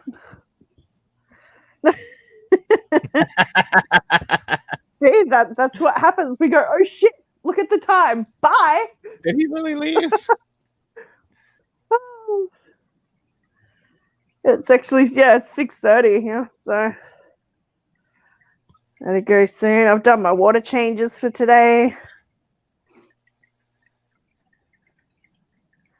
Oh, wow. Oh yeah, you're having mic issues. That's right, Chewie. So yeah. All right, Craig, if you're still there, I don't know if he's still there. He's probably still there. Probably lurking. Craig, if you want to start up a stream, mate, we can all head over there. Or not. Chewie, I'm going to keep it short. I'm going to keep it short because I was just about to end it, but leave it going for a little bit longer. I was hoping to catch Mike.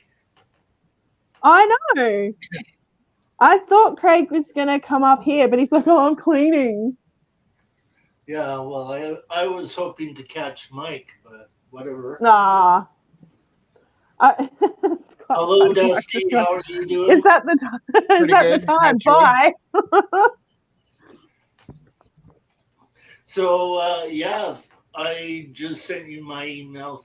Feel free to contact me about a lot of species of fish. And if you want to get into killifish, they are really not readily available through the marketplace. Yeah. because they spawn in such low numbers that the big fish farms can't handle them. So when you get certain types of killifish and you get them to breed, you can basically make a lot of money because they're not in pet shops. They're not all over the place.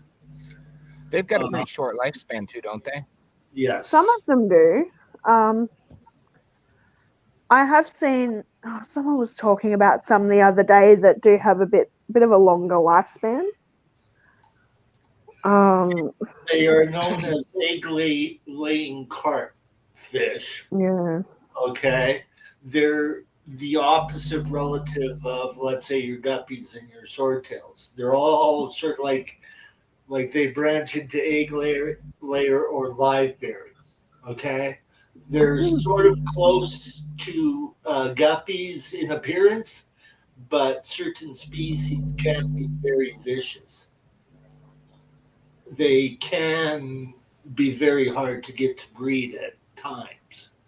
It depends upon your water. Oh yeah, and you can ship killifish eggs in peat moss. Yes, but the fact is that you have to know the water chemistry of the fish. Yeah.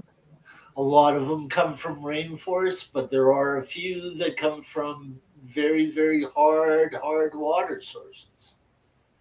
There's a really beautiful killifish from Lake Victoria that takes very hard water, but then you get into the Aphasidian kind of killifish, and they take very soft water. So you do have to know your water chemistry. You have to know your water chemistry with tetras. Yeah. They are softer water species fish that not a lot of people deal with because of the water situation, right? And when you're only getting paid 15 cents a cardinal, nobody's going to be wanting to do that. Multiple single setups.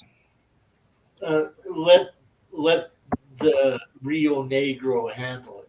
No matter how much we try to spawn in cardinal, we would never be able to supply the market. Yeah.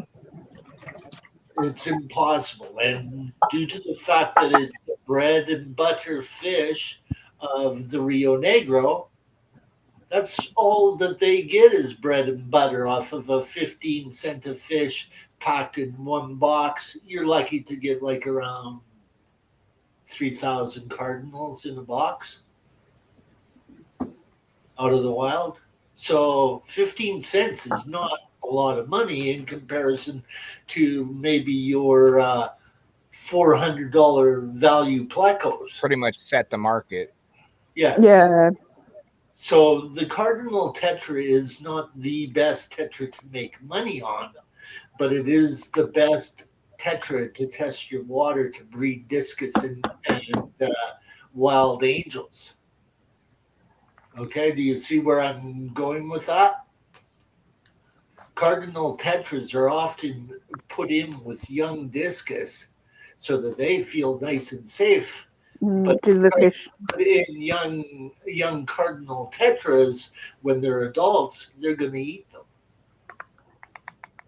They're going to pick them off one by one, and that is what you want to do, is because you can afford that 15-cent fish while you're trying to figure out how to breed discus or even keep them. They're known as the canary in the cage. Yeah. In the hobby. Yeah, and that's sort of what I was figuring on anyways. Yes. With the Cardinals. I could suggest a few other Tetras. Yeah, go ahead. Give me a second. I want to grab a pen first. Go ahead. I got a pen. The Black Phantom Tetra. Oh, they're really cute. I like those guys. Yes. The Candy Cane Tetra, which is a rather new species. If you've got harder water, go with blind cavefish or the Mexican Tetra because they're North America and they have got similar water parameters to the rest of North America. Does Okay. he sit? Some of your Sit. Congo Sit tetras down. are easy to Good spot. job. It's got to do with the water parameters, but they are beautiful fish. There's several different species of Congo tetras. Other fish that I would look at are goodyads from Mexico. They are a live bearer. They're all on the endangered species list. And your puffish from Mexico, which is another type of killifish that are related to the devil's hole puffish, that is another area where you can have lots of success and a lot of turnaround in cash. And then you get into your wild type angelfish or angelfish in general. They're always going to be a seller. Yeah.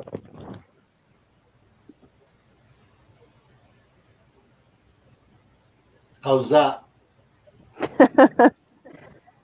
Okay. I'm going to leave the stream up as well, so you can always go back and take notes. Thank you. Yeah. Yes, that should be a good start for you. George actually looks after my fish. He gave me my fish. Okay? I said, can you look after a tank for me? And he goes, sure. I went, I got a challenge for you. We're going to spawn checkerboard cichlids, but we're going to do it in a community tank with cardinal tetras. Not only has he spawned the cichlids, the cardinal tetras bred it also. He's got a few little cardinal tetras in that tank. But yes, he knows what the waterway is like to get them to do that. And it took an RO unit to do it. Know your water parameters and then figure out the chemistry to actually breed the fish for their water chemistry. Here you go, Chewy. June's got a question for you. She's gone, if I was to breed a pleco for sale, which would you choose? How much money do you want to spend? I think, well, sky's the limit there. Just theoretically speaking. Getting a hold of non-pug nose zebra plecos, building up a colony, like a few breeder colonies, that is the pleco I would go to. It's endangered and it's worth a lot of money. When I got mine, the dam was not built, and they were like a $40 fish in my pet store. So she's put $1,000. Yes, by a proven breeding colony of zebra plecos. You're looking at probably about $1,500. Pug nose or non-pug nose? I think you said the non. Yeah. Non-pug nose. Pug nose is a natural deformation of the fish. About 50% of the fish carry that genetic in the wild. Okay. Oh, there you go. But if you line breed them, that's when that 15% begins to show. What you want to do is have a few colonies and crossbreed through those colonies. That way you're not isolating the gene pool to that particular community, shall we say. Like when guppies fall apart, it's due to the fact that they've been community bred for so long that they don't reach the standard of the show strain that you bought in the first place. Yeah.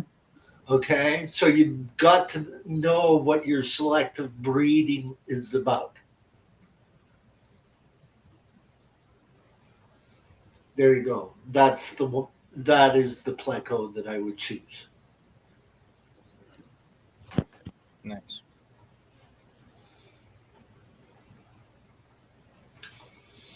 Whereas my interests are really in the Congo. The smaller dwarf cichlids of the Congo, like the relatives of the crib, and the Wallacei genus. You will find pictures of them under cichlids on Below Water website. My colony of plecos came through Oliver, through my pet store. I brought in I bred Julidochromis and I bred Goodyads for my pet store. And he goes, I need every Julidochromis and every Goodyad you have. Come on in. I'll buy them from you. I'll make you a good deal. And I said, can you take my angels too? Because I've got an idea of what I want to do. Okay. And he went, sure. Sure enough, I got my breeding colony of When you send me your email, can you send me your phone number too? I'd definitely love to talk to you. Are you behind stage? Can you look behind the stage? So in the private chat. Yeah. In the private chat, it saves me. I think I can get there. 1 second. Mm-hmm. Yeah.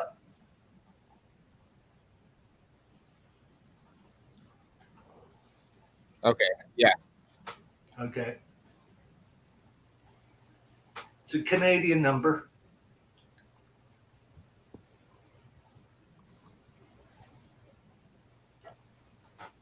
Thank you.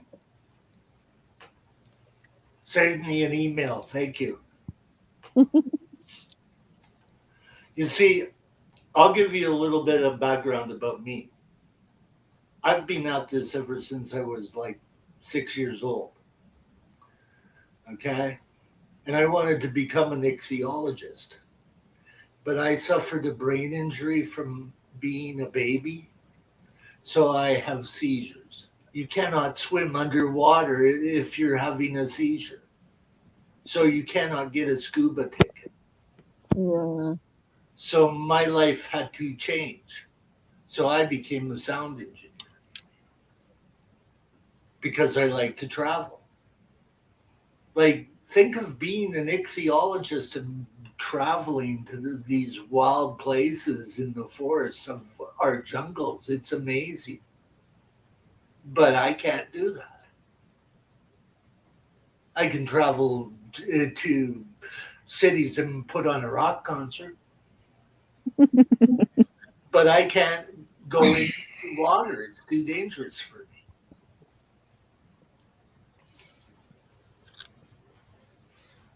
But I have studied a lot about fish over the years.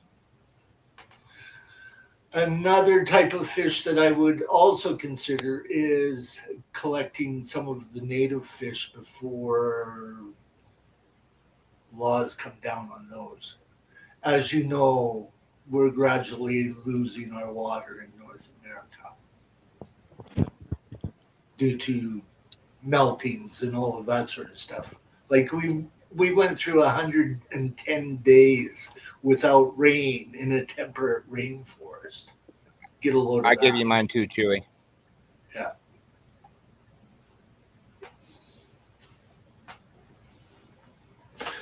Are you familiar with North Dakota at all?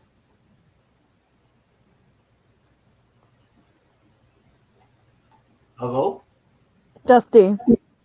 I'm from South Dakota.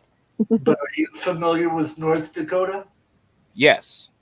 There is a club there, or used to be a club, that used to come up to Calgary to show fish when we had our international fish show. Oh, there you go. Yes. Back in the 70s when I was a teenager. What are you doing in the chat there, George?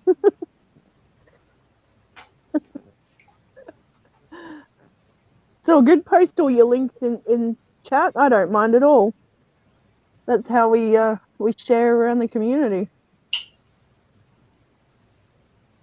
Go for gold. And hello, George. Could I tell June my advice? Adele? Sorry, Chewy? Can I tell June my advice? Oh, go for it. Now, I know that she's interested in angelfish. I would look for Rio Nane wild angelfish. They are my favorite race of the Scolari, and they come from a very, very interesting soft water river that is in Peru. Orinoco is very common stuff. The River Nane has got some really, really interesting fish.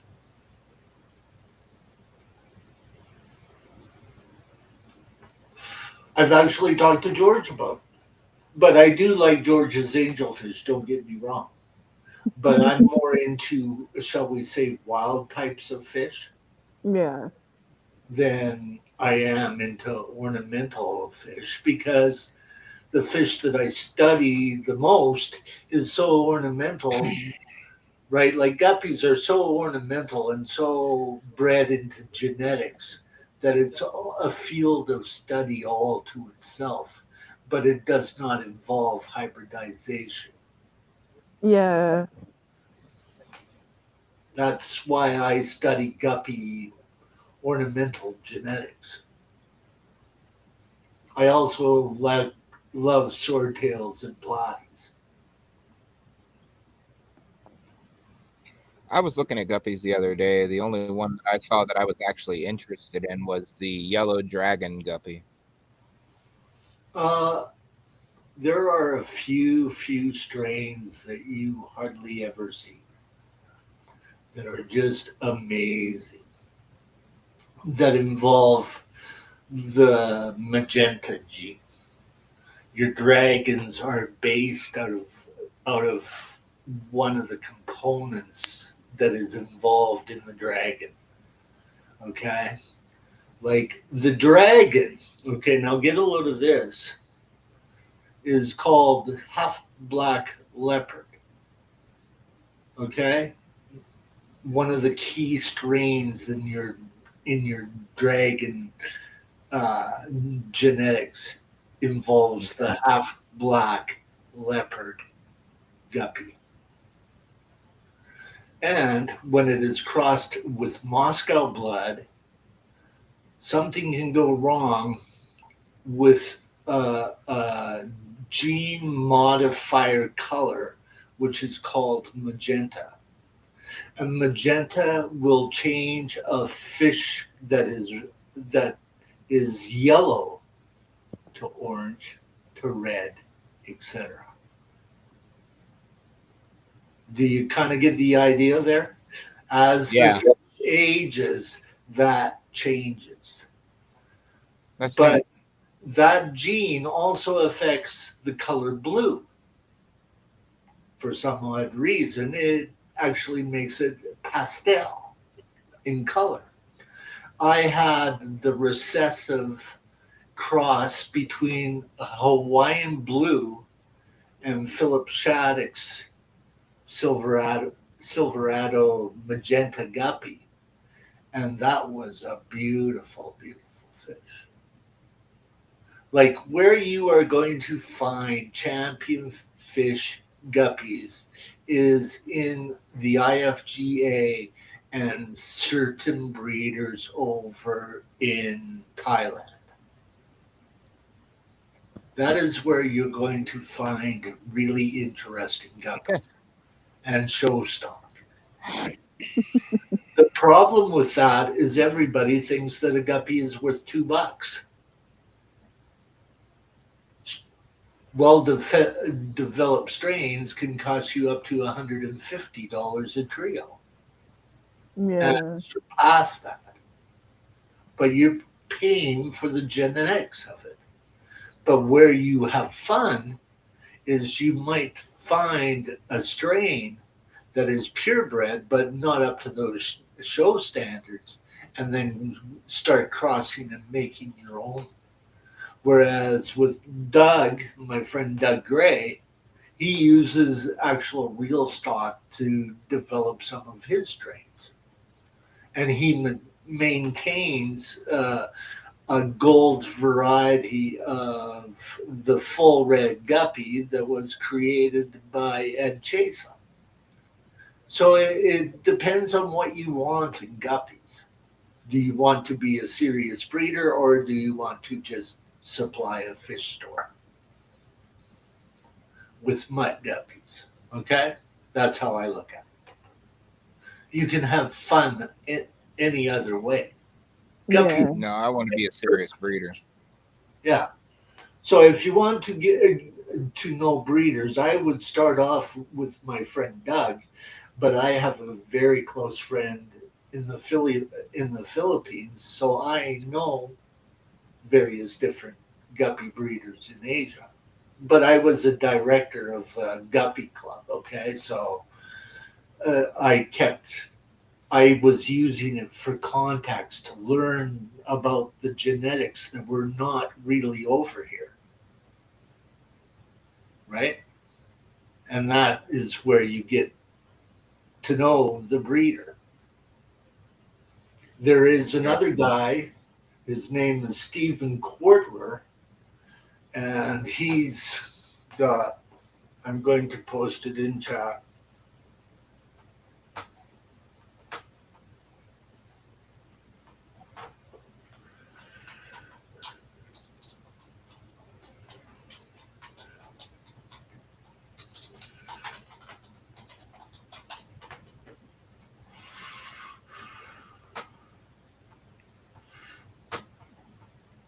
This is a friend of one of my mentors, so.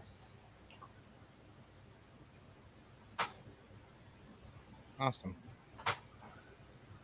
The link is in chat. His name is Stephen Quartler, and he is an IFGA breeder as well. His stock is collected by a lot of guppy keepers in Hawaii, like HC Aqua, Jesse.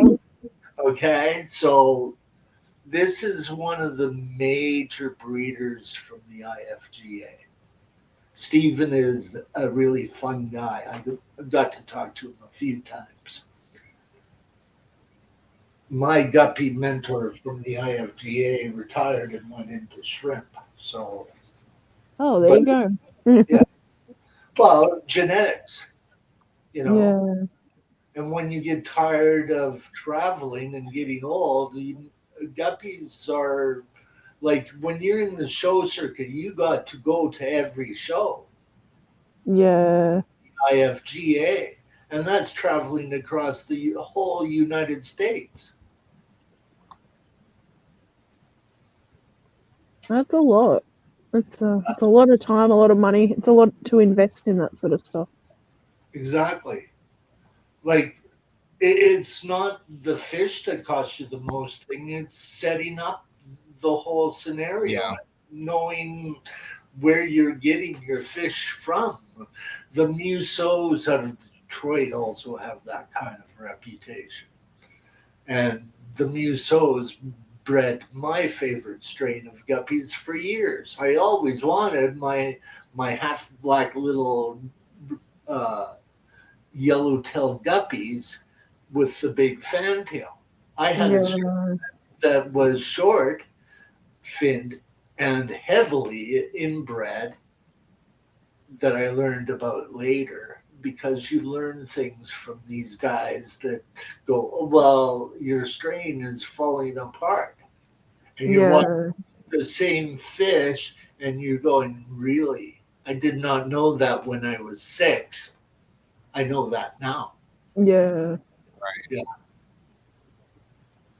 It's learning about how to call fish, and people that breed in community setups for a long time, they begin to lose all of that pretty genetic that they had in the first place because they've been inbred. Inbreeding can cause two things: the good of the trait and the very bad of the trait. Yeah. Okay?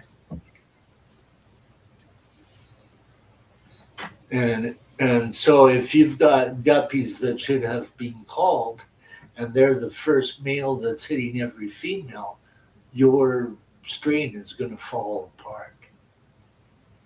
You kind of follow? Yeah. Yeah. But Chewy, that's a question. Do they actually contain the male seed for up to a year? Is that true or is that fiction? Yes.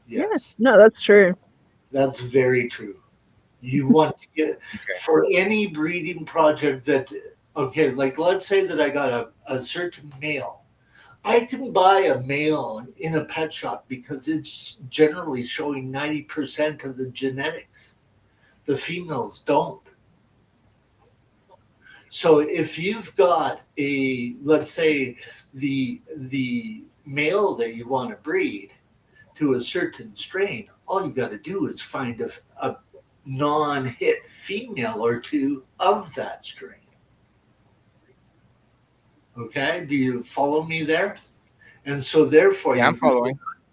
You've got the idea of what you are looking for. Okay, let me explain this from some of my ideas that you would probably get. Have you ever seen a full black Moscow? Yes. Have you seen a half black yellow guppy? No. Well, all of the fish half black, if you're crossing into a black fish, black is a dominant gene. So the whole fish's body is going to be black, but you're looking for that yellow tail at the end. Okay? Are you kind of getting the drift there? Nice. Yes. So it's basically knowing the fish that you had. Well, I had full black Moscow, but I only had a yellow strain that carried some of the platinum gene in it also. And that is one of the strains that I was working on, was building a half black yellow guppy. I mean, like the full Moscow yellow guppy. So the whole fish would be black with the yellow tail.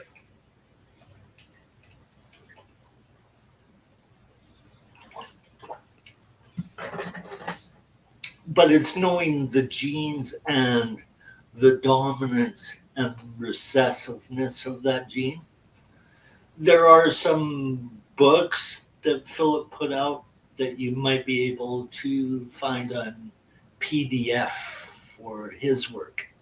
He actually developed what is known as the whole see-through guppy, which involves 3 genes. It involves the glassberry gene and 2 others. I can't remember them off. Really? A see-through guppy? Yes. Wow. That's kind of cool. I'm not I gonna like lie. the raspberries. The raspberries are beautiful.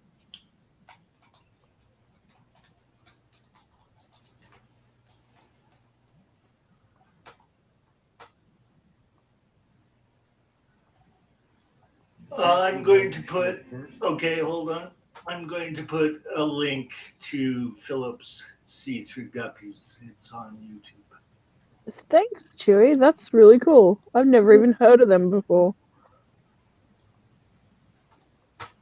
They are used in back research for human beings. They have become the next zebra danio of our fish world.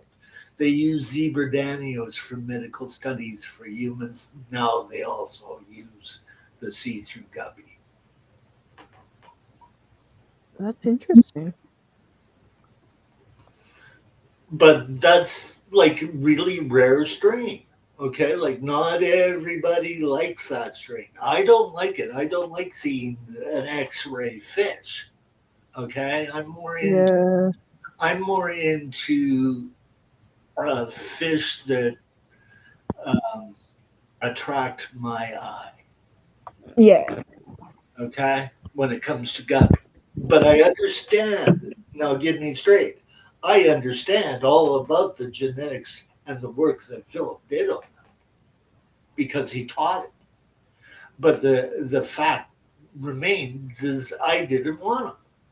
He offered me a trio of them for a good price, and I went, no, thank you. Send me those instead. Send me a trio of full reds instead, gray full reds. Yeah. Yeah, yeah. That's what catches my eye. But that's the ornamental side of the hobby that I like. Yeah. Okay. Understood. Now, when I look at an angelfish, I don't look at the fanciness of it. I know what's being done. Yeah. Doing is taking race populations of all of the various different rivers and crossing. Well, isn't that a form of hybridization too? Yeah, I Like think so. in humans, Cher was called a half breed. Yeah. Okay, so is that not the same? Yeah. Half cast fish. Right. Yeah. So I'm more into the pure strain, but I'm not going to judge anybody off of being hybrids. I'm Because sorry if I'm being quiet. I'm just paying attention to everything you're saying. Yeah. I don't mind. The fact remains is that I would much rather have a wild angelfish than an ornamental one. Because I know if I'm getting a wild angelfish directly out of the wild, I'm dealing with that fish's genetics. And this is the important part of breeding endangered fish. No hybridization. Try to look for the trait in the fish and keep that trait. Build the genetic gene pool so that you're not inbreeding brother to sister. Yeah. That type of thing. It's just common sense, right? So when it comes to endangered fish, that's when I go, oops, like I'm kind of against the crossing of that to make hybrids. But I know it. A lot of the breeders like flower horns. Okay, do you think that a person from the American Cichlid Association would that is into the major species of the flower horn approves of the flower horn? No, they don't. And that's the purest side of them because they are worried about that fish becoming endangered and extinct. Gotcha. Yes. That makes sense. Yes. Like my hybridization occurred really, really young. I was into fancy platies that are made from various different Zephorphorus species, mostly Hellerai immaculatus in my particular case. But I really, really loved my high fin plumetail platies that were brought over by Dr. Norton from Germany.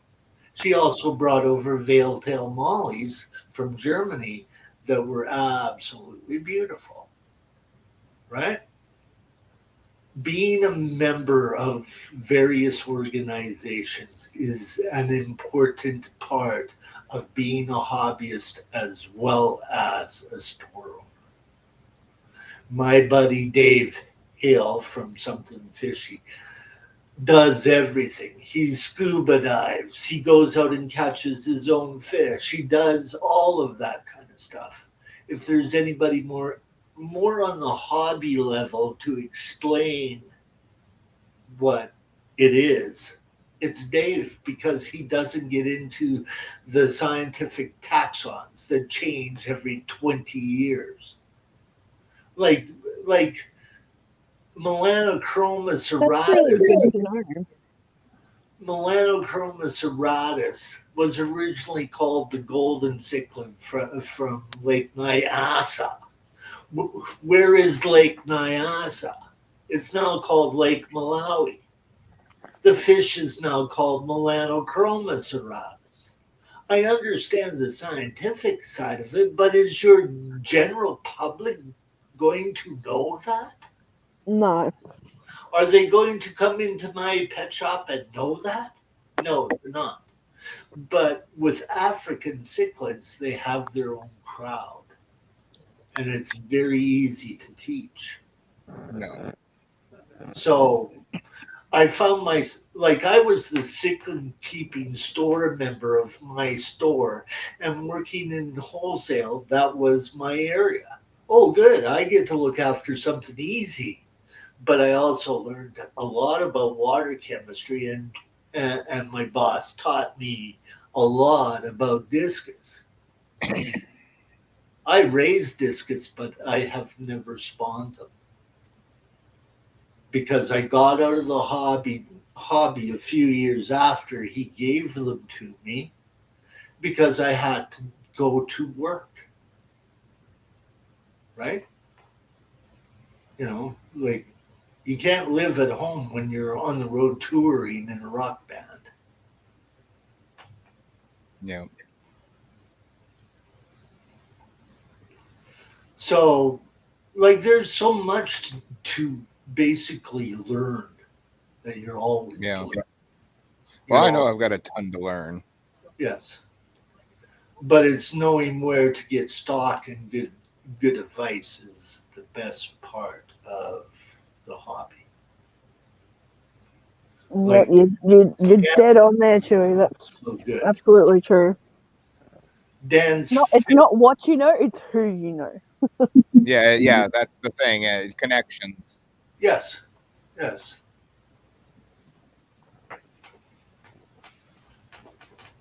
And oh my goodness! When it came to guppies, I knew what strains were popular. Like, look at GRB's comment. Half black guppies. Yeah. Are my favorite. Such majestic fish. Like Stephen I like Moscow. has beautiful half black guppies that you see black all the way through. Like, the half black part is solid black. A lot of the strains are not that black. Yeah. That's how much of a master breeder Stephen Quartler is. Like, he maintains his strains, and that takes knowing what to do. Oh, absolutely. Yeah. And I have the highest admiration for the guppy guys in the IFGA. But their rules are different than the rest of the world, and I like some of the Asian strains. But I got to talk to the IFGA guys because of my mentor, who was a bigwig in the IFGA, and he explained it to him. The guy wants to know about genetics. Let's help him. Yeah. So it was fun interviewing guys that are no longer in existence. Like Luke Robach, right? Luke is amazing. And I'm going, well, why don't you listen to my show? And he goes, no, I'd rather listen to your rock show rather than your radio show about fish. He goes, if I want to know something about fish, I'll listen to it. But if you're interviewing all of my guppy friends, I already know.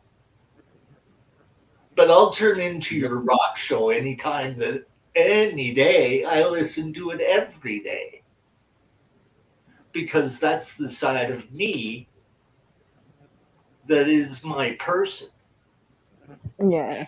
And that's my entertainment. So of course he's tuning in to my rock show, and I'm going, "How you doing, Luke? Oh, play this song for me." Yeah, yeah, okay.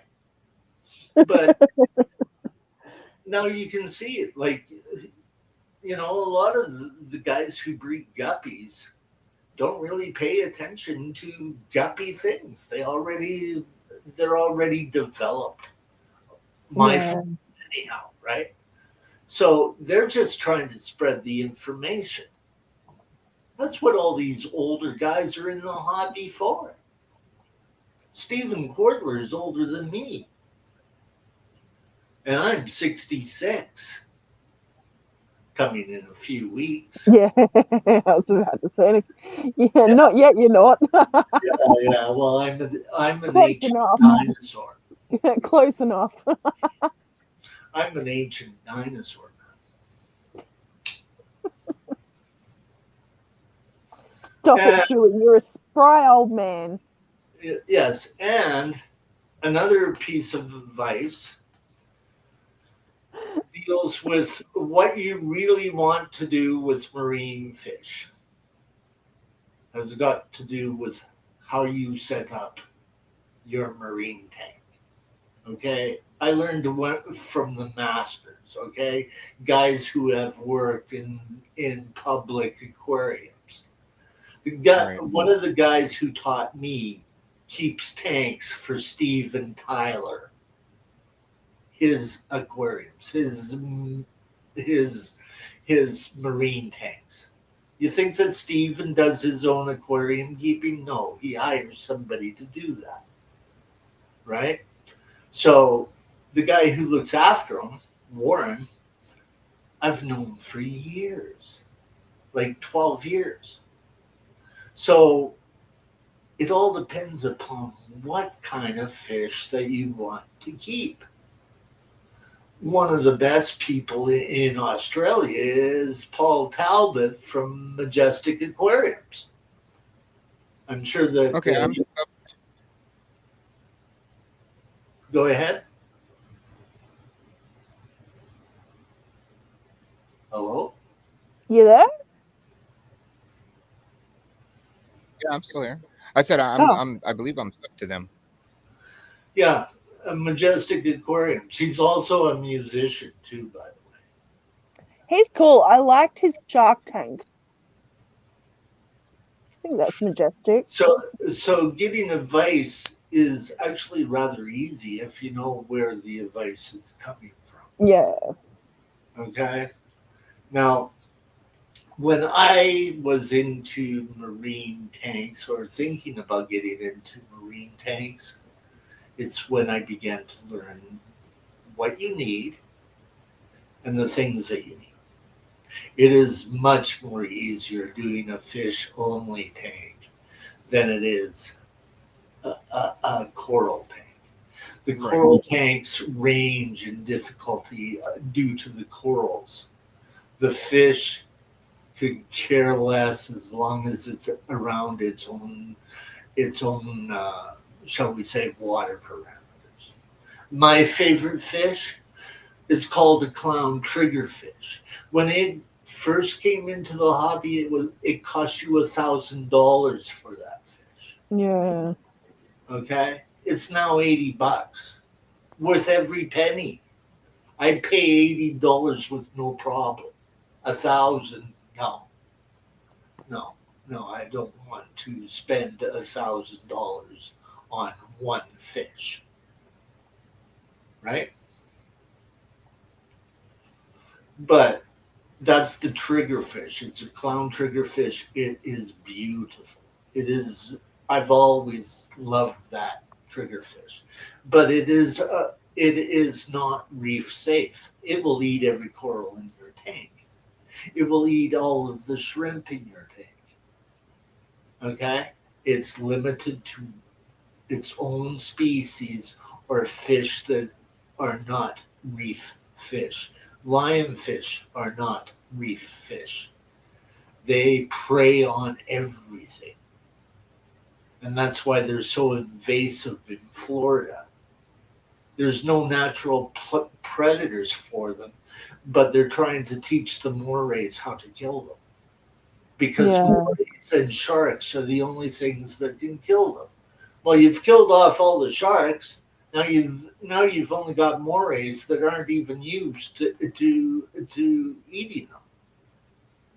It's the same thing as jellyfish. Yep.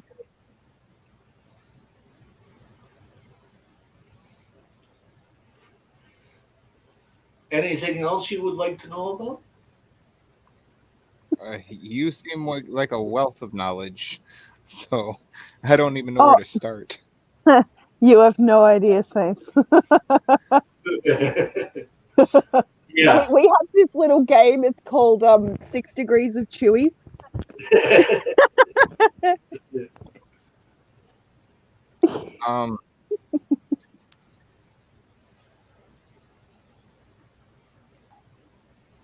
Oh wow. No, I guess one of the fish that I've always looked at. God, I'm trying to think of the name of it right now. I've got to look it up. I every couple of years I look at it and then I'm not good with names. I just want to keep all the colors of Oscars. Can't find the remaining colors. I think it depends on which ones you're looking for, June. Your best bet when it comes to big cichlids that you cannot. That's it. It's the dolphin. The dolphin cichlid. Oh, one of the Malawian haps. Yes. Those are very, very nice. They've been in the hobby. They were one of the first imported haps from Lake Malawi. Okay. They're very beautiful and they're not very predatory. Okay. My friend Marco keeps them from the Italian Cichlid Association. And they're a beautiful fish. Absolutely stunning. What else? What else would you like to know? So that would be a good one to breed then. They are an excellent fish to breed, but there are others that are newer, shall we say, that drive a higher price. The Harabi? That's one of them. The guy that you have to talk to about African cichlids is my friend Dave Hale from Something Fishy Incorporated. Or you could talk to Mike from Imperial Tropicals. But Dave has got more of a handle on expressing it without as much scientific terms as Mike does. Both are good. Okay. Both are like, the reason why I like Dave better is that he is a recognized CARES breeder. Right? So you know for a fact that you are getting a pure species. It's the same as Greg Sage for Molly's and Goodyears. And then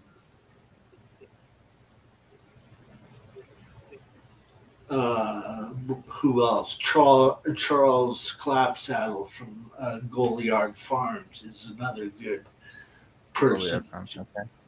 Oh yeah, we were talking about him in chat earlier. Yes. Those are the two guys that I know from the American Life Bearers. I'm probably going to pronounce this wrong, but Pteranachromis nigriventer. Yes. I'm familiar with it, yes. It's an amazing species.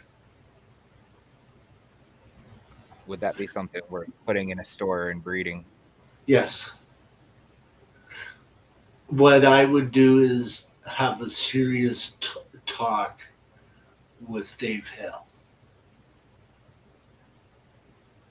He's a busy man, but if you're around Tuesday early mornings at, let's say, 6 a.m. your time, you'll be able to catch his stream.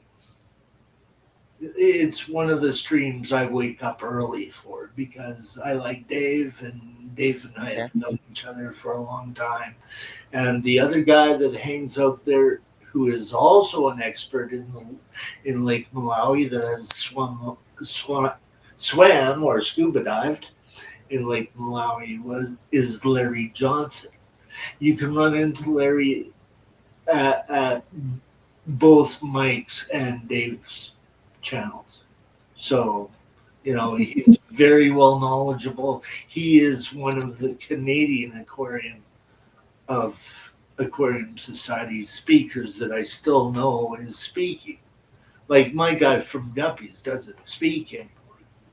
He hardly, we hardly even talk anymore because he's not into Guppies.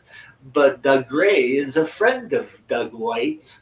So Doug Gray and I sort of built our relationship off of that. Oh, you know Doug White too?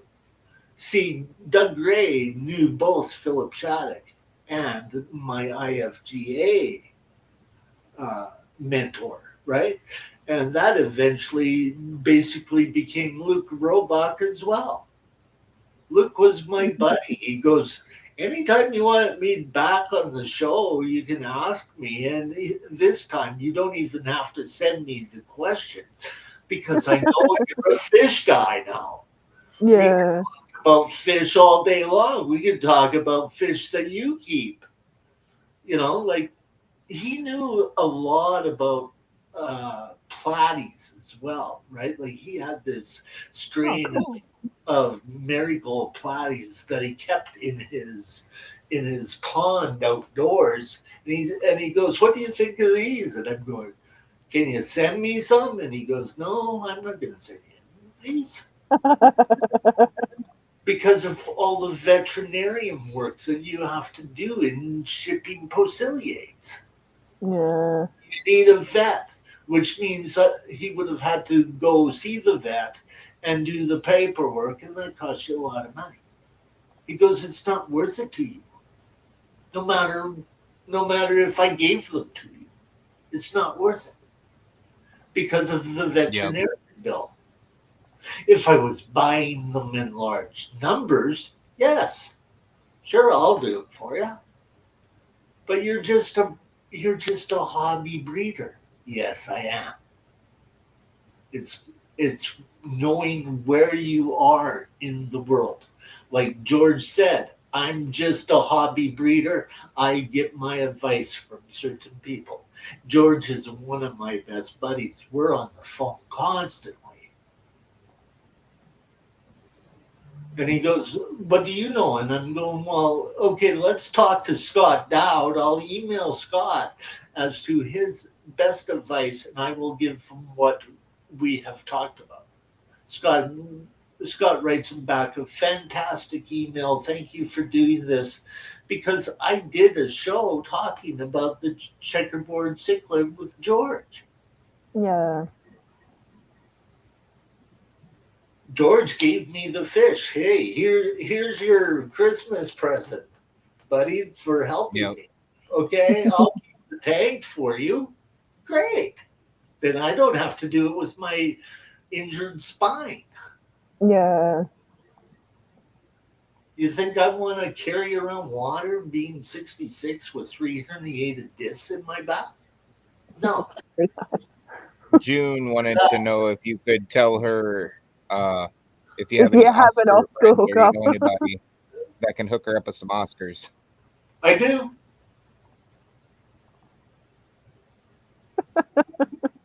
I'm sure she'd be very happy to discuss that with you too. But she would have to know a store that would deal with David Lucan from Thailand. Or have a trans shipper that he could work with to get her the fish. But yes, I do. Like Feng Shui Farms over in Thailand. Let me explain David Lucan to you.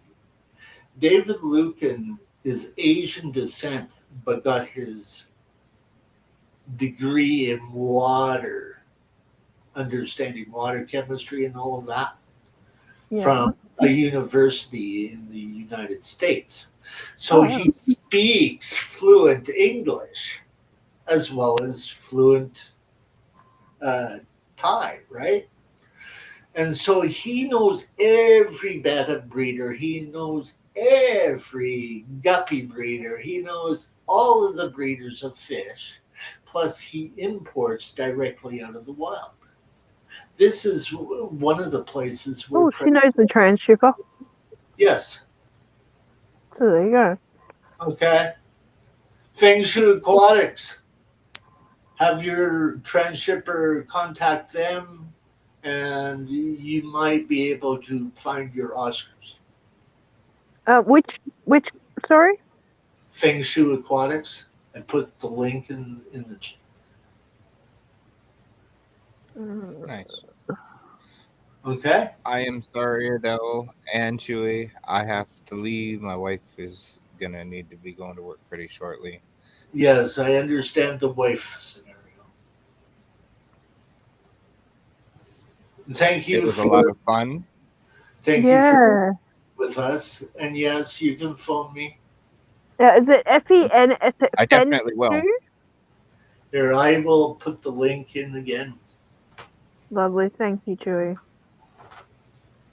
Yeah, I'm gonna have to end the stream anyway. It's been 7.5 hours. You guys do this to me every time. Well, I was hoping to catch Mike, but I know he disappeared. He was like, "Yeah, I gotta go." I learned a lot tonight. Y'all have a good night. That's the whole point. No worries, Dusty. Thanks for coming up and hanging out. You missed them by seconds. Sorry?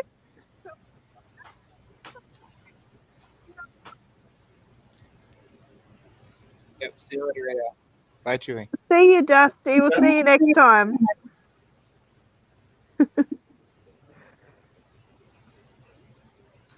Well, wonderful. My fault for being interesting. I've just sat here. I've hardly said anything all stream. It's great. Well, I'm glad that we could entertain you.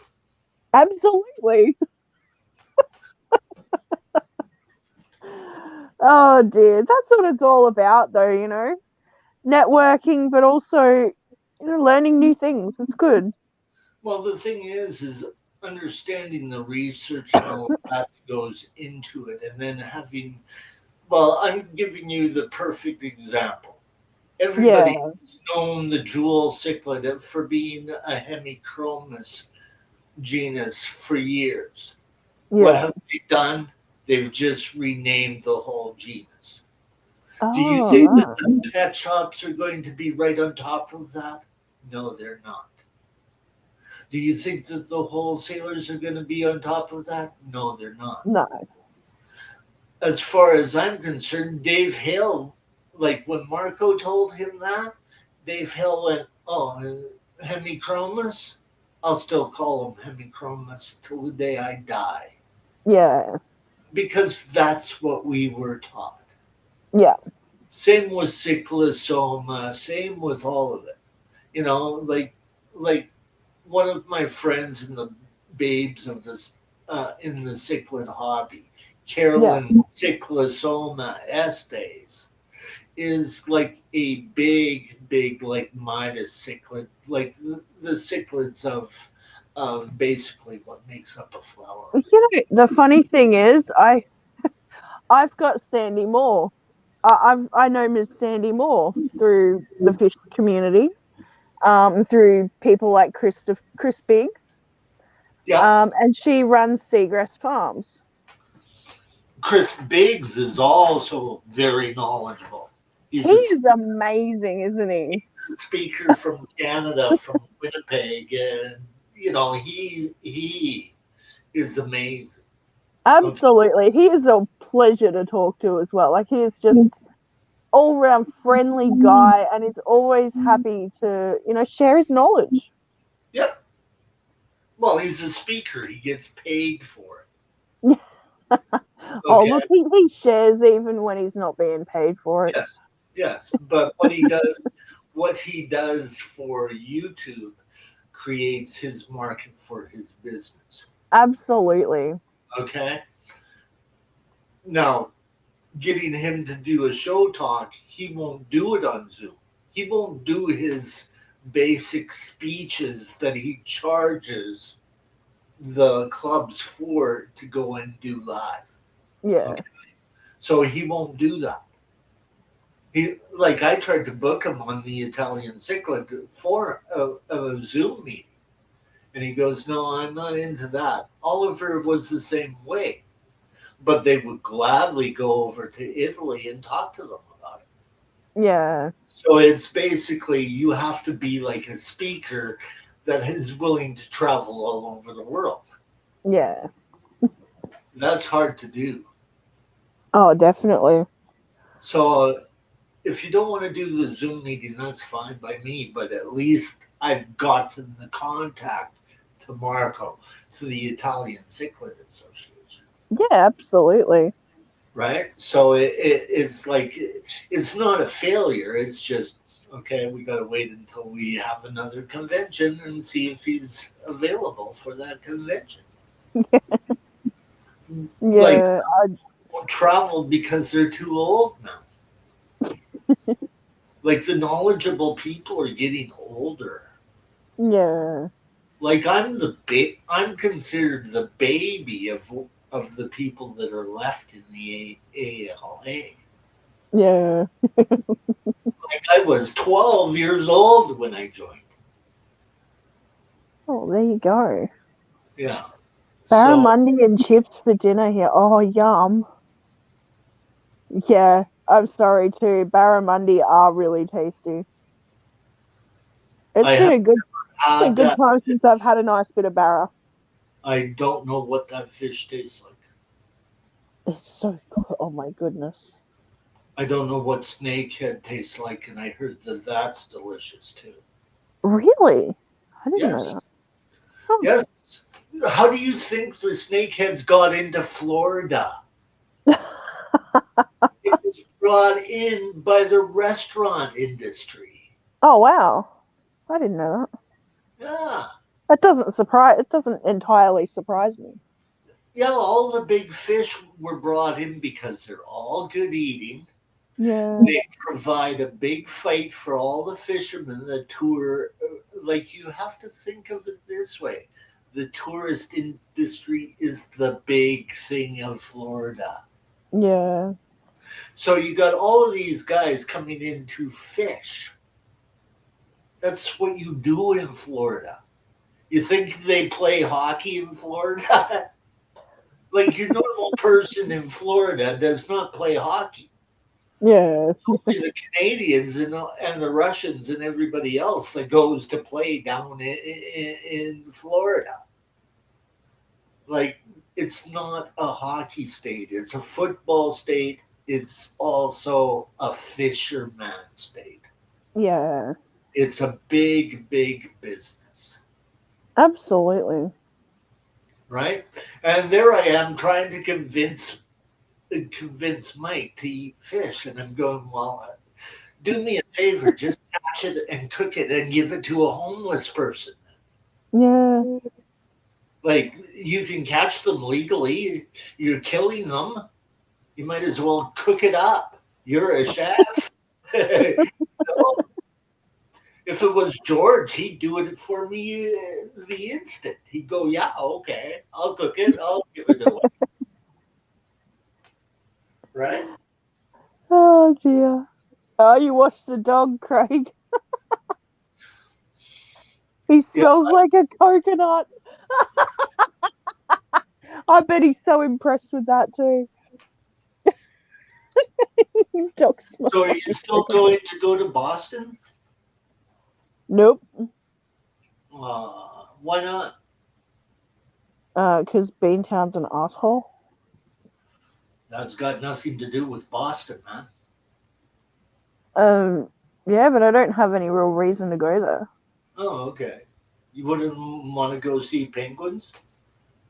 I can see penguins here. How about a beautiful Rio Negro tank? I suppose. Larry Johnson out of Hamilton? What? Yes. Yes. Oh, yes. Red Laser was just asking. Yes. From the Hamilton Aquarium Society. Yeah.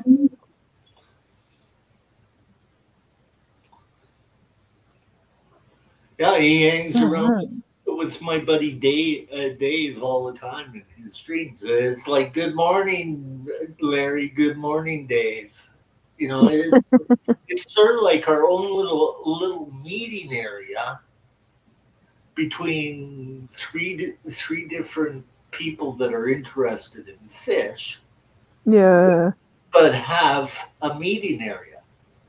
Like, not a lot of the speakers, like Chris Bakes and Dave Hale, are the only two that I really know that do lives. A lot of them don't even publish about fish. Yeah. Karen Randall is an aquascaper, and her channel is all about her dogs. She's the head of the Aquatic Gardeners Association. Oh, okay. Okay. She just doesn't want to deal, like, there's a side that was brought up about YouTube and all of these social places. Yeah. If you are doing research, or if you have a personal, like too personal of a channel, your channel gets thrashed by disbelievers. Yeah. And all it this is grandma. You know, so I can understand why a lot of them don't really want to do that. If you want to know about their stuff, join their club, or basically, learn from your experiences. Yeah. That's what I tell people. Those that are interested in plants, join the Aquatic Gardeners Association, because it'll blow your mind. Yeah. Dr. Norton from the ALA was a botanist. I think you've spoken about Dr. Norton a few times. Yes, she's a botanist. I got to be her judge's assistant when I was 14 years of age. Oh, cool. I did not have a fish entered into our show, so there was no look at that. Red Laser has met Larry. He was the first person to talk to him at the society meeting. Yeah, Larry's a good dude, man. Yeah, there you go. Yeah. Small world, hey? Not really. Larry speaks a lot of crops, man. It's not a small world when we bring into it 6 degrees of chewy, but yes, it's not really that small, because Larry's doing the talk this month, he says.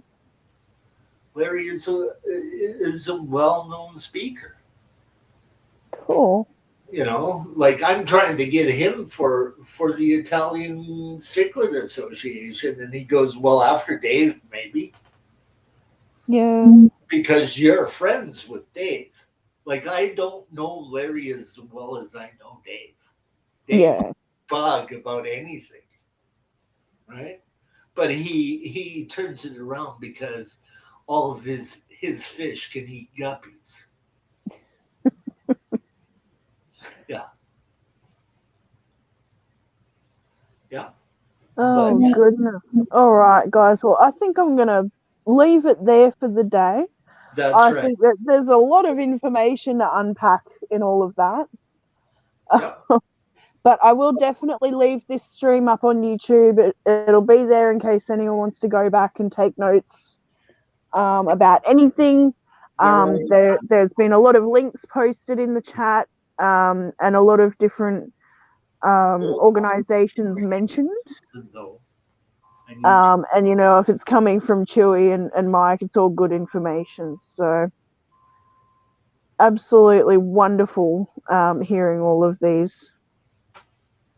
That's good. I think you've given poor Dusty a fair bit to think about as well. He seemed a bit mind blown when he left. Well, he wanted to know. I think that I think personally he may have been struggling trying to figure out where to start with all of this information and what to stock and what to sell and where he could possibly concentrate some of his efforts on with the fish that he wants to stock in his store. So his major problem is understanding what it will take to do that electrically and all of the logistics. And dehumidified and all of the technical end of setting it up first. Yeah. Okay. Like I was there when the pet shop that I worked at started. I was hired directly out of the club because the club, it was like a club people that owned the shop, right? They knew me. They knew me. So they went, well, why don't you come out and help us set up? And then 6 months later, I started working there. Yeah. So like full time, full part time. Yeah. Like getting out of school, I got to ride my bike to work. Yeah. And then after work, my boss is popping that bike in his truck and taking me home at 11 o'clock at nighttime. Yeah. Yeah. Then you get up and do it all again. Yes, and then do it all over and all over again. Except for on Saturdays, I would have hockey practice and I would get my nights off. Oh, cool. June was just having a look at the videos at the link that you gave. Yeah. They're beautiful, man. Like, David knows his stuff. I understand. Like I told you, I know where to get the fish. So that was Feng Shui Aquatic? Yeah. Yeah. David's operation. He just laughs at me all the time now. He knows I'm out of the fish business, and he knows that I basically am there to support my friends. Yeah. Yeah. And David was a really good friend. Now, let me tell you this. I want to end on this. Are you familiar with flower horns? Am I with flower horns? I'm not so much, no, but I'm learning little bits here and there. Okay. The genetic side of things kind of confuses me a bit. Okay.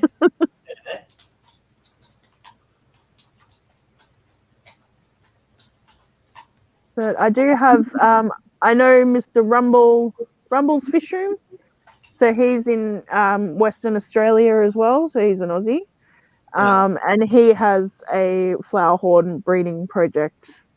Right. Because you cannot import flower horns to your country. No. Okay, now let's just say. Oh, June has 4, yes.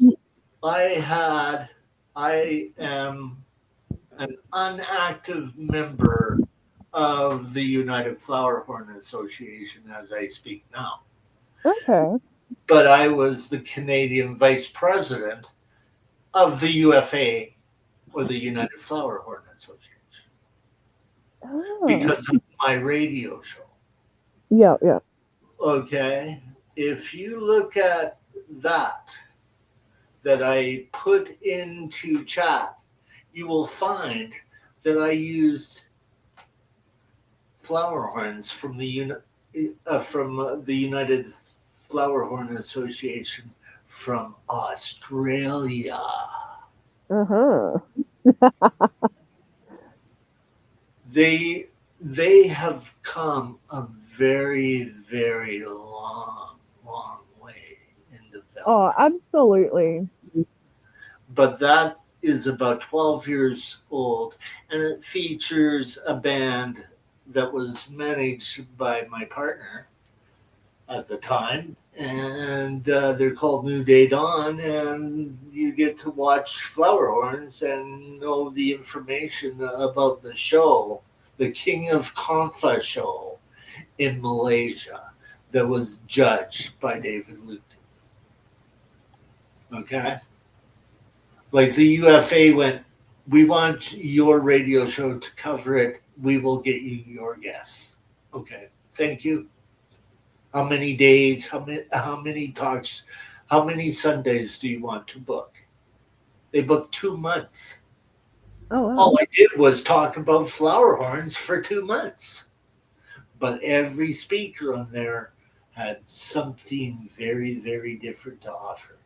And the people of Australia were very, very wonderful, wonderful people to talk to. Oh, absolutely. Because we understood that certain species were banned. Yeah. The key species weren't. So you have to like build your flower horn stock out of species that are available. Yeah. Thailand, every cichlid species is available. Oh my gosh, look at that color. That is, wow. My, what a big cock he has. My goodness. Yes. These are some incredible fish. Yes, I agree. Only Oscars.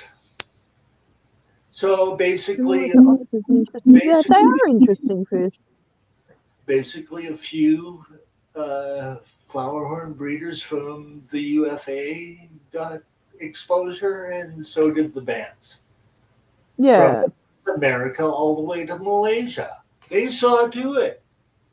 Hey, you do this for us, we'll get your music in every UFA Facebook page with no problem.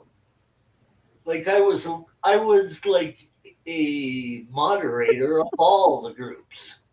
Oh, that's why June wanted flower horns so she could say cock. Jeez, June. Yeah, well, on radio we had to use the word coke. Yeah. Oh, wow, he's cool.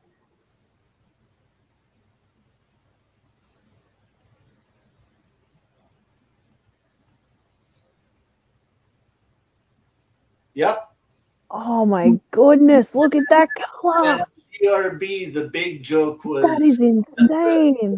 The Asians that bred arowana knew that his arowana was going to jump out of the tank. It was like they were snickering to me, and I went, "What's the reason why?" And they go, "That you can't keep 3 Asian arowanas in a tank that size. Yeah. When the 2 pair up, what is the 3rd one going to do? Get beat?" Yeah, exactly. It's going to get beaten up. Yes. That's exactly what happened. Oh, yellow. These colors are amazing. Aren't they good? Absolutely. They are so cool. Yes. And they were women, guys. They would come on the radio show and talk to me. You know, like I have friends in Australia. Yeah. You know, like it was like, oh, good. He knows her country. He knows our laws. Good. We'll talk to him. Like it's a hell of a lot easier talking to Aussies than it is some Britons. Yeah. Some of those accents are like real wild, you know, like and I'm from there, you know, like my heritage is from there, and some of them I don't like. I have to really, really listen to. Okay, Aussies, generally don't have that much of a slang in their language. It's kind of Canadian.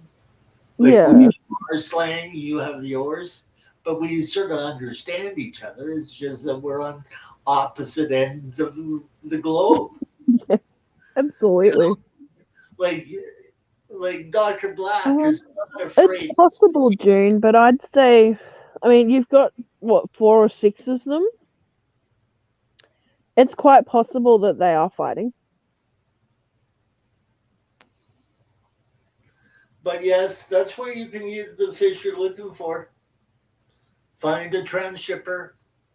It doesn't hurt my ears. Find a transshipper, June, and David's also got really fancy guppies, like store type stuff. And like he was offering me to buy them by the box from. And I went, no, I don't have the facility to bring them in like that. And he goes, okay, who's the name of your transshipper? I'll see to it that you at least get a pair of them. Oh, okay. Feng Shui Aquatic. Yeah. Oh, Feng Shui Aquatic. Yeah. And I'm trying to. There's 2 here. There's one that has a flower horn and an arowana on the picture, and then there's one with just a flower horn by the looks of it. Yeah. 4,000 subscribers or 800? The bigger one. Yeah. Feng Shui Aquatics Thailand. That's the one. Yeah. Yeah. And of course, he knows like the president of the Beta Congress in Thailand as well. I know him too. You want to know about Beta? Join the IBC and ask the guy from Thailand to educate you. You know, it's like, okay, yeah. That's why I know the one lady that sells betas in Australia. I know exactly where she gets her stock. Yeah. Because she deals with them. Oh, you deal with them, do you? How do you know him? Well, he deals with my transshipper too, right? Oh, okay. Wow, they are really nice. Holy cow. Yeah. You owe me big only, Oscars.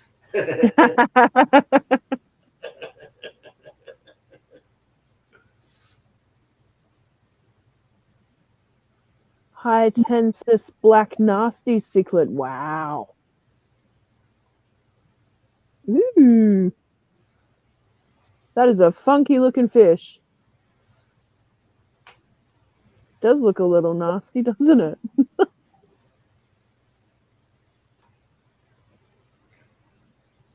Wow. But I would say that the best fish seller that runs a business, that runs a chat, is Dance Fish. Mm. He knows his stuff too. He does not know a great deal about cichlids, but everything else he can cover very well.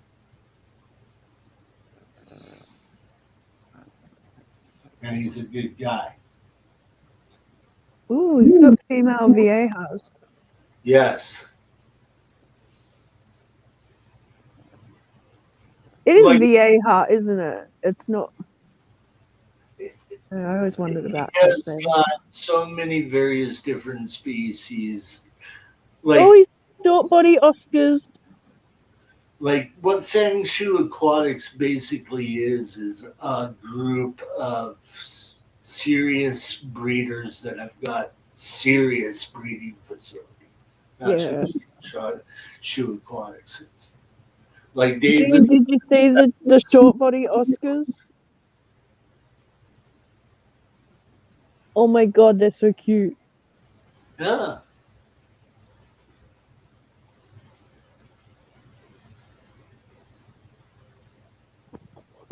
my goodness, they're adorable. Yeah. You should see his guppies. I bet. It's like, can you send me a pair of this, a pair of that, a pair of that, and a pair of these? When you next send your shipment over, please? Right. Oh, he's got some nice plecos too. He's got everything, man. Albino fire mouths. Ooh. Yes. He's got all ornamental varieties, and he's got the real true species. He's got everything, man. He's got contacts to everything. You think I have contacts? He has contacts. Geophagus, super red severums, Santa parrot cichlids. Huh. You know? Oh, I love electric blue Jack Dempsey's. God, they're so good. They're so pretty. Platinum albino Oscars. Store or a transshipper to get from him. Yeah. Okay, so you would have to either look for a store that deals with them, which I'm sure that Paul would. Okay, Paul Talbot is very well connected too. Believe me. Okay, Paul was our sponsor on my radio show. Oh, cool. Believe it or not. I know. I was leaving at 5 hours. I know. I've got to go. Yeah. It's 8 o'clock. I got to go and have some dinner and finish some housework off. But yes, he got an email from me about asking him to be a speaker for the Italian Cichlid too Association too. I do not control any of the bookings. I just get the information. Yeah. I'm not a part of the directorship of the Italian Cichlid Association. I work for the director. I work for Marco. That's how it works. But I'm sort of like an honorary member. Let's put it to you that way. Yeah. I'm invited to every Zoom meeting. And I can use anything that the association has to promote the association. Yeah. Like Marco is the guy who set me up with the girl from the Ukraine. It's his friend. Right? And he goes, I have a friend that wants to get to know you, and you would probably want to get to know her. Yeah. Because of Project Piava. He's got stingrays. Yes. Oh my god. Wow, they are so pretty. Yes. He has black diamond stingrays. I know a guy who breeds those, Adele.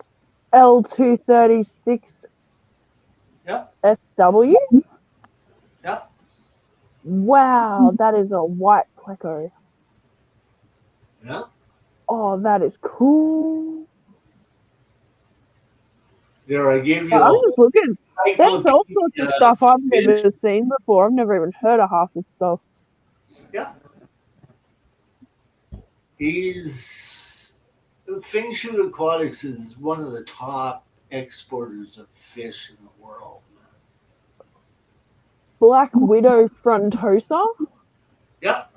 Huh. This is really cool. Holy crap. Yeah. Lots of resources. Gold Swam? Yeah. Gold Swam cichlids. Never heard of them. Yes. It's probably one of the newer strains of fish that have been hybridized over in Asia. Yeah.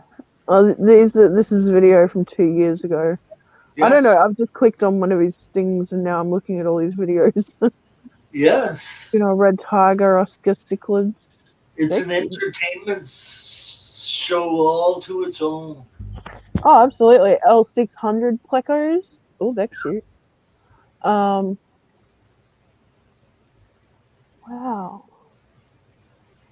Short body green terrors? Oh my god.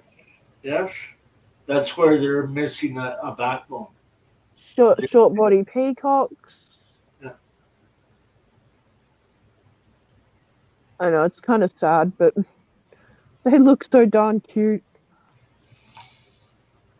L333s. So nice. Oh my god, I could be here for hours. Right. Yes. I'm gonna call it, I think, for tonight, guys. Yes, I got you occupied, but yes. I know, before I get too much more into all that, I'm gonna bookmark that and look at it later. And I'm gonna go subscribe to him right now. And look at how many subs he has. He hardly has the numbers that you would expect. Mm. Like, think of what he does and look at the numbers. Yeah. Yeah. Oh my god, I love that black nasty cichlid. That's so cool. That's a funky looking fish. Oh, I agree, you know. Thanks so much for coming up, Chewy. It's been a while. Well, it's good to see you. It's the teaching factor as well as changing what I'm teaching too. Like, yeah.